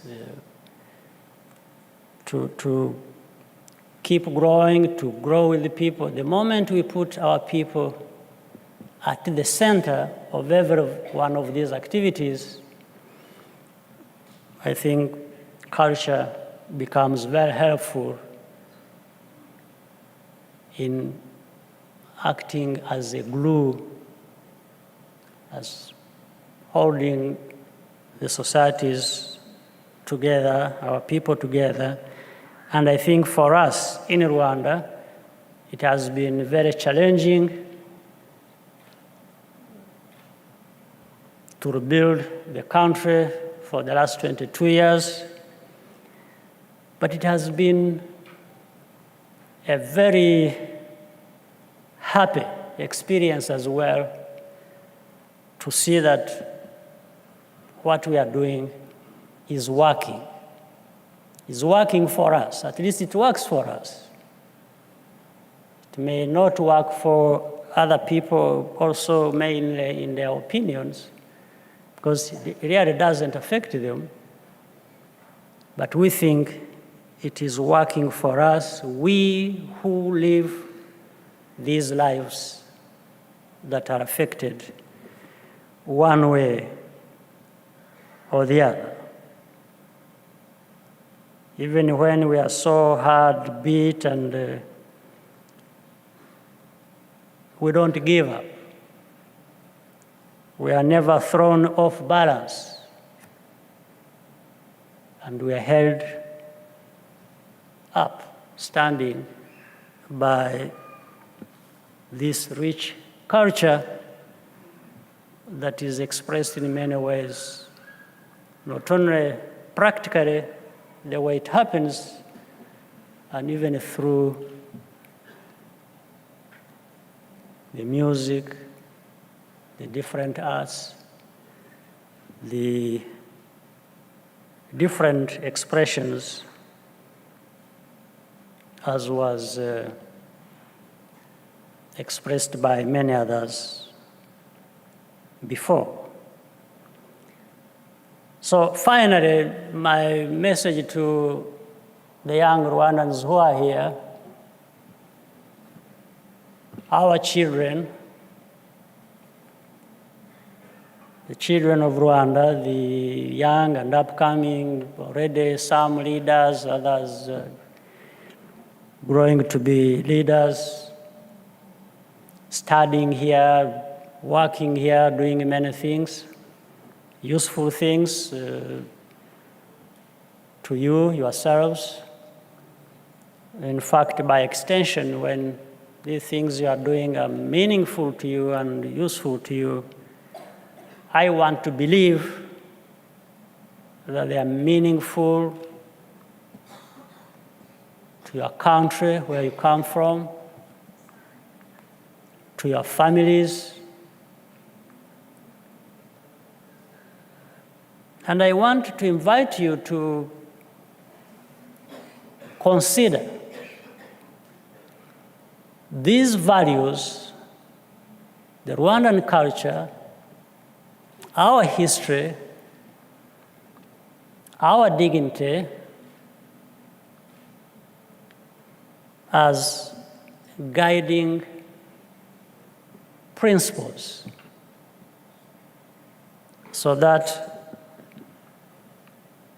when you are here, and I always tell even my own children, some of whom are here, and my other children generally in Rwanda, I consider all these Rwandans my children.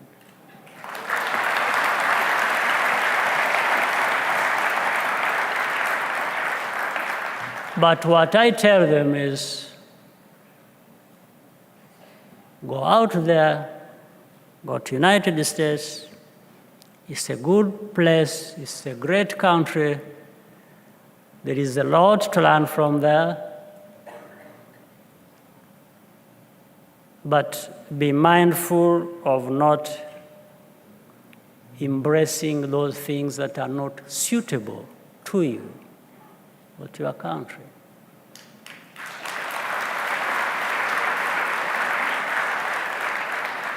Just pick those things that are suitable. And there are many of them. But you need to be guided through that by knowing how to choose best on these cultures, values that our society, that our nations, my country, upholds as their own, that are also good. Everything may not be good, even for us, but that's the whole process. We change. That's how countries modernize, develop.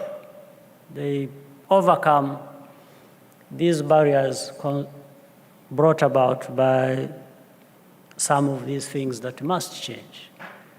But as you change your own and bring in and embrace others, good things that may work for you, there should be no mix-up that causes problems instead of advancement and development that we want.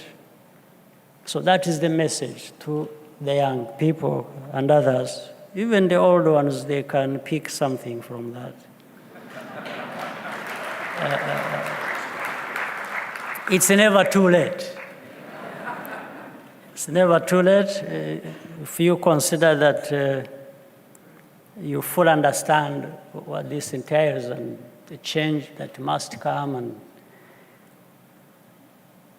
that actually we can do many things, starting by ourselves. And then as we cooperate and work with others, as we embrace others like they would embrace us, then more things are done, because there is no nation that is an island in this sense. People work together, but you must start from somewhere. That core, that place where you get started is brought out clearly by who we are, by some of the points my friend Rick Warren mentioned, including being able to have an identity, to have something that will call yours, something you should be proud of, something that will endure and stay with us and our children and their children and for a long time. So once again, I thank you, and the friends who are here, people who are not necessarily Rwandans or others, I really most sincerely want to thank you for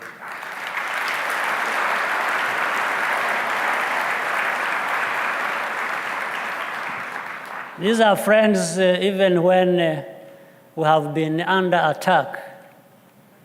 They have not hesitated to defend our positions. And there are many in this audience. And they defend us not just because they want to defend Rwanda or because they owe Rwanda anything. It also comes from what they see, what they believe in, and from understanding of how complex this world we live in is, the injustices, the prejudices, the kind of situation that says, Rwanda, so what? What is Rwanda? Where is it? Where? Which part of the world is this thing, this small thing? There are people who have no time, who just even just on a small provocation. If somebody came up, there's a small country there, it's not good, it's full of bad guys, let's go and invade it. You say, oh, what is it? Okay, go ahead and do it. We have a world that operates like this, just like this. They don't even want to bother say, what? What happened? Who is doing what? Show me evidence. No, they have no time for that. There's no time for that. So imagine if you live in a world that operates like this, where people who have so much power decide just by a stroke of a pen without having to listen to what is going on. Imagine if you are not there for yourself, what really happens?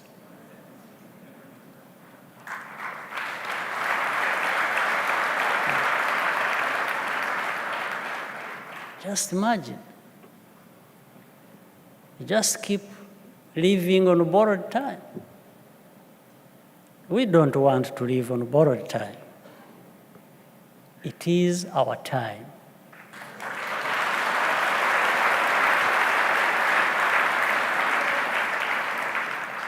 So you can choose to waste your time.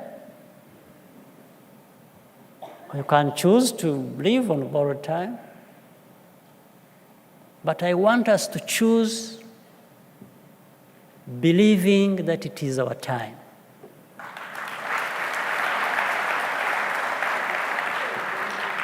And by the way, because it is.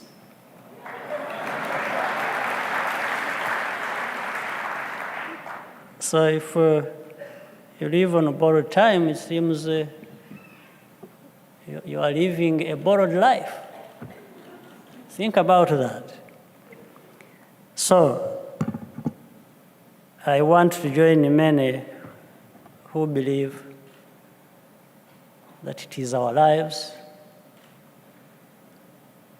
We have to manage it as well as we can, relate to the rest of the world as well as we can, listen, not just behave like others who don't listen, and first listen to ourselves.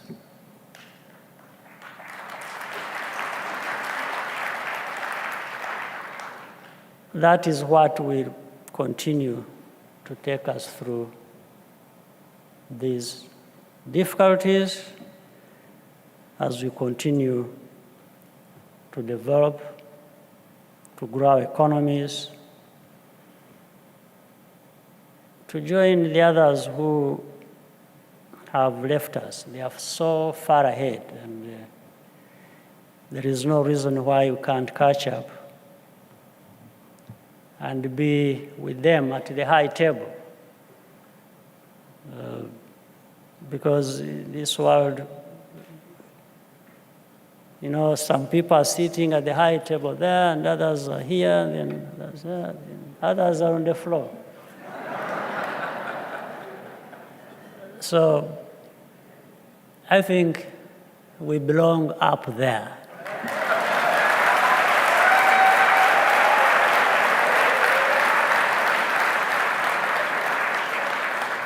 Unless you convince me why we can't be up there. But it will come from every one of you. Everyone.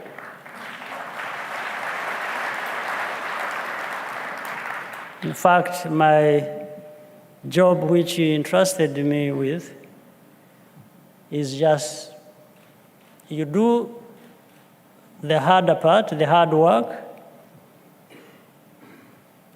My job is just to make sure that everybody does that.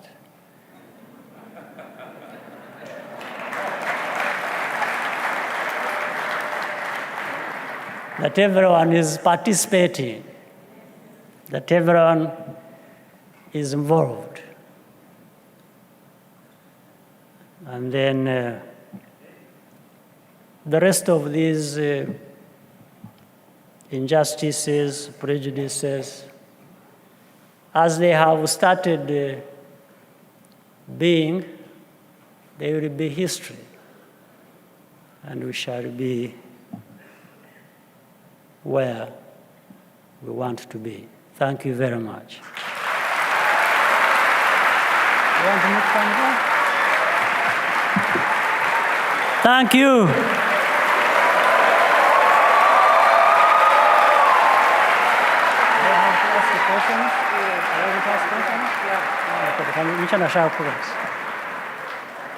I'm told there may be views, opinions, or questions. I'm ready to continue the conversation with you.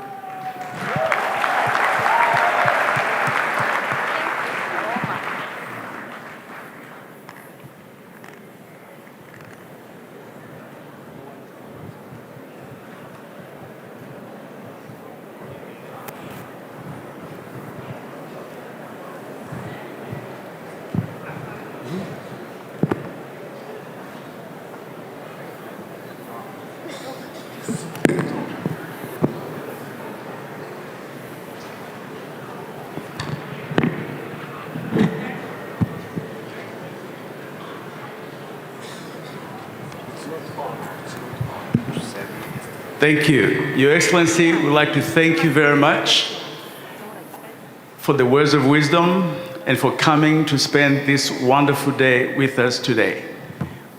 Let's give him another round of applause, please. Thank you.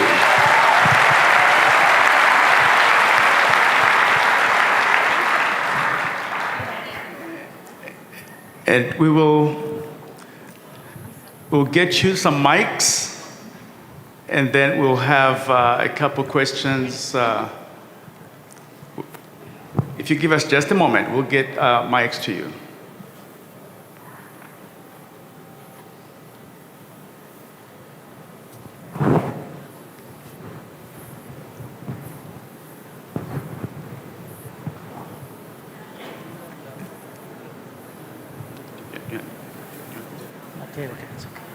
Ambassador. Thank you.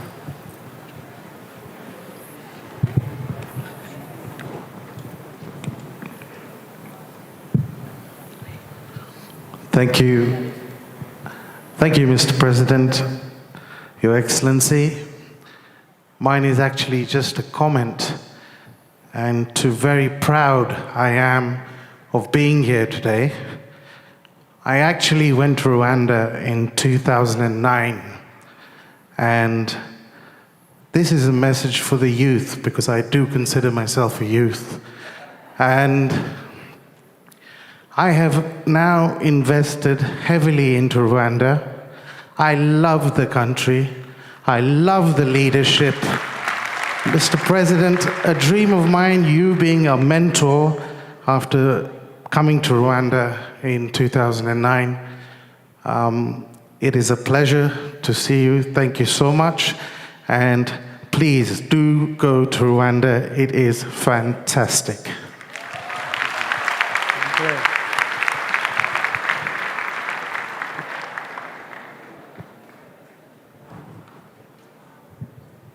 Hi, my name is Almaz Negash. I am the founder of the African Diaspora Network.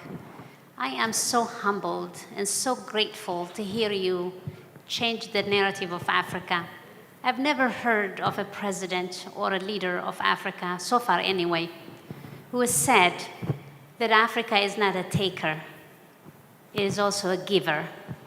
You have changed it, who we are, how we are perceived, and what the possibility and the potential of the continent is, and I absolutely am in awe and grateful. Thank you.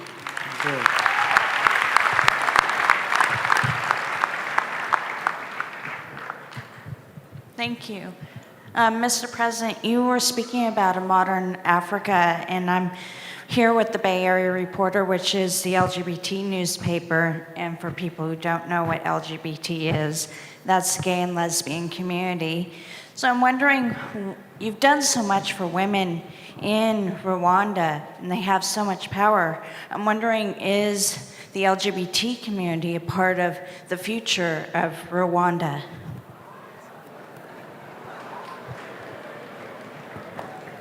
Well, I don't know if I understood what you just asked, but I guess I understand. I have understood. But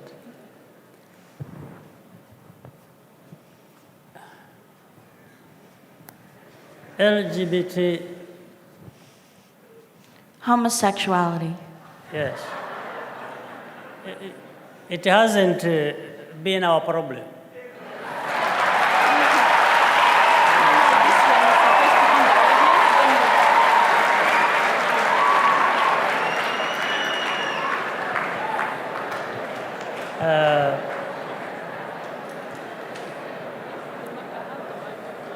And we don't intend to make it a problem.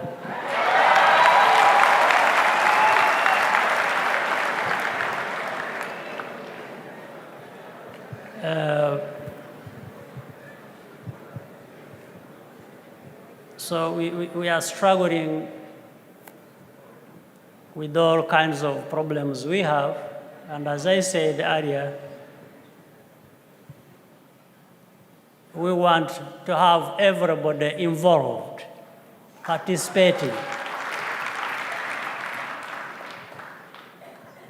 That means, as I said, being there for each other again is because we mind being supportive of each other, we mind the stability that comes with allowing people to live in harmony. And I think we've made good progress on that.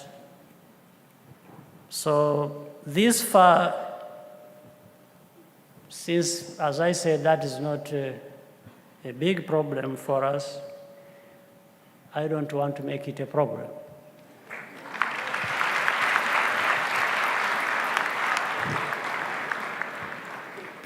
We'll take a question in the middle of the room, but before we do that, could you please introduce yourself before you ask your question and make it as brief as possible? Let's avoid any speeches, please. My name is Tanya Hollis. I am a film producer as well as a festival coordinator from Los Angeles, and I was invited out here really quickly a few days ago to learn about the culture of Rwanda. So my question to you is, being from Hollywood and seeing the Hollywood experience represented, when it comes to Rwanda, what would it take for somebody like me to come over to your country to get to know your people, tell the story from your people's perspective as to how you as a leader made this possible with the help of all these beautiful people in here? Well, it's simple. You have my invitation.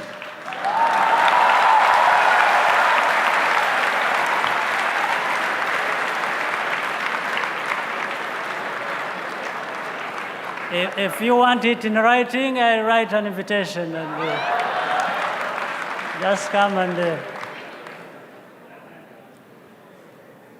be part of what is happening or study. And communicate it back. Let's take a question in that section behind you, please. Yeah, mine it's not a question, it's a comment. Ariko nyakubahwa Perezida wa Repubulika ngiye kwivuga izina ryanjye banyita Intare Davis Kagaruka mu mujyi wa Los Angeles. Ndi mwene Nyabuguru wa Rwangamwe rwa Bishabure wa Sempabwa Nkurimba wa Gaga wa Mutezi Intare wa Sesonga wa Matwara wa Bugabo wa Makara wa Gihinira wa Serwego.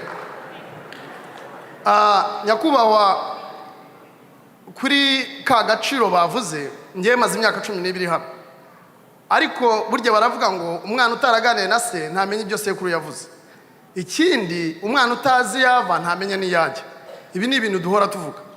Nari mfite intimba ku mutima buri gihe nza muri Rwanda Day sinjya mbona ijambo, ariko uyu munsi ngira ngo ni Imana yabikoze. Aba Banyarwanda, half of them I know them. Nabaye mu Rwanda nkora muri UNICTR, ndangije nza hano ngerageza ubuzima nk'abandi, ariko hari ikintu ushaka kuvuga kuri za ndangagaciro z'u Rwanda. Hari ikintu cyitwa ishyaka. Ishyaka hari abantu bandika kuri Facebook bakavuga ubusa, bamara kuvuga ubusa ukabona nk'umuntu umwe aragaragaza izina rye, ukabona abandi barashyiraho amazina y'abaringa.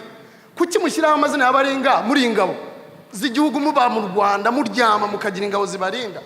Nyakubahwa waritanze ufite imyaka nk'iyacu ducyura mu Rwanda, wari umwana mutoya uharanira ubumwe bw'Abanyarwanda, uduha ijambo utugira umwe. Ariko se n'ukubera iki abantu bihisha? Kuki abantu batagaragara bakajya bavuga bemye bakarwanya abantu bavuga no sese? Njewe umugabo azambera ambasaderi Kimonyo, nge natangiye kwandika kera ariko ngiramo umujinya, ariko bigezeho noneho kanzaje nandika ibyo u Rwanda rugezeho. Nta gihugu nk'u Rwanda kuko twese twabonye ijambo rimwe, twese turi Abanyarwanda. Murakoze naho ngaruki ibindi tuzakora. Okay. Murakoze byumvikanye.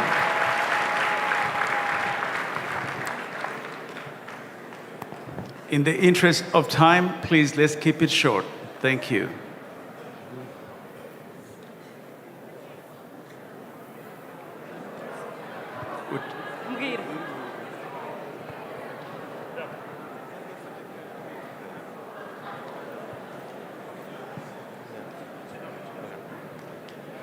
Nyakubahwa Perezida wa Repubulika y'u Rwanda, murakoze kumpa ijambo.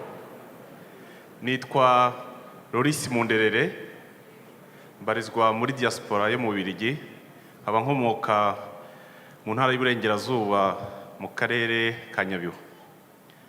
Mu buzima busanzwe ndi senior DBA, nkaba ndi na rwiyemezamirimo. Nyakubahwa Perezida wa Repubulika, mu gihe gito mfite ndagerageza kurasa ku ntego.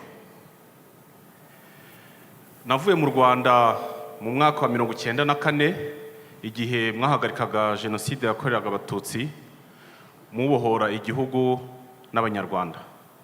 Nyuma y'imyaka 22 nafashe icyemezo cyo gutaha iwacu, maze muri Gicurasi ndataha.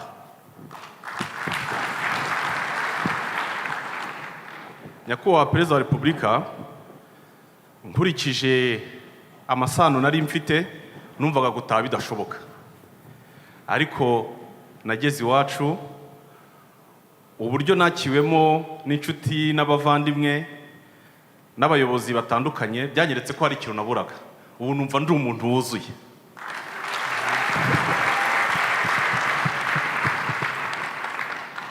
Nagira ngo mbashimire Nyakubahwa Perezida wa Repubulika agaciro muha umuco nyarwanda, kuko ufite ibintu byinshi uduhuzaho, kandi mbashimira ko kuva nava ku isoko byampesheje numva mfite ishema ryo kuba umunyarwanda kurushaho.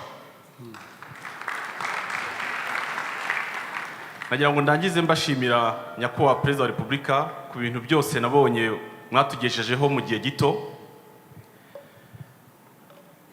Numvaga twe Abanyarwanda twari dukwiye kubaha umudari w'ishimwe, tutarinze dutegereza imidari y'ishimwe muhabwa n'abanyamahanga. Kubaza amateka, muribuka habayeho abagabo ba Roosevelt, ba De Gaulle, n'aba Churchill. Mu bihe bikomeye abagabo bakomeye nibo bashiraho inzego zikomeye zikura igihugu mu bihe bikomeye. Niyo mpamvu nyakubahwa mbasaba kuziyamamaza muri 2017 kugira ngo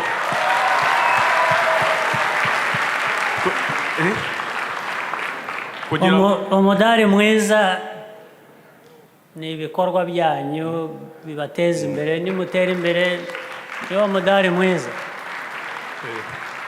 Ngo nagira ngo mbabwire ko ntafite ipfunwe ryo kuvuga ko ndi mwishwa bagosora. Ndangije mbashimira nyakubahwa Perezida wa Repubulika nk'uko nabivuze mbasaba ko muziyamamaza muri 2017. Mbashimiye nanone impanuro n'ibiganiro mutugezaho kandi mbizeza ko umusanzu wanjye wo kubaka urwatubyaye ndahari. Murakoze nyakubahwa Perezida. Murakoze cyane. Murakoze cyane. Let's go to the back of the room, please. It's such a pleasure. My name is Haruna Kabuye from Los Angeles. I'm a friend of Ugandan. I'm a friend of Rwandese with a small percentage of Rwandese blood in me, unlike my brother Andrew. Mr. President, it's such an honor to be here today. You are a true son of Africa, an inspiration. You are a beacon of stability and economic development in Rwanda. My concern as an African and as a son, even though I'm a citizen of this country, but I'm an African.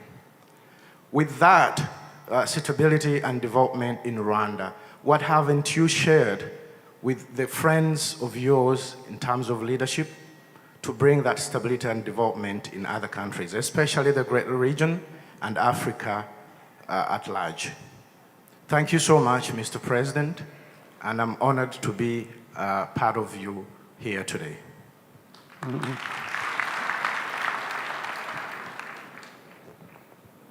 Well, sharing, we share everyday views,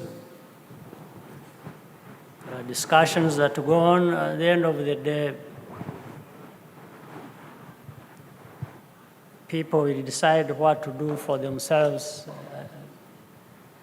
You can't force on anyone what they should do. You just share how to go about things. In our own situation, our situation may be different from other countries, but what we do to address our problems, we share openly.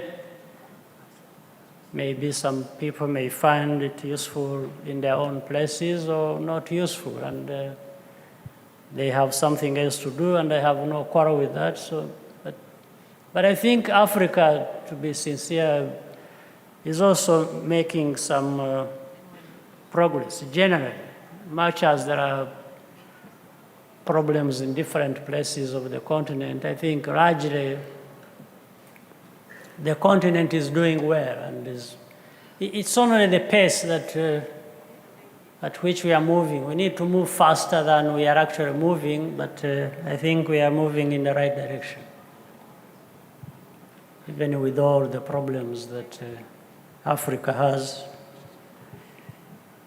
and how Africa is affected by other problems that happen in other places other than on African continent. Thank you. We'll take a question in this section, please, in the back.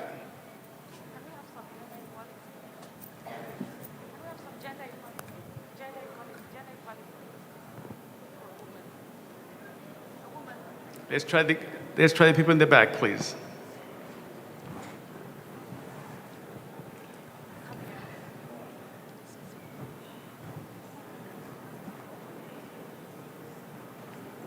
Thank you, Your Excellency. My name is Bendu Washington, President of the Liberian Association of Northern California, and I'm here with some of my colleagues from Liberia. It was wonderful hearing you. Thank you. It was very good hearing you today and very encouraging. I want to say how amazing it is to see a president that loves his country and a people that are working together to pull together. And my question first was about how to build that bridge between home and here in the diaspora. I see you all doing that, but if there's some pointers that you can give me as I try to work with my people and try to also build that bridge from home to here, I really would appreciate it. And again, I say thank you for today. Thank you for this invitation to come here, and thank you for what you're doing in Africa. It really is appreciated. Thank you. I think the most important thing, two ways of dealing with that problem. One is to build networks around, whether in the United States or Canada or Europe, of people, say from Rwanda, but also from Rwanda with other countries like Nigeria or others. And then once that happens effectively, then it makes it easier for countries to come to you or you to go to them. Then the whole circle is complete. But networking among yourselves outside where you are, whether it is a specific country or across countries in diaspora, meaning nationals that come from those countries but based outside. And then visits and events like these ones. And also the fact that many of Africans think of going back to their countries or connecting with them, with those countries in the best way possible. I think that as long as that becomes active and people continue, I think it gives us what we may be looking for. We have your next question here from this gentleman. Thank you very much. My name is Beyhan Nakiboglu. I am CEO of Caligan Central Asia and East Africa. Your Excellency, I would like to thank you for this opportunity. I am working with Caligan, is a water treatment company, for 27 years now. I worked so many different countries. And we are working since 2013 in Rwanda to bring the Kigali people clean water. I have so many experience with different countries, but never feel what we are feeling now for Rwanda. And this summer I spent with my family 3 months in the Kigali. It was the best summer holiday in our life.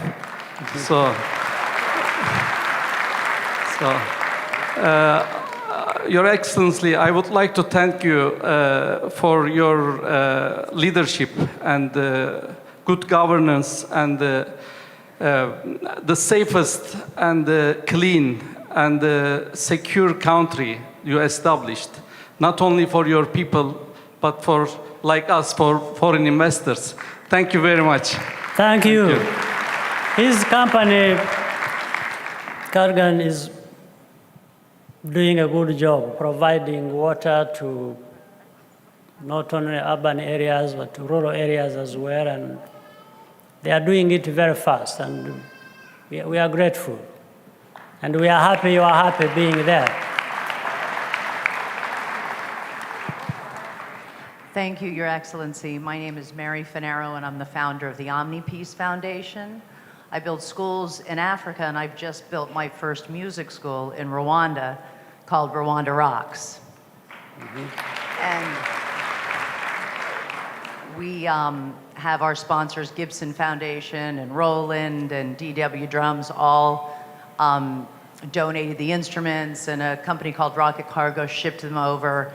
And I just completed it about 2 months ago, and I'm partners with Eric Cabrera at the Kwetu Film Institute, so we're starting kind of our own little cultural center to assist in the creative economy, cultural economy that you're currently building. So we have a film institute, we have music, we want production, and our own kind of tiny little center. But what I keep being asked more often than not by Rwandans is, you should be a school that just gives instruments and provides music to children. That's enough. And then there are others that say to me, you should be an accredited school. And so I get a lot of you should. And I really don't know what to be right now, and I know that I've built it and those answers will come.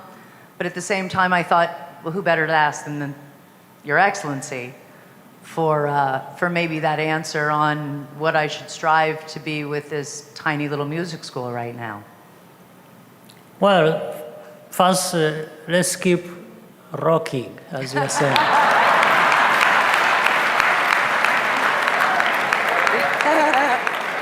And from the small school, let's expand it, and we can work together with the different institutions to support what you are doing, and you support what they want to achieve, and take it to as many, or build as many schools as possible. I think it's not that you do either this or that, and no, always the best thing is to try and do whatever adds value to getting good results. So I think what you need now is to have people who work with you as you develop that school or other schools in Rwanda, so that they support your efforts, and working together, I think any of these problems can be addressed.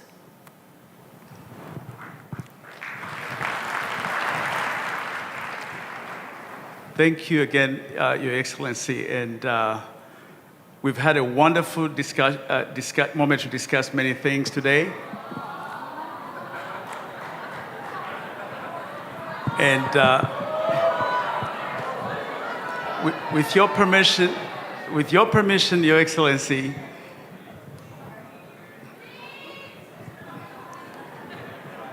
we can go to... Can we have just maybe two very, if there are... Okay. Just a bonus of two questions. Two bonus. Yes. We have a question in the far back.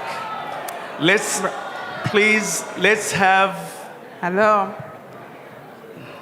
Murakoze kumpa akanya ko kugira icyo mvuga. Je banyita Lorette Rudasingwa, nkaba nturutse muri Texas. Uyu mwanya nabonye Perezida wacu bakomeje kumushimira ari inshuti z'u Rwanda. None akanya nanjye mbonye gatoya, reka mushimire noneho nk'abanyarwanda batuye hano kuba yadusuye mu mumpera amashyi.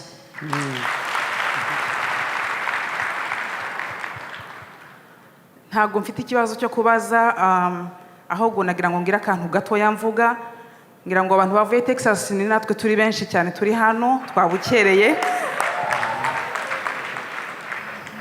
Nagira ngo mbashimire cyane aho mumaze kugeza igihugu, twese dufatanyije, ariko cyane cyane twego muri Texas nakarusho.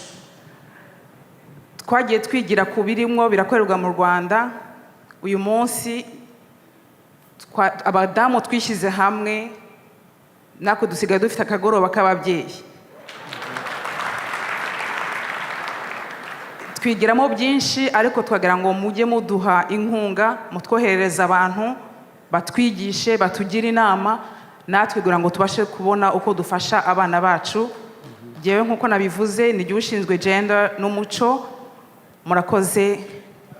Murakoze cyane. Ambassador yabyumvise, baraza kubikurikirana. Let's have the mic to this lady. She's been standing for a while. Thank you.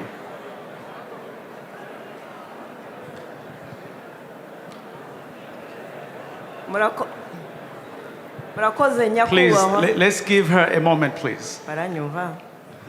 Murakoze nyakubahwa Perezida wa Repubulika.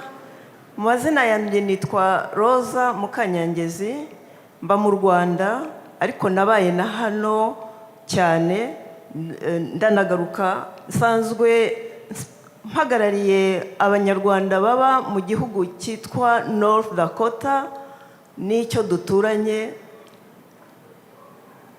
Turashima ibyo mwagezeho, twongeye ijwi ryacu mu by'abagushima nyakubahwa Perezida wa Repubulika, cyane cyane twashimye uyu mugambi wo kugira ngo tuzamure igihugu, dutange n'abandi hasi urugero dushingiye ku muco wacu.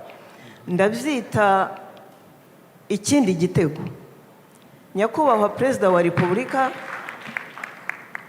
nagize amahirwe mu Rwanda mpura n'ikibazo gituma nsa n'ukora tuwa y'u Rwanda. Ni ikibazo cyambangamiye jyewe ubwanjye, ariko ntabwo icyatumye ntagira frustration ni wowe nyakubahwa Perezida wa Repubulika. Uri Perezida twahawe n'Imana y'u Rwanda. Ndagushima nyakubahwa.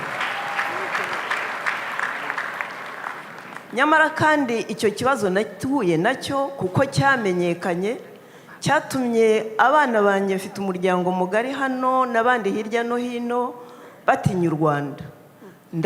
Ndabigisha, nahereye muri 2003 participa ku byerekeranye n'ibikorwa by'u Rwanda, ndabigisha ariko bagira ubwoba. Abo duturanye muri North Dakota nabo nuko nyakubahwa, ntacyo tudakora. Ndakwinginze mubyeyi w'igihugu, umbabarire zakwibonere jyewe ubwanjye kugira ngo untabare muri icyo kibazo ntashobora kuvugira hano kuko ari birebire. Ikibazo cyabaye muri Dakota.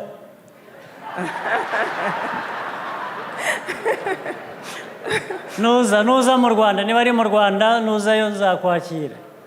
Ndagushimiye. Thank you, thank you. Uzashake kunyura kuri ambasada atumenyeshe tumenye ikibazo icyo ari cyo tuzakemura. Thank you very much. Thank you very much, Your Excellency. Thank you. Thank you very much. Thank you.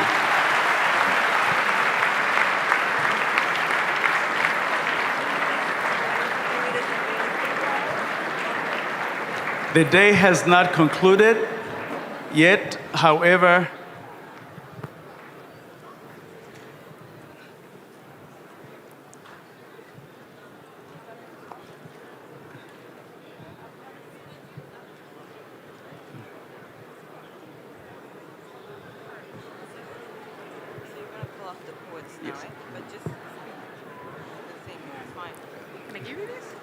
thank you again. We will continue. And for those of you who may have other questions, there are leaders here, and we have a questions desk that can take any questions that did not get answered, that you want answered. They can be taken care of as well.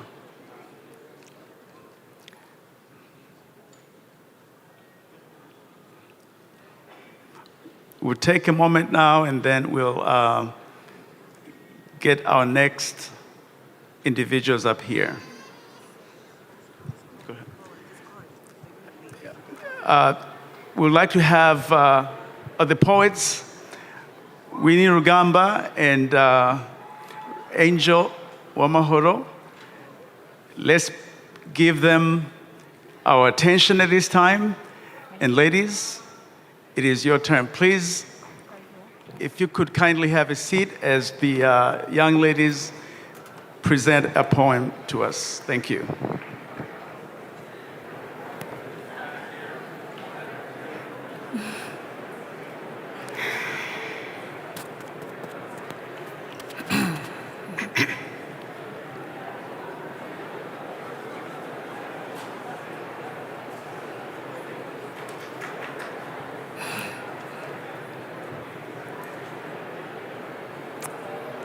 Let's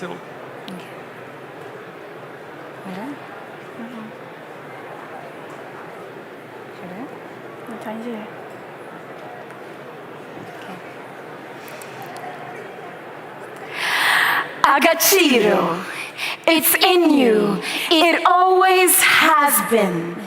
And no one can ever take away what Imana himself has given to you. Oyanhawe.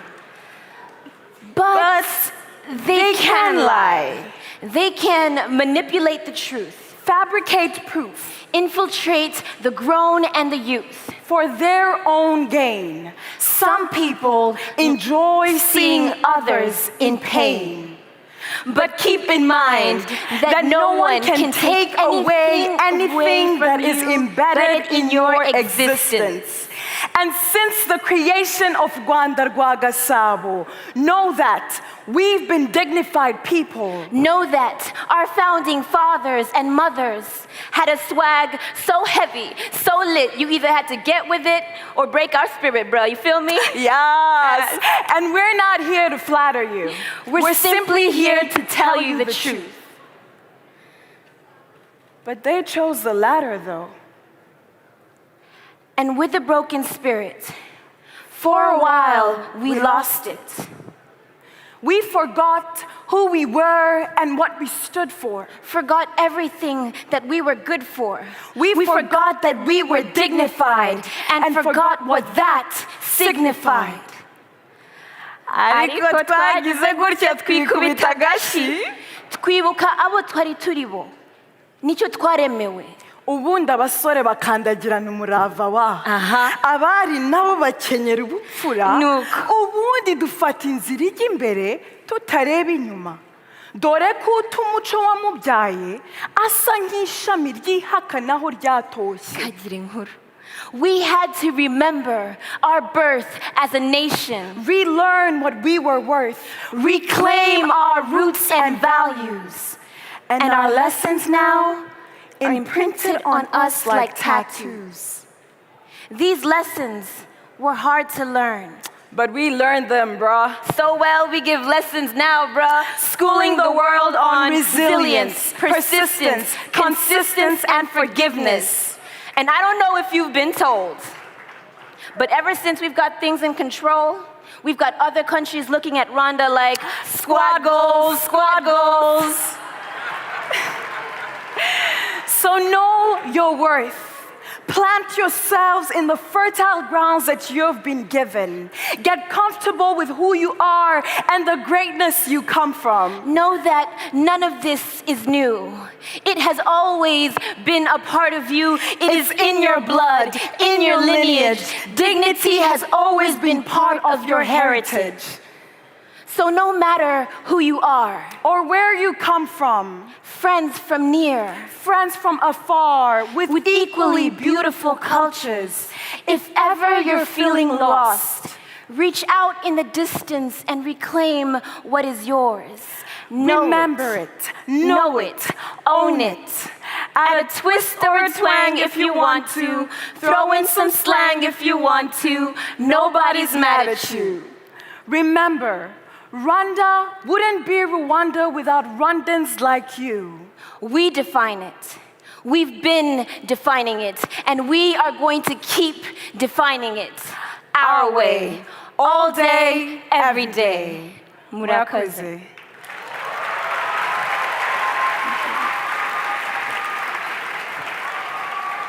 Thank you. Thank you, ladies.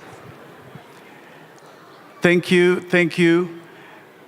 As is always the Rwandan tradition, after a wonderful thing, there's time for some good time. At this particular time, we'll have the young children, we'll have Masamba, Muyango, Maria Yohani, and Rukereza will accompany them as well. So let's have some fun with this moment as we continue to celebrate our Culture Day.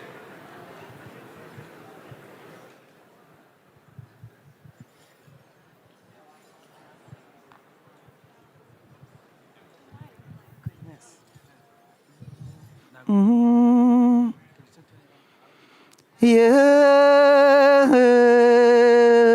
yeah,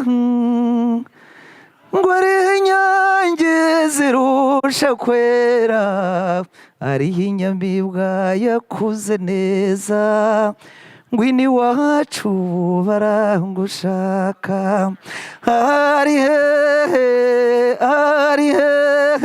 ngo ariho inyange zirusha kwera ariho inyamibwa yakuze neza ngwini wacu barangushaka ngwiyizire sine ya mwiza uw'imico myiza idasanzwe niwe nyabuso maze imfura intege bwiza bwanjye undutira bose ari hehe ngo ariho inyange zirusha kwera ariho inyamibwa yakuze neza ngwini wacu baragushaka ngwizire wowe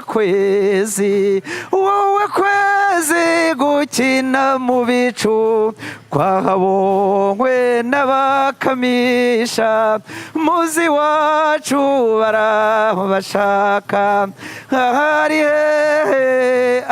hehe ngo ariho inyange zirusha kwera ariho inyamibwa yakuze neza ngwini wacu baragushaka ngwiyizire nyina wa mariza kaze neza umuteta bikwiye ari hehe uwantwaye umutima ngwino nyabusa nkugabire gajo ari hehe ngo ariho inyange zirusha kwera ariho inyamibwa yakuze neza ngwini wacu baragushaka ngwizire wowe kwezi gukina mu bicu kwahabonywe n'abakamisha muzi wacu barabashaka ari hehe ngo ariho inyange zirusha kwera ariho inyamibwa yakuze neza ngwini wacu baragushaka bana b'iwacu muri bake beza murakagwira nk'ubwoya bw'inka murakabyiruka nk'ubwatsi bwazo muzi Rwanda barabashaka ari hehe ngo ariho inyange zirusha kwera ariho inyamibwa yakuze neza ngwini wacu baragushaka ngwizire wowe kwezi gukina mu bicu kwahabonywe n'abakamisha muzi Rwanda barabashaka ari hehe ngo ariho inyange zirusha kwera ariho inyamibwa yakuze neza ngwini wacu baragushaka ngwini wacu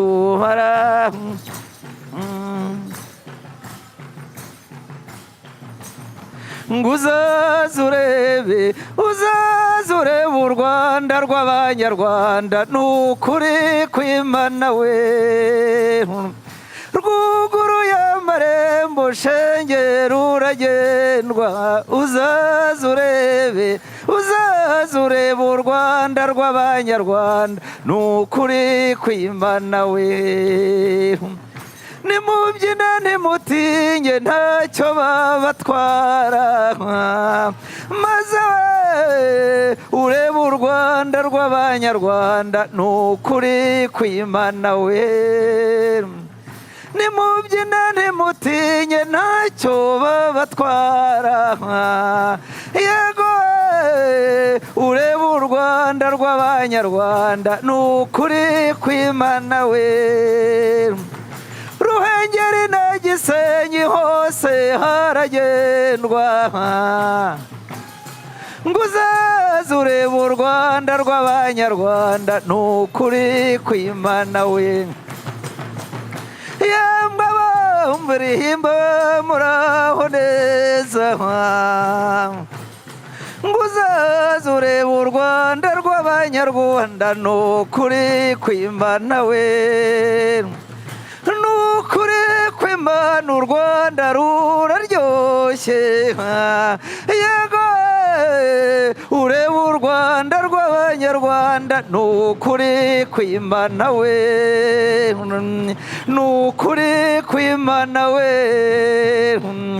n'ukuri kwa Mungu we namwe nshuti z'u Rwanda we n'ukuri kw'Imana we ruragendwa.